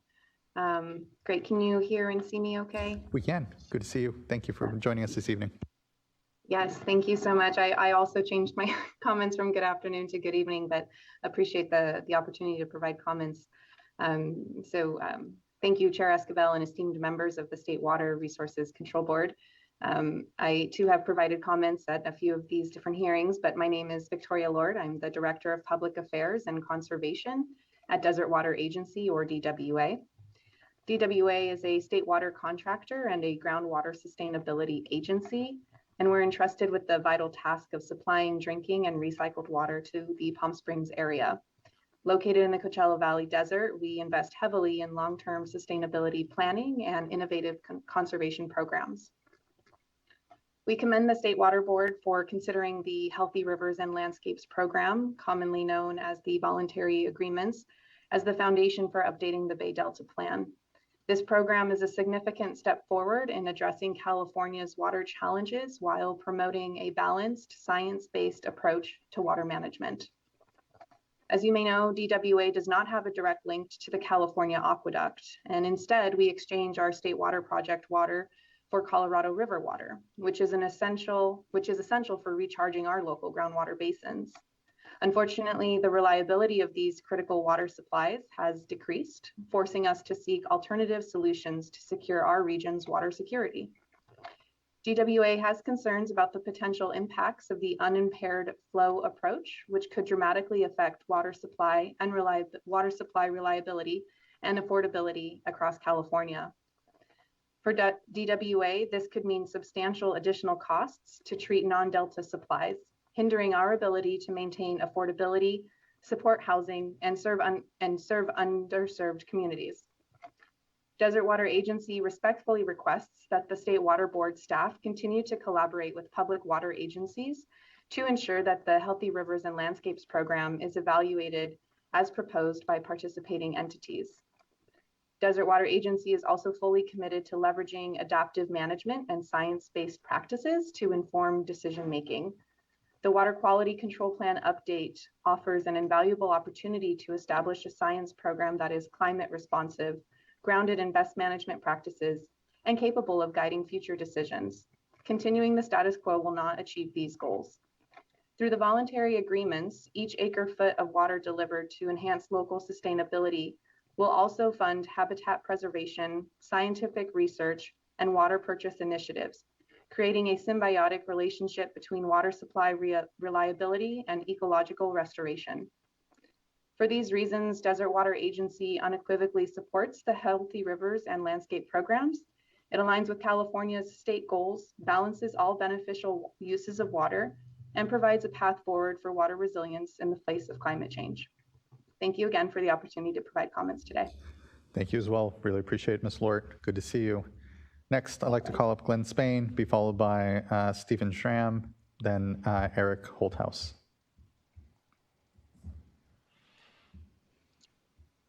Okay, good afternoon. Can you hear me? We can, thank you. I gotta adjust here. My name is Glenn Spain. As you probably know, I am the Northwest Regional Director and General Legal Counsel for Pacific Coast Federation of Fishermen's Associations. That pictured back of me is one of many ports that our members fish in, and they're working on our 5th generation of family fishing operations. Many of them have sustained their livelihoods through salmon, but there are no salmon. There's no salmon this year. There's no salmon last year. There may not be any salmon next year in our fishery. There are too few of them surviving in the system, even to get out of the river system into the ocean to provide a fishery. That's where we are. I want to hit 4 high points here in the interest of time. One is that this system is grossly overappropriated. I think you all know that.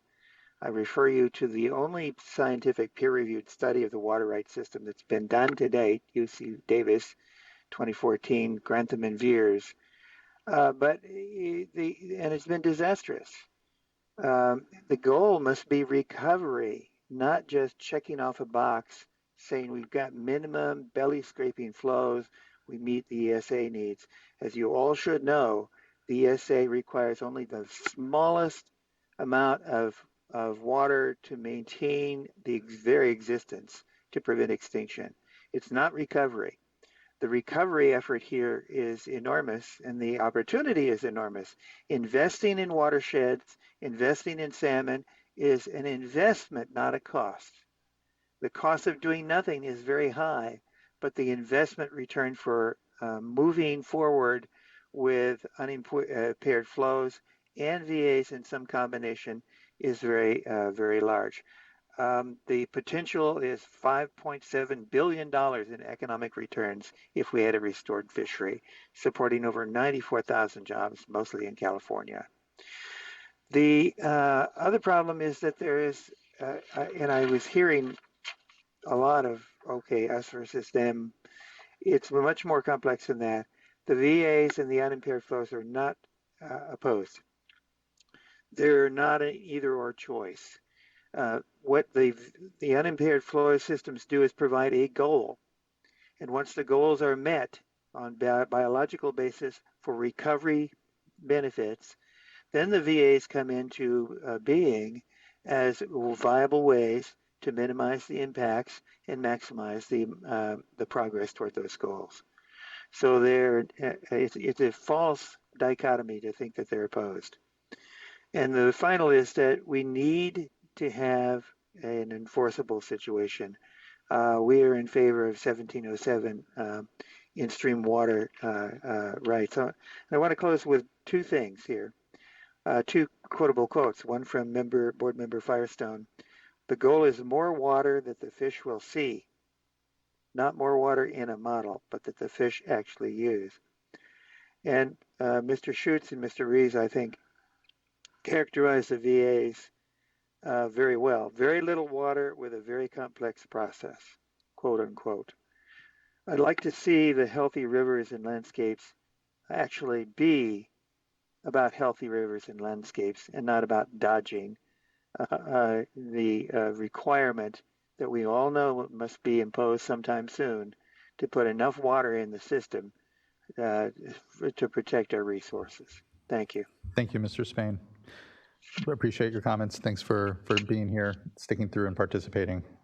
Next, Thank you. I admire all of your persistence. Thank you for that. And likewise. So good to see you. Next, I'd like to call up Stephen Schramm, followed by Eric Holthouse, Maggie, then Carol Ruth, Lynn McBride, and then Mariah Lauritsen.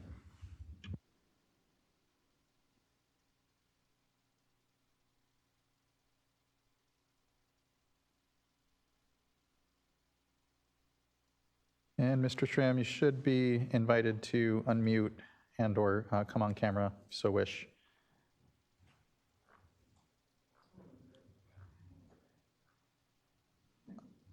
All right, it doesn't look like Mr. Schramm is, there he is. Yep, sorry about that. Oh, it's okay. Thank you. Yeah, my name is Steve Schramm from Petaluma, California. I'm a retired molecular biologist, current small business owner, and been an avid recreational angler all my life. I'm here to request that the State Water Board adopt an updated Bay Delta plan based on the unimpaired flow approach to most closely mimic natural flows through the Central Valley rivers and through the Delta. I noticed in listening today that the voluntary agreement has been rebranded as the Healthy Rivers and Landscapes. But I did look up the meaning of the word voluntary, and it means to choose by free will. I think anybody that's read the classics or the Bible knows what a double-edged sword free will is. I don't drive a car in the state of California by free will. I got to have a license and follow measurable rules. Same thing for my auto insurance. It's not by choice, by free will. It's mandated by the state. Normally, I would be very permissive as an individual, kind of soft-hearted and easygoing. But I think for salmon in the state of California, it's clutch. It's, the final countdown, the 2-minute warning, bottom of the ninth with 2 strikes. We need to have something that's mandated with an approach that includes necessary and enforceable temperature protections. A couple of anecdotes about salmon in the last 2 years. One, there's been no salmon fishing recreationally.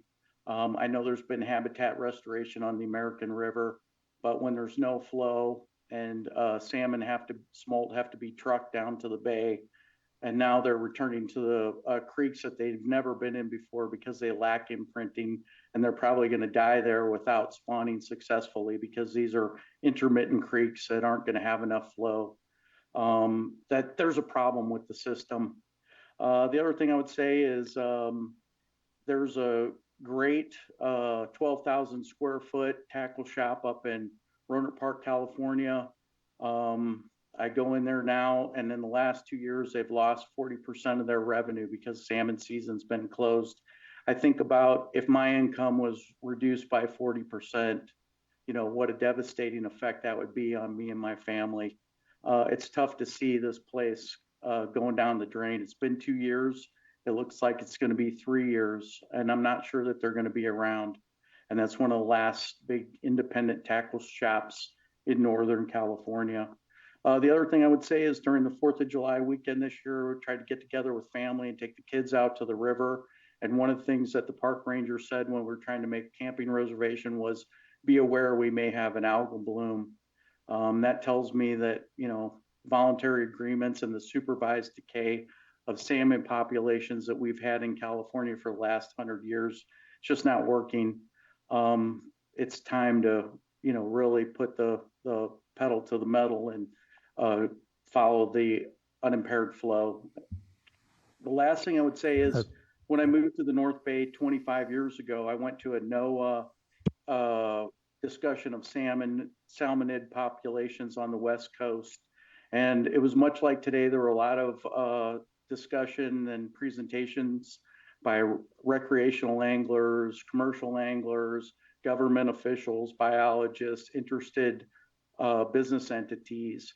But at the end of the comment section, the most powerful comment that I heard was by an elderly woman who said that she lived on the river all her life. And during the Depression, when the government couldn't do anything for the people, that there were so many salmon in the river that a man was able to walk out knee deep, throw his arms through the gills of a salmon and feed his family.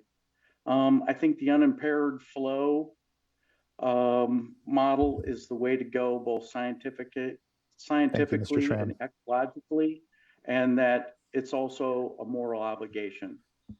Thank you. Thank you very much, Mr. Schramm. Appreciate those comments. Next, I'd like to call up Carol Ruth, be followed by Maggie, then Lynn McBride, Mariah Lortzen, and Joan Rosapepe. Hello, this is Carol Ruth. Thank you very much for hearing my comments tonight and also for all the hard work you are putting into this project. The State Water Board's update on the Water Quality Control Plan for the Bay Delta is one of the best opportunities we have to save the San Francisco Bay Delta estuary and the fish and the wildlife that it supports. It's imperative that the board set water quality protocols in the plan that will both protect beneficial uses of water as well as provide a method of implementation that will guarantee that those objectives are achieved. Last month, I paddled down the Tuolumne River with other members of the Tuolumne River Trust during the fall salmon migration period. We saw several good habitat restoration projects providing gravel spawning areas that have been created there recently. However, what we did not see the day that we were there were salmon, not one. And contrast that sharply with a family rafting trip that my family took in the 90s down the Trinity River when there were so many salmon underneath our rafts, we couldn't begin to count them all. So the solution is simple. We must start to provide enough water to keep the river at the cooler temperatures needed for spawning. Otherwise, our fish will continue to decline and the salmon fishery season will be closed permanently. The voluntary agreements that are being considered do not meet the challenge. They would maintain or even worsen the unsustainable status quo and delay attainment of the salmon doubling objective until 2050. And they would be free of meaningful oversight by the board for the next 8 years or more. I asked the board to consider adopting a program of implementation that requires all water users to meet the flow requirements that achieve salmon doubling and native fish viability by dramatically increasing flows to and through the Delta to the San Francisco Bay. I respectfully ask the board to reject the Newsom administration's proposed voluntary agreements. It is time to address and correct this urgent problem now. Thank you very much. Thank you as well, Ms. Ruth. Really appreciate you sticking with us here and providing your comment and being part of this discussion. Thank you. Thank you. Next, I'd like to call up Maggie, be followed by Eric Holthouse, Lynn McBride, Mariah Loritzen, John Rosapepe, and then Wesley Chung. And that's who I currently have at my list. I see Thomas, your hand is up. You'll go after Wesley. If there's anyone else that's anticipating to speak and I didn't call your name, do just raise your hand on the platform and we'll incorporate you into the lineup. So Maggie, who'll be followed by Eric Holthouse. Oh, hi. I'm Maggie. I think my video is not working from my computer so well. I want to appreciate the board so much for staying so late and for providing so much information. And also to all the people who have commented. Are you able to hear me okay? Thank you. Oh, can you hear me? We can, thank you. Oh, great, sorry. I want to appreciate all the people who have provided commentary before me. They're so articulate and have expressed so many of my concerns much better than I can. From what I've learned in this discussion, I understand that the board's assignment is to preserve, enhance, and restore the Bay Delta for future generations. And I want to throw in my hat to the support for increasing the flows to protect wildlife, to restore salmon habitat, and also for the very important migratory flyway for birds that reside in the area year-round, as well as those that are passing through. If we let our ecosystems collapse, we're done.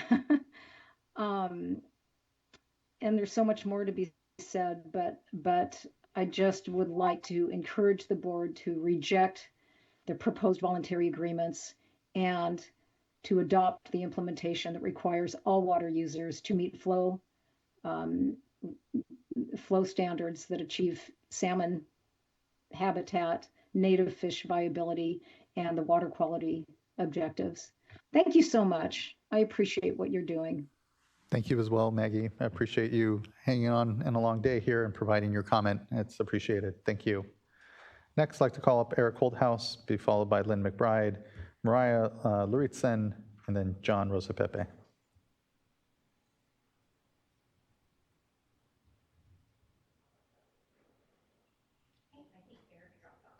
Okay, yeah, apologies, Mr. Holthouse, if we weren't able to get to you this evening.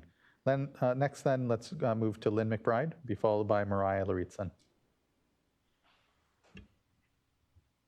Good evening. Hello. Good evening. My name is Lynn McBride, and I want to thank members of the board for the opportunity to speak during today's workshop. I serve as Executive Director of the California Dairy Campaign, a grassroots organization of family dairy farmers that began more than 30 years ago.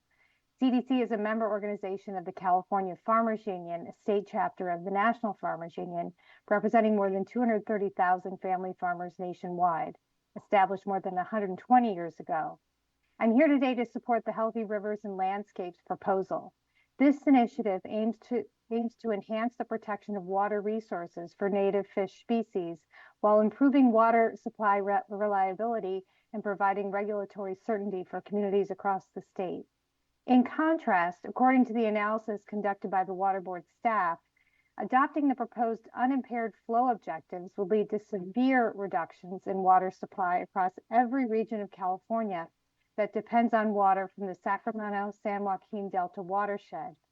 The analysis indicates that reductions of over 1.3 million acre-feet during dry years and 1.1 million acre-feet during below normal water years could occur. Even in above normal water years, some areas of California are expected to see a reduction of nearly 800,000 acre-feet in surface water supplies. The water supply reductions are intolerable, with an additional 260,000 acres expected to be fallowed in the San Joaquin Valley during dry years, on top of the 700,000 acres already required by the California's Sustainable Groundwater Management Act. These water availability reductions will reduce crop values exceeding $1.3 billion in the San Joaquin Valley alone and over $2.7 billion statewide. The economic impact will be significant, especially for regions reliant on irrigated agriculture. In the 2023 rain season that ended in California, over 25 million acre-feet of water passed through the Sacramento-San Joaquin Delta, and 18 million acre-feet went out to the ocean. If that water had been stored, it would have offered enough supplemental supply to withstand several years of drought. Instead of adopting regulations like the unimpaired flows proposal and imposing fees, fines, and other regulations that will fallow farm ground, the priority for all state leaders should be to capture all available water in times when water is readily available. The family farmers we represent in California are genuinely alarmed about the potential economic repercussions of further water cutbacks on their farms and communities' future. Now that more information is available about the likely cost of these regulations and programs, farmers understand they will be forced out of business if further water reductions move forward. Farming is the economic backbone of communities throughout the Central Valley, so the negative economic and social ripple effects of further water supply reductions will be vast and irreversible. The looming prospect of landfalling throughout the San Joaquin Valley highlights the urgent need for innovative strategies to mitigate adverse ecological effects while also seizing economic opportunities. The Healthy Rivers and Landscapes proposal would achieve these goals by ensuring greater water supply security and providing flexibility for farmers. These efforts can significantly support agriculture, benefiting both present and future generations. Thank you so much again for the opportunity to speak today.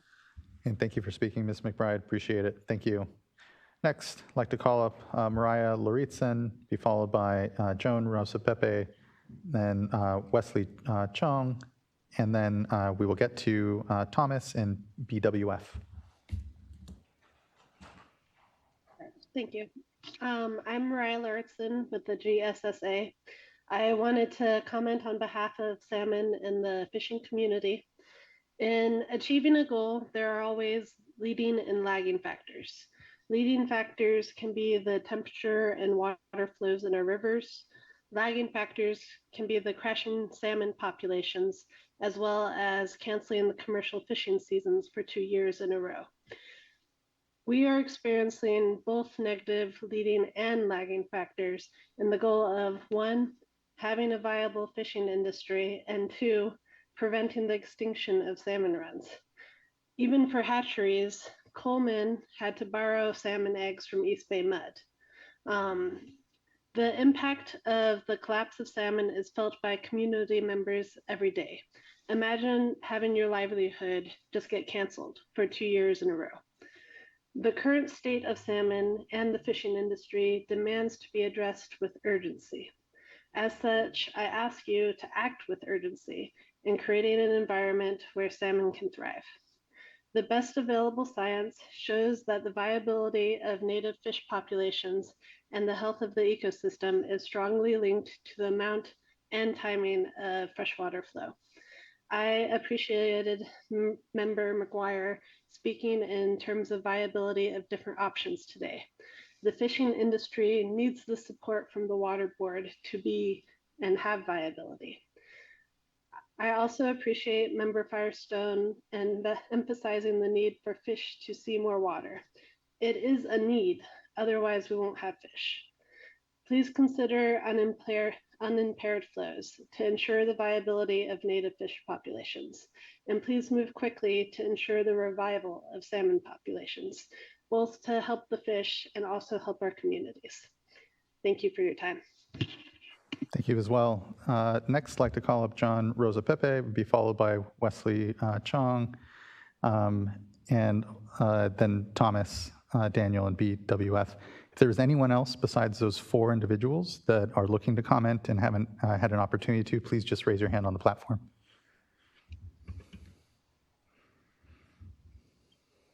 Mr. Rosa Pepe. Yes, my name is John Rose Pepe. I'm speaking on behalf of myself, not my work thing popped up. So I'm speaking on behalf of myself.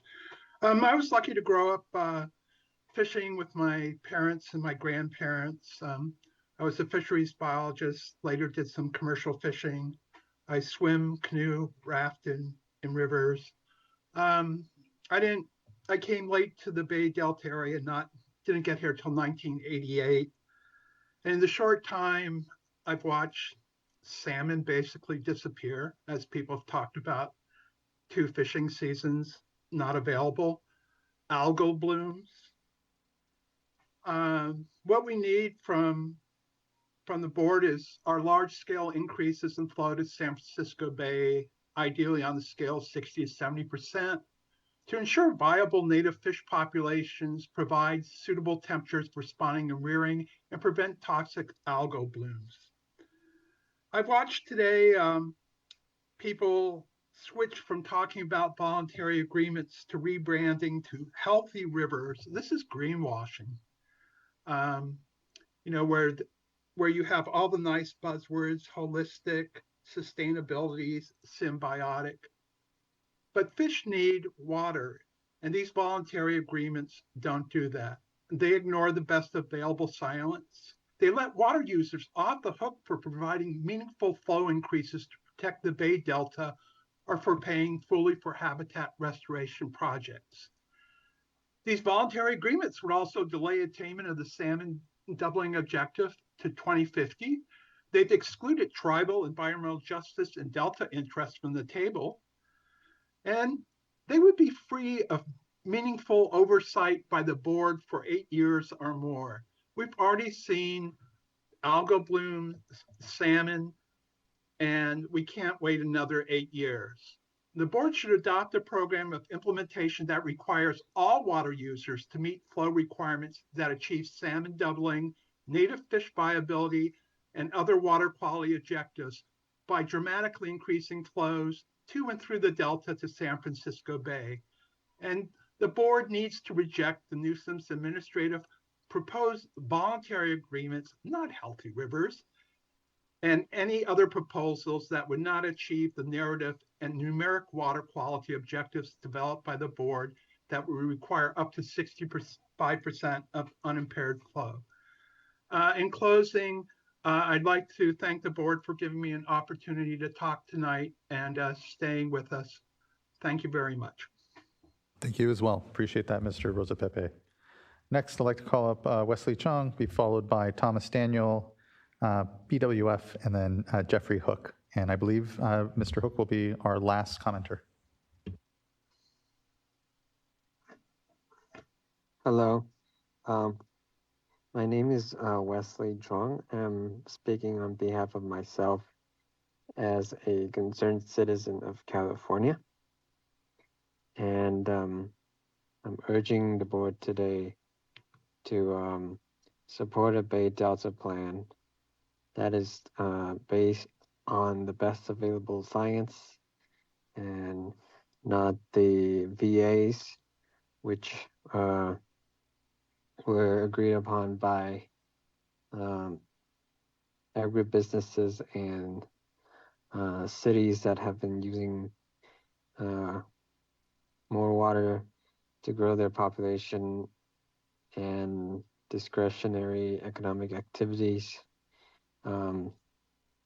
since the start of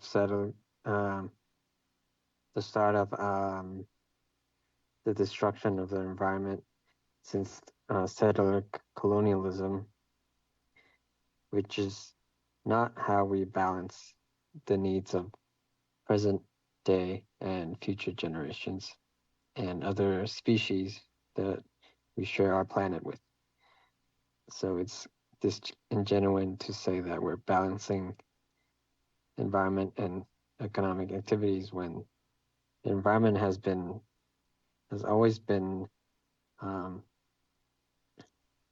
one of the last things that we care about through our actions, and unimpaired flows would be restorative justice for the tribes, wildlife like the salmon and other species that we have been killing for hundreds of years. So thank you for the opportunity to speak. And thank you for speaking and participating in this proceeding, Mr. Chung. Much appreciated. Thank you. Next, I'd like to call up Thomas Daniel, then BWF, and then Jeffrey Hook. And please, again, if you're on the platform, intend to speak and did not have a chance to do so, please raise your hand and we can add you here to the end of the queue. Hi, actually, this is Mary Butterwick. I'm plugged in on Tom's computer, so that's Okay, why. we appreciate that clarification. That's, we'll connect you to the name that we have as well here. So thank you. Oh. Good evening. I'm a resident of San Francisco, and I'm here this evening because the Sacramento River and Bay Delta are in ecological crisis due mainly to inadequate flow releases. Native fish and wildlife populations are crashing, some to the brink of extinction. Salmon populations are in severe decline, so much so that the commercial fishing season has been closed 3 times in the last 15 years and will likely be closed again next year. Toxic algal blooms in the Delta have continued to get worse. These dire conditions all indicate that the reasonable protection of beneficial uses is not being achieved here. The best available science shows that health of the ecosystem is strongly linked to the amount and time of freshwater flow. Currently, over 50% of the runoff that would naturally flow to San Francisco Bay is diverted before it reaches the Delta, or is exported directly from the Delta by the giant state and federal water projects. According to the State Water Board's 2010 Flow Criteria Report, 75% of unimpaired flow would be needed to protect the Bay Delta ecosystem. Clearly, substantial increases of freshwater flows to San Francisco Bay are needed to ensure viable native fish populations, provide suitable temperatures for spawning and rearing, prevent toxic algal blooms, support sustainable fisheries, and protect tribal beneficial uses. The voluntary agreements prepared by water users and the Newsom administration cannot achieve the objectives of the Bay Delta Plan because they would produce very little new water. Instead, these VAs rely heavily on non-flow measures such as habitat restoration and invasive predator management. However, in the absence of sufficient flows, these non-flow measures will not work. I am concerned that the VAs would maintain or even worsen the unsustainable status quo. This is not the direction we need to be taking here. It appears that these VAs are essentially a delay tactic by water agencies to avoid the difficult decisions regarding the reasonable use of water in an over-appropriated system. I urge the board to reject the Newsom administration's proposed VAs and any other proposals that would not achieve the narrative and numeric water quality objectives developed by the board that would require up to 65% of unimpaired flow. Thank you very much. Thank you as well, Ms. Butterwick. Next, I'd like to call up, we just have the initials here, BWF, and then Jeffrey Hook. In order to have a healthy San Francisco Bay Delta estuary, this board must reject the Newsom administration's proposed voluntary agreements. I am Barbara Folder. I apologize for my initials on my square. I'm a 54-year San Francisco resident, and I've seen what reduced flows have done to the San Francisco Bay Delta. Signs are more frequently being posted saying not to eat the fish caught in the bay or even swim in the bay. We need more fresh water in the bay. Salmon was once a fish I could enjoy without worrying about its demise. The salmon season has been closed 3 times in the last 15 years, as many other people have said. Salmon need cool water, as many of the speakers have pointed out. Less water will not provide that. These problems and many, many more are all the result of less water flowing into the San Francisco Bay from both the Sacramento and San Joaquin rivers and their tributaries. 65% unimpaired flow is necessary to keep this ecosystem healthy. There is just no other way. The voluntary agreements ignore the best available science according to both the state and federal agencies. I implore you to take these reports seriously. The creation of the disastrous tunnel to Southern California would take even more away from our estuary forever. The tunnel is planned to go through Staten Island and disturb the roosting areas of the greater sandhill cranes and other migratory birds. Staten Island was set aside as a preserve for the cranes in 2001 when the Nature Conservancy purchased the island. TNC says it is quote unquote critical habitat. There are multiple species of birds who would be affected by the years and years of construction. If you have not been to this island at dawn or dusk when the birds rise from or return to their nighttime roost, I would be very happy to take you there myself. It's a life-changing experience and one that you would take away from future generations by your actions if you reduce the unimpaired flow below 65%. The VAs will not make things better. Thank you very much for giving me this time. And thank you for that time and sticking through. I know a long day, Ms. Folger. Thank you. Your comments are very much appreciated. And now our last commenters, I understand here, and please do raise your hand if it's otherwise. Jeffrey Hook. Hello, can you hear me? Can, thank you.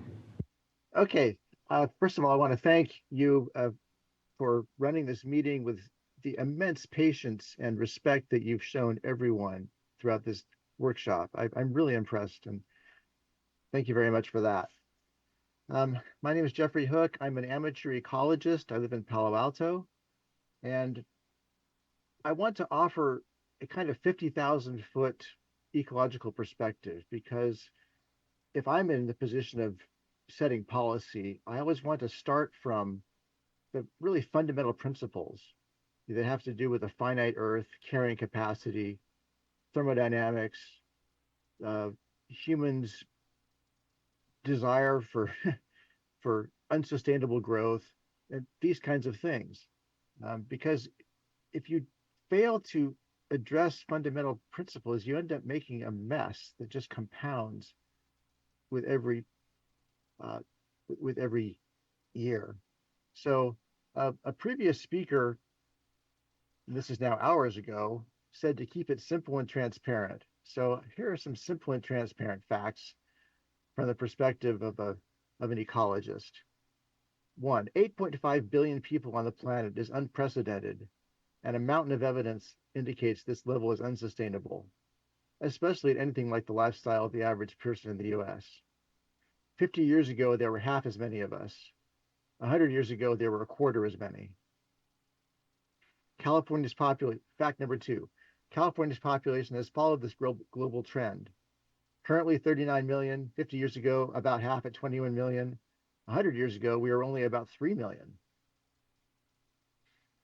Fact number 3, historically, an estimated 5.5 million salmon returned to California's rivers. Since the 1950s, less than 500,000 fish on average are counted. The increase in population and the decrease in salmon are causally linked. Fact number 4, the desire to protect salmon is not just motivated by aesthetics or empathy for the fish. When salmon swim upstream from the ocean to their spawning grounds and die, they bring nitrogen, phosphorus, and other nutrients to the land. They are, in fact, a giant nutrient train that works for free. The nutrients benefit the plants and animals in the watershed. When the watershed is healthy, it benefits the agricultural and municipal water systems that draw from it. Humans need nature to work for us. We are delusional to pretend otherwise. Next fact, salmon need the 65% unimpaired streamflow standard in the Bay Delta plan. Next fact, salmon need cold water. Building artificial sandbars in shallow, low-flow riverbeds results in water that's too hot. Put a salmon in a hot tub, it will die. Next fact, California is a semi-desert, yet we grow 20% of the nation's rice. Rice needs 5 acre-feet per acre per year. By contrast, quinoa needs 5/6 of an acre-foot. By converting the state's 500,000 acres of rice to quinoa, we could net 2 million acre-feet per year. For reference, the entire flow of the Feather River is about 7 million acre-feet. Next fact, it's common sense to reduce the human footprint, both our numbers and the resource demand per person. This is not at all irrational, any more than the desire of an overweight person to lose weight. It is delusional to pursue a strategy of continuous growth in a finite system.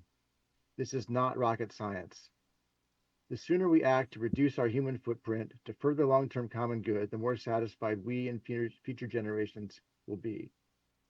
And then I want to note that every speaker who spoke in favor of the VA or HRL is advocating for a narrow interest, a narrow constituency, even if it's for several 100,000 people. They're asking for growth that has been unsustainable for a long, long time and is nothing short of ludicrous now. Whereas Thank you, Mr. Hook. Okay. All right, thank you. Yeah, if you want to finish your point, but do want to be able to keep time here. So thank you. Oh, I just have one more sentence. Okay, that works. Thank you. Yeah, every speaker who has spoken in favor of the Bay Delta plan has advocated for long-term common good. I think that dichotomy is really palpable. Thank you so much for, again, your patience. I know this is difficult decision and not everyone's going to be satisfied with the outcome. Thank you for that, Mr. Hook. Much appreciated. I appreciate your comments here and contributing to the discussion and dialogue. And that brings us, I believe, to our final commenter. And so, or to the end of comments, that is. And so just first and foremost, thank you, everyone.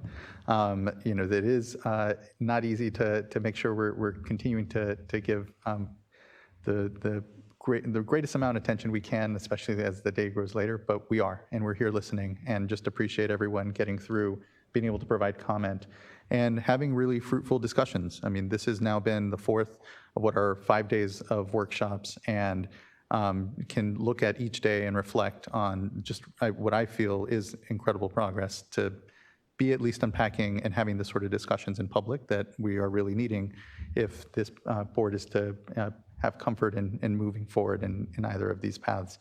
And so just thanks to all the panelists, thanks to everyone that's contributed to today's discussion. Look to the dais if there's any burning things that folks want to point out. I do want to end with noting that our next workshop date will be January 23rd, and that we, again, have extended the public comment period for general written comments to January 10th. So hopefully that provides folks a little more space and ability to give us their best feedback and best contribute to this, yes, difficult, complex, but the most important work we can be doing here in the state right now. And so just appreciate everyone's contributions to today's discussion, appreciate the tone and tenor, and I look forward to what will be a lot more unpacking of a lot more complex issues in this space. And so we will see everyone here then next in this workshop series on January 23rd. Until then, have a good holiday, have an amazing new year. Thank you, everyone, and we're adjourned until the 23rd for this workshop. Really appreciate it.